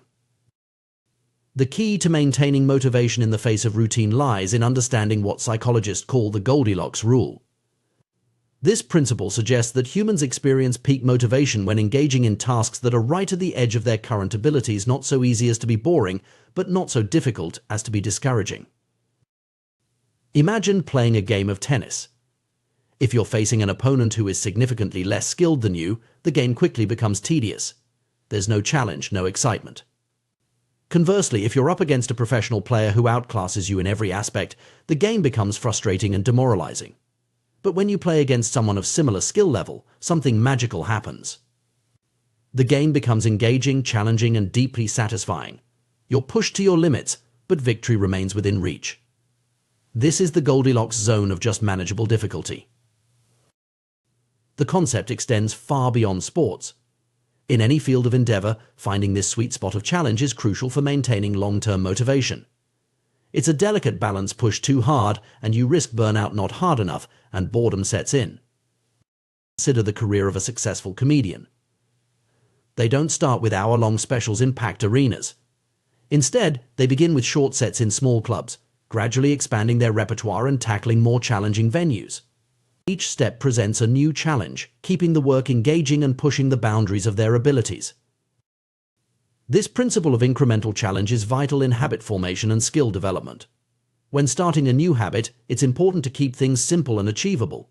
But once the habit is established, it's equally important to find ways to keep it challenging and engaging. For instance, if you're developing a writing habit, you might start with a goal of writing 100 words a day. As this becomes comfortable, you could increase the word count, tackle more complex topics, or experiment with different styles of writing. The key is to continuously find new challenges that stretch your abilities without overwhelming you. However, even with careful attention to the Goldilocks rule, there will inevitably be times when the work feels monotonous. This is where the true test of mastery begins. The ability to persist through periods of boredom, to continue showing up and putting in the work even when it's not exciting, is what separates the amateurs from the professionals. An elite weightlifting coach once shared a profound insight: at some point it comes down to who can handle the boredom of training every day, doing the same lifts over and over and over. This perspective challenges the common notion that success is all about passion and motivation. While these elements are important, they are not sufficient. True mastery requires the ability to persist even when the initial excitement has faded. This insight is liberating in a way. It means that those who achieve greatness aren't necessarily more passionate or motivated than the rest of us. They simply have developed the ability to push through the periods of boredom and continue their practice regardless of how they feel on any given day. The challenge, then, is to fall in love with boredom. To find satisfaction not just in the exciting moments of breakthrough, but in the quiet, consistent work that leads to those breakthroughs. This doesn't mean that the work should always feel tedious. Indeed, finding ways to inject novelty and challenge into your practice is crucial for long-term engagement. One way to maintain interest is through the concept of variable rewards. This principle, well known in psychology, explains why activities like gambling can be so addictive. When rewards are unpredictable, they create a stronger dopamine response in the brain, enhancing memory recall and accelerating habit formation. While not all habits should or could involve variable rewards, imagine if flossing only sometimes resulted in clean teeth. Understanding this principle can help in designing practices that remain engaging over time. For instance, a fitness routine could incorporate different types of workouts, a reading habit could explore various genres, or a meditation practice could experiment with different techniques. However, it's important to note that novelty alone is not the answer. Jumping from one new thing to another may keep boredom at bay, but it prevents the deep learning and skill development that comes from sustained practice. The key is to find a balance between consistency and novelty to keep the core of the practice steady while finding new challenges within it. This brings us to another crucial point: the importance of identity in maintaining long-term habits. When we tie our habits to our sense of identity, when we see ourselves as the kind of person who does this, we're more likely to persist even when the initial excitement fades. A writer writes, even on days when the words don't flow easily. An athlete trains even when they don't feel particularly energetic. A meditator sits even when their mind feels especially restless. Developing this kind of identity requires a shift in focus from outcomes to processes. Instead of fixating on the end goal, becoming a published author, winning a competition, achieving enlightenment, we learn to find satisfaction in the daily practice itself. This doesn't mean abandoning our aspirations, but rather recognizing that the journey towards them is where the real growth occurs. Moreover, this perspective helps in dealing with the inevitable setbacks and plateaus that occur in any long-term endeavor.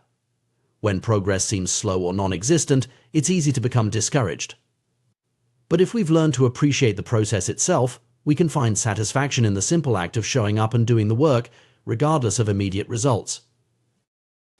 This mindset also helps in managing expectations. Often we have unrealistic ideas about how quickly we should progress or how consistently we should feel motivated. Understanding that boredom and frustration are normal parts of the journey can help us persist through these challenging periods. It's also worth considering the role of community in maintaining long-term motivation. Surrounding ourselves with others who share our goals and values can provide support, accountability, and inspiration during times when our individual motivation flags. This could be a formal group, like a writing circle or a sports team, or simply a network of like-minded individuals pursuing similar goals. Another strategy for maintaining engagement over the long term is to periodically step back and reconnect with the bigger picture. Why did you start this practice in the first place? What are the larger goals or values that it serves? Sometimes, zooming out and reminding ourselves of the broader context can reignite our motivation and help us push through periods of tedium. It's also important to recognize that motivation often follows action, not the other way around. We often think we need to feel motivated in order to act, but in reality, taking action even when we don't feel particularly inspired can generate its own motivation. This is why the simple act of showing up, of starting the work even when we don't feel like it, is so powerful. Ultimately, the ability to persist through boredom is a skill that can be developed, like any other. It requires practice, patience, and a willingness to sit with discomfort. but the rewards of this skill are immense. It's what allows us to push past the plateaus that stop most people to achieve levels of mastery that seem out of reach to those who rely solely on sporadic bursts of motivation. This doesn't mean that the journey should be joyless. Indeed, finding ways to enjoy the process, to find satisfaction in the daily work, is crucial for long-term success. But it does mean accepting that not every moment will be exciting or inspiring, and learning to find value in the steady, consistent effort that leads to true mastery. In conclusion, the path to excellence in any field is not just about talent, opportunity, or even passion. It's about the willingness to show up day after day, to put in the work even when it's not exciting, to fall in love with the boredom of consistency. It's about finding the right level of challenge to keep ourselves engaged, while also developing the mental toughness to push through periods of tedium. This perspective on mastery and habit formation offers both a challenge and a comfort. It challenges us to persist beyond the point where many would give up, to embrace the sometimes monotonous work of improvement. But it also offers comfort in knowing that those who achieve greatness aren't superhuman, they simply have developed the ability to stay the course, to find satisfaction in the journey as much as the destination. As we pursue our own paths to mastery, whether in our careers, our hobbies, or our personal development, let us remember this crucial lesson. Let us strive to find the right balance of challenge and consistency, to inject novelty into our practices while maintaining their core, and above all, to cultivate the mental fortitude to push through boredom. For it is in these quiet moments of persistence, when no one is watching and motivation is low, that true mastery is forged. The pursuit of excellence is a journey that requires more than just talent or sporadic bursts of motivation. It demands consistency, dedication, and a willingness to embrace the monotony that often accompanies mastery. This is a truth that applies across all fields, whether you're an athlete, artist, entrepreneur, or professional in any domain. Consider the contrast between professionals and amateurs. Professionals adhere rigorously to their schedules, refusing to let life's distractions derail their progress. They have a clear vision of what matters most to them and work tirelessly towards their goals with unwavering purpose. Amateurs, on the other hand, often find themselves blown off course by the urgent demands of daily life, struggling to maintain focus on their long-term objectives. This distinction is particularly evident in the realm of habit formation. Take meditation, for instance. Many people approach meditation as fair-weather practitioners, only engaging in the practice when they feel particularly inspired or when life is going smoothly. However, true growth and transformation come from consistency, especially when it's challenging. The same principle applies to athletics, writing, or any other pursuit. To achieve greatness, one must be willing to show up and put in the work regardless of mood or circumstance. There's a common misconception that successful individuals always feel motivated and energized to tackle their goals. The reality is quite different. Even the most accomplished people frequently face moments of reluctance or lack of enthusiasm. The key difference is their ability to push through these feelings and take action anyway. They understand that regret often comes from inaction, not from pushing oneself to complete important tasks. This idea extends to the concept of deliberate practice, which is crucial for achieving mastery in any field. Deliberate practice involves focused, intentional efforts to improve specific aspects of performance. It's not always enjoyable, and it certainly isn't easy, but it's essential for progress. The willingness to engage in deliberate practice, even when it feels tedious or challenging, is what separates the truly exceptional from the merely good. Interestingly, the path to excellence often requires embracing boredom. This might seem counterintuitive, as we often associate passion and excitement with high achievement. However, true mastery comes from the ability to find fascination in repetition, to see the nuances and opportunities for improvement in tasks that others might find mundane. It's about falling in love with the process, not just the outcome. This brings us to an important psychological principle known as the Goldilocks rule. This concept suggests that humans experience peak motivation when working on tasks that are right at the edge of their current abilities, not too easy, not too hard, but just right. This sweet spot of challenge keeps us engaged and propels us forward. However, as we improve and tasks become easier, we risk falling into a comfort zone that can lead to stagnation. The greatest threat to success, then, is not failure but boredom. As habits become routine, they often become less interesting and less satisfying. This is a natural part of the skill acquisition process, but it's also a potential pitfall. The key is to recognize this phenomenon and develop strategies to combat it. One effective approach is to continually seek out new challenges within your field. As you master one level of skill, immediately begin pushing yourself to the next. This constant progression keeps the work engaging and prevents complacency. It's also important to develop a mindset that values consistency over fleeting bursts of motivation. Anyone can work hard when they feel inspired, but it's the ability to keep going when the work isn't exciting that truly makes the difference. The formation of good habits is undoubtedly crucial for success. Habits create the foundation for mastery by automating basic skills, freeing up mental space for more advanced thinking.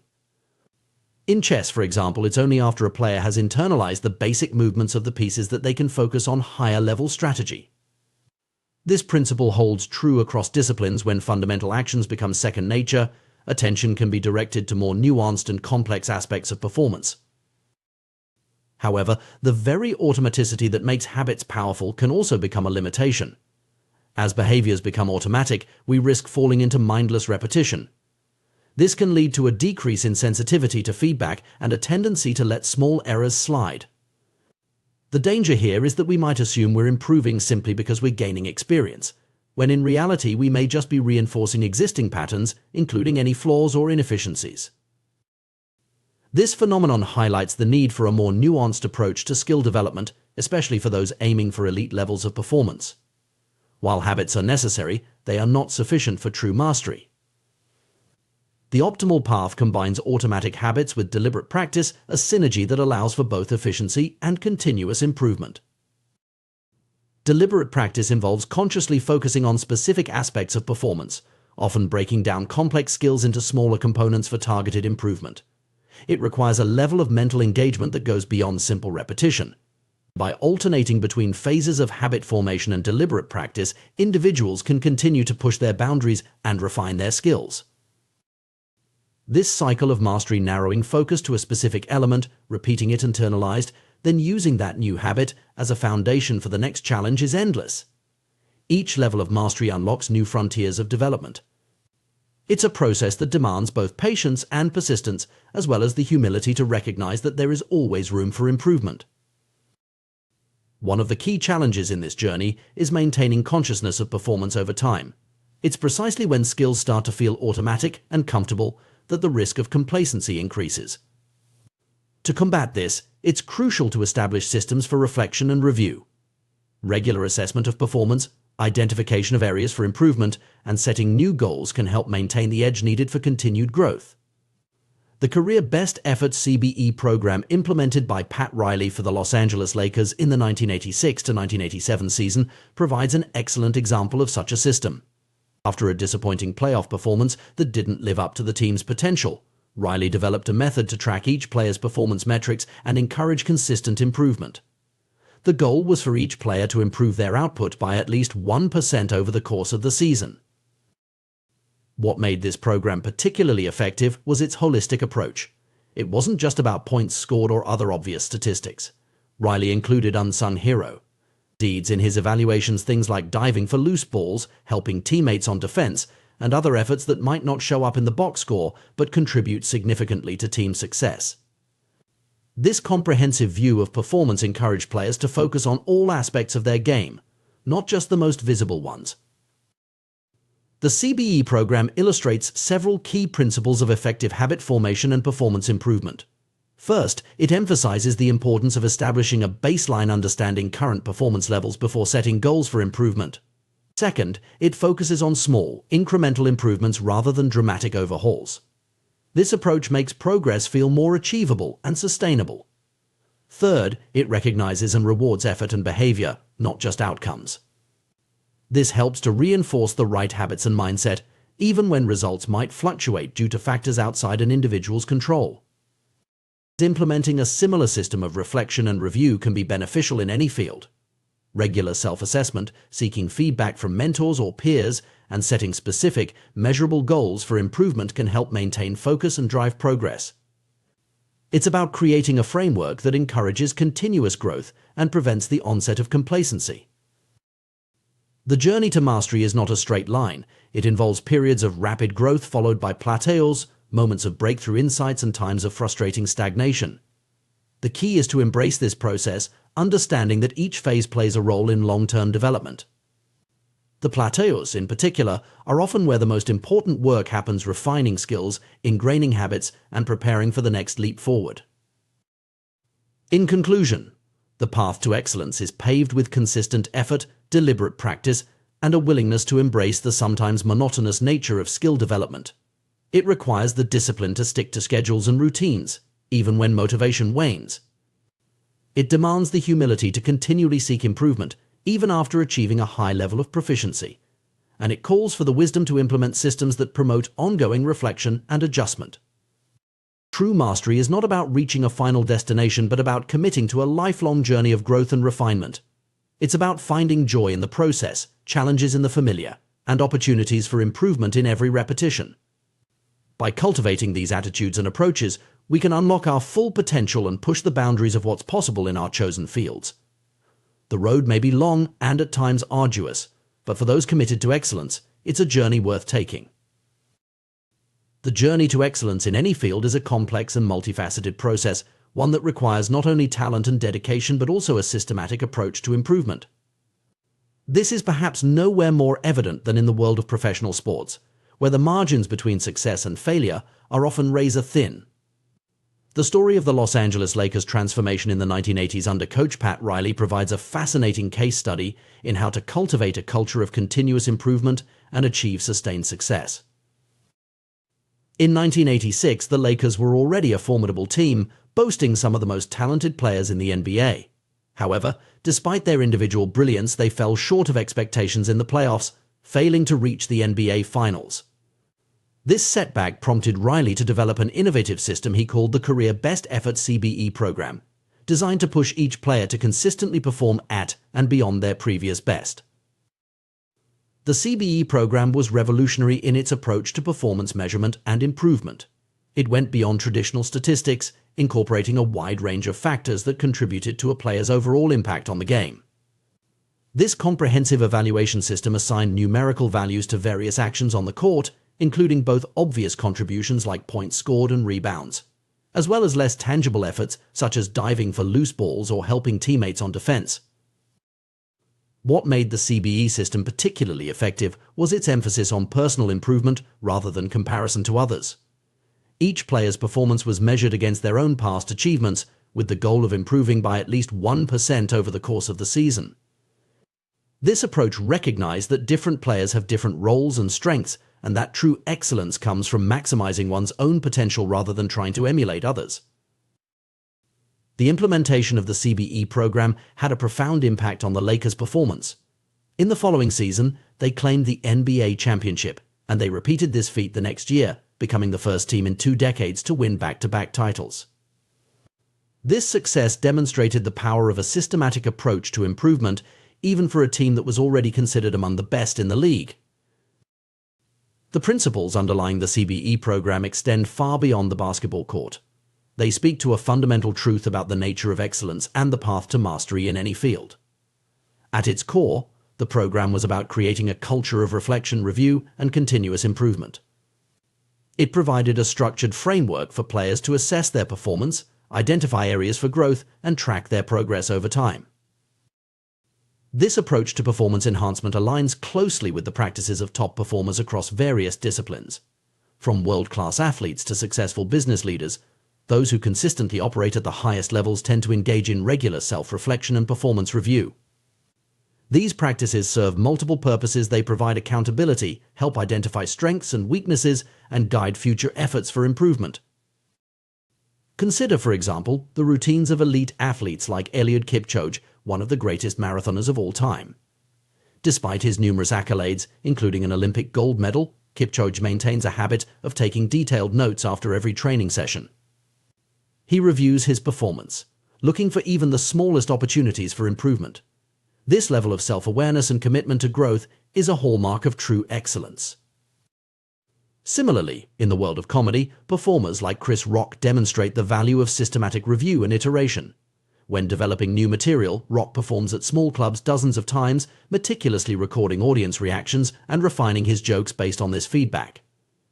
This process of constant refinement and adaptation is what allows him to consistently deliver top-tier performances on the biggest stages.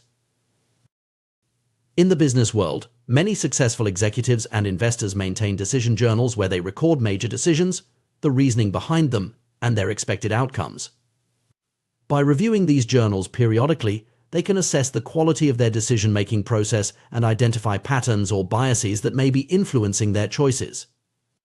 This practice not only improves their decision-making skills over time, but also provides valuable insights into their own thought processes and assumptions. These examples highlight a crucial point: improvement is not just about forming habits, but about continuously refining and optimizing them. It's about creating a feedback loop that allows for ongoing adjustment and growth. This process of reflection and review ensures that efforts are focused on the most impactful areas and that course corrections can be made when necessary. For individuals seeking to apply these principles in their own lives, there are various approaches to implementing a system of reflection and review. One effective method is to conduct regular, structured assessments of performance and progress. This could take the form of an annual review, where one looks back on the past year's achievements and challenges, or more frequent check-ins, such as monthly or quarterly evaluations. A comprehensive review process might include questions such as: 1. What were my major accomplishments during this period? 2. Where did I fall short of my goals or expectations? 3. What new skills or knowledge did I acquire? 4. How have my habits and routines supported or hindered my progress? 5. What unexpected challenges or opportunities arose, and how did I respond to them? 6. How well did I align with my core values and long-term objectives? 7. What adjustments or changes should I make going forward? By engaging in this type of structured reflection, individuals can gain valuable insights into their own performance and development. It provides an opportunity to celebrate successes, learn from failures, and set meaningful goals for the future. Moreover, it helps to maintain a sense of perspective, allowing one to step back from the day-to-day grind and view progress over a longer time horizon. Another crucial aspect of effective reflection and review is the importance of data and measurement. The CBE program's success was largely due to its rigorous quantification of performance. While not all aspects of personal or professional development can be easily quantified, finding ways to measure progress can be incredibly powerful. This might involve tracking specific metrics related to one's goals, keeping a journal of key activities or decisions, or soliciting feedback from peers, mentors, or coaches. However, it's important to strike a balance in this regard. While data and metrics can provide valuable insights, an overly rigid focus on numbers can sometimes be counterproductive. The goal should be to use measurement as a tool for improvement, not as an end in itself. It's also crucial to choose metrics that truly reflect meaningful progress towards one's goals, rather than simply tracking what's easiest to measure. One of the most powerful benefits of regular reflection and review is its ability to reinforce and evolve one's identity. Our habits and behaviors are closely tied to our self-perception, and by consistently engaging in practices that align with our desired identity, we can strengthen and solidify that identity over time. For instance, a person who sees themselves as a healthy eater is more likely to consistently make nutritious food choices, reinforcing that identity through their actions. However, this connection between identity and habit can also present challenges. As we become more invested in a particular self-image, we may become resistant to change or criticism that challenges that identity. This can lead to a form of stagnation, where we cling to outdated methods or beliefs out of a sense of pride or fear of change. It's a phenomenon seen across various fields: the experienced teacher who refuses to adapt their methods, the veteran manager who insists on doing things their way, or the successful artist who gets stuck in a creative rut. To avoid this pitfall, it's crucial to cultivate a growth mindset, a belief that our abilities and intelligence can be developed through effort, learning, and persistence. This mindset allows us to view challenges and setbacks as opportunities for growth rather than threats to our identity. It encourages us to embrace feedback, seek out new experiences, and continually push our boundaries. Incorporating this growth mindset into our reflection and review process can be transformative. Instead of simply assessing whether we've met our goals, we can ask ourselves questions like: 1.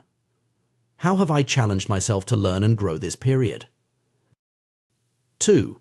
What new perspectives or ideas have I encountered, and how have they influenced my thinking? 3.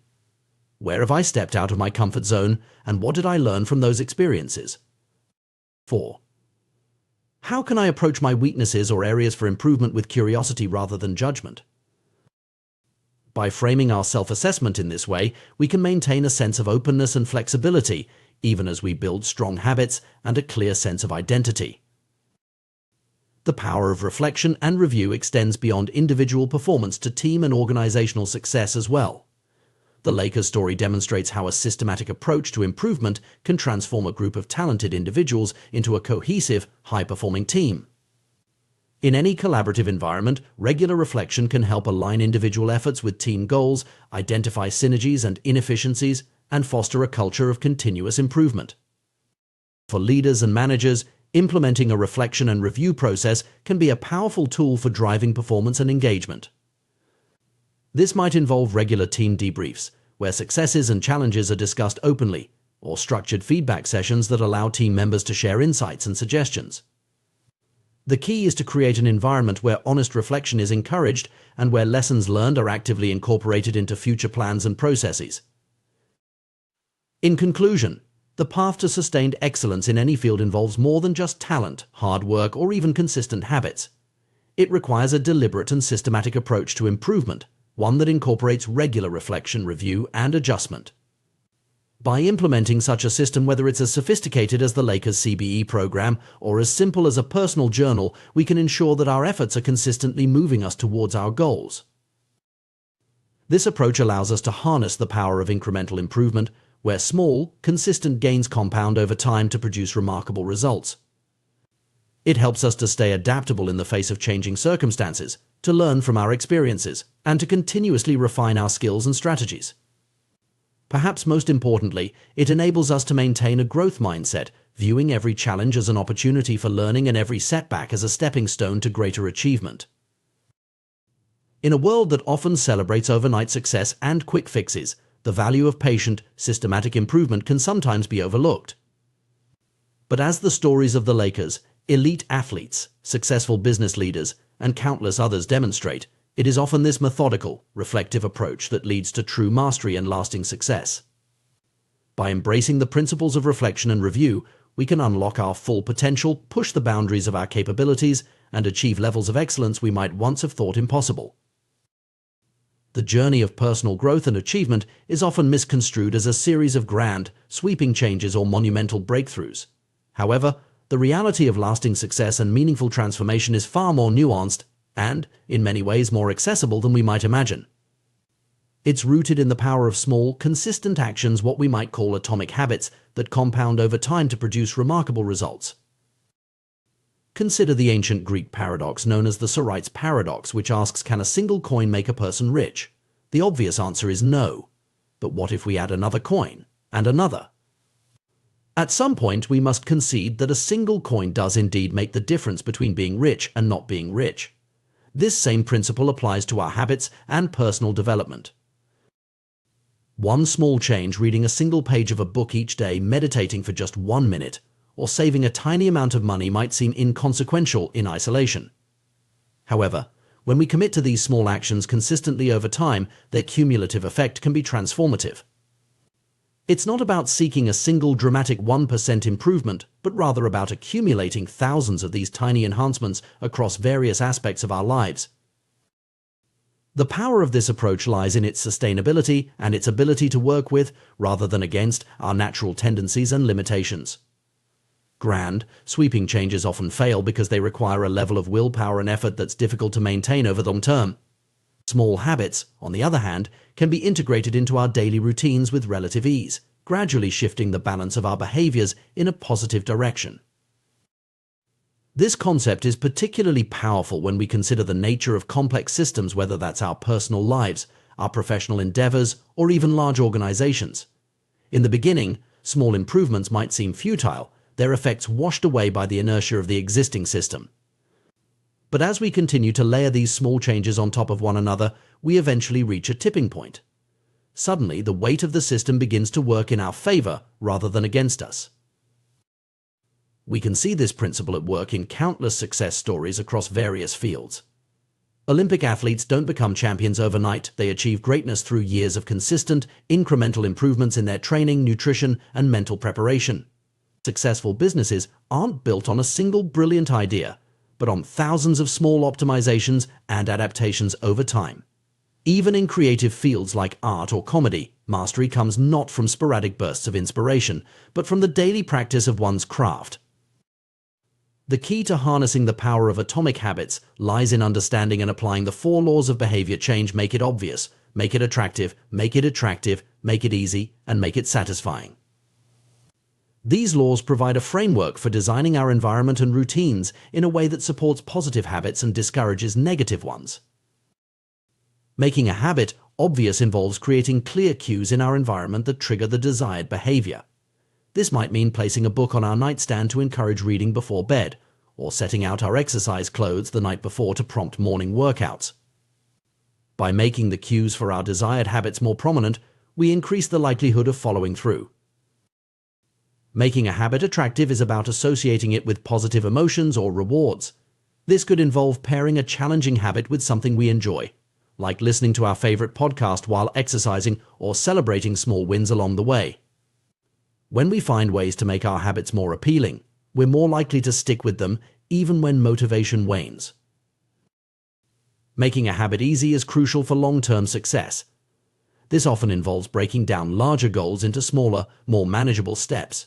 Instead of committing to an hour-long workout, we might start with just 5 minutes of exercise. By lowering the barrier to entry, we make it more likely that we'll start, and starting is often the hardest part. Finally, making a habit satisfying helps ensure that we'll want to repeat it in the future. This could involve tracking our progress, sharing our accomplishments with others, or simply taking a moment to appreciate the sense of accomplishment that comes from sticking to our commitments. By applying these 4 laws, we can gradually shift our behavior patterns, making positive habits more automatic and negative habits less appealing. Over time, these small shifts can lead to significant changes in our lives. However, it's important to recognize that this process is not a one-time effort, but an ongoing journey of refinement and adaptation. Success is not a fixed destination, but a continual process of improvement. As we progress, we may need to adjust our strategies, identify new areas for growth, and continually challenge ourselves to reach higher levels of performance. This perspective on personal growth also highlights the importance of patience and persistence. In a world that often celebrates overnight success and quick fixes, the power of small, consistent actions can be easily overlooked. But it's precisely this steady, incremental approach that often leads to the most sustainable and meaningful results. Consider the compound effect of these small habits over time. Reading just 1 page a day might not seem significant, but over the course of a year, it amounts to several books. Saving a small amount of money each week might not feel impactful in the moment, but given enough time, it can grow into a substantial nest egg. These examples illustrate how small actions, when repeated consistently, can lead to outcomes that far exceed our initial expectations. One of the most powerful aspects of this approach is its ability to transform not just our actions, but our very identities. As we consistently engage in positive habits, we begin to see ourselves differently.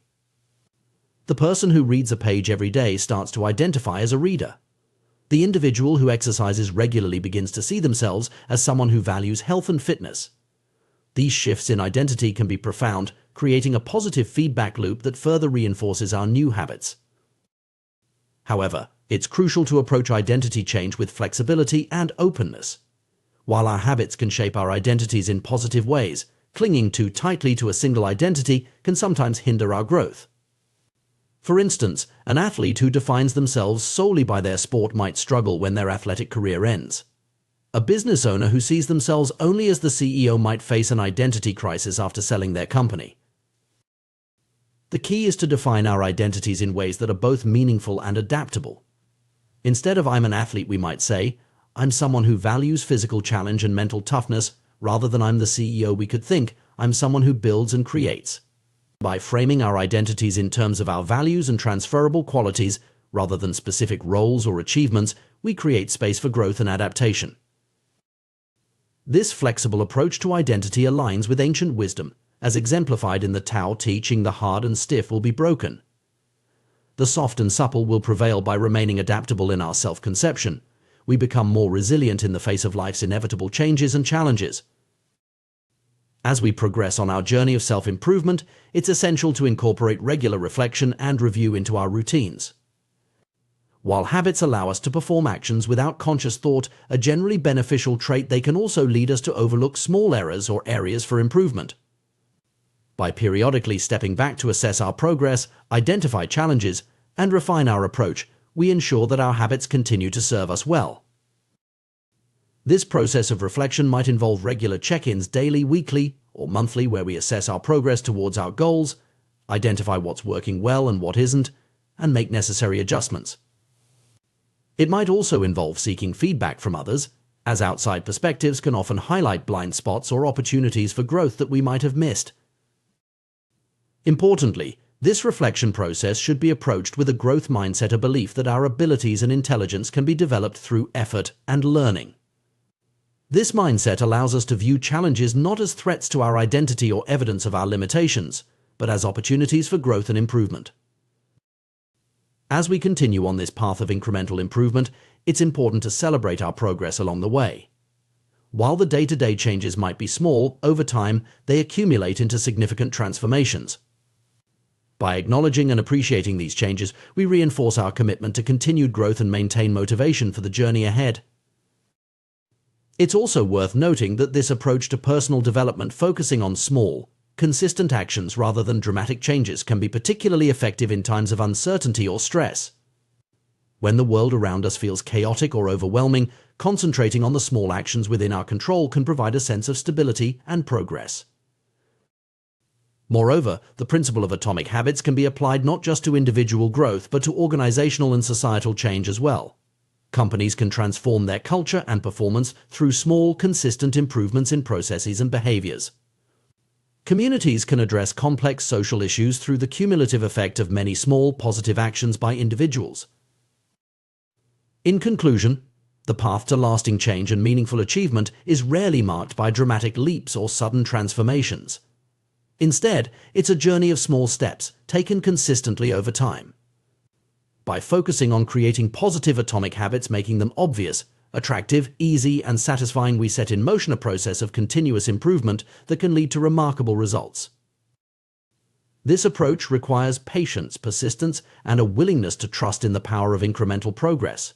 It asks us to shift our focus from immediate results to long-term growth, from dramatic changes to small, sustainable actions. But in doing so, it offers a path to success that is both more achievable and more enduring. The secret to results that last is, quite simply, to never stop improving.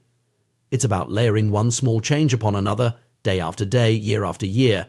It's about understanding that true transformation doesn't happen overnight, but through the compound effect of countless tiny actions. In embracing this philosophy, we open ourselves to a journey of continuous growth and discovery. We free ourselves from the pressure of seeking perfect results immediately and instead find joy and satisfaction in the process of gradual improvement. And perhaps most importantly, we set ourselves on a path that doesn't just change what we do, but transforms who we are one small habit at a time.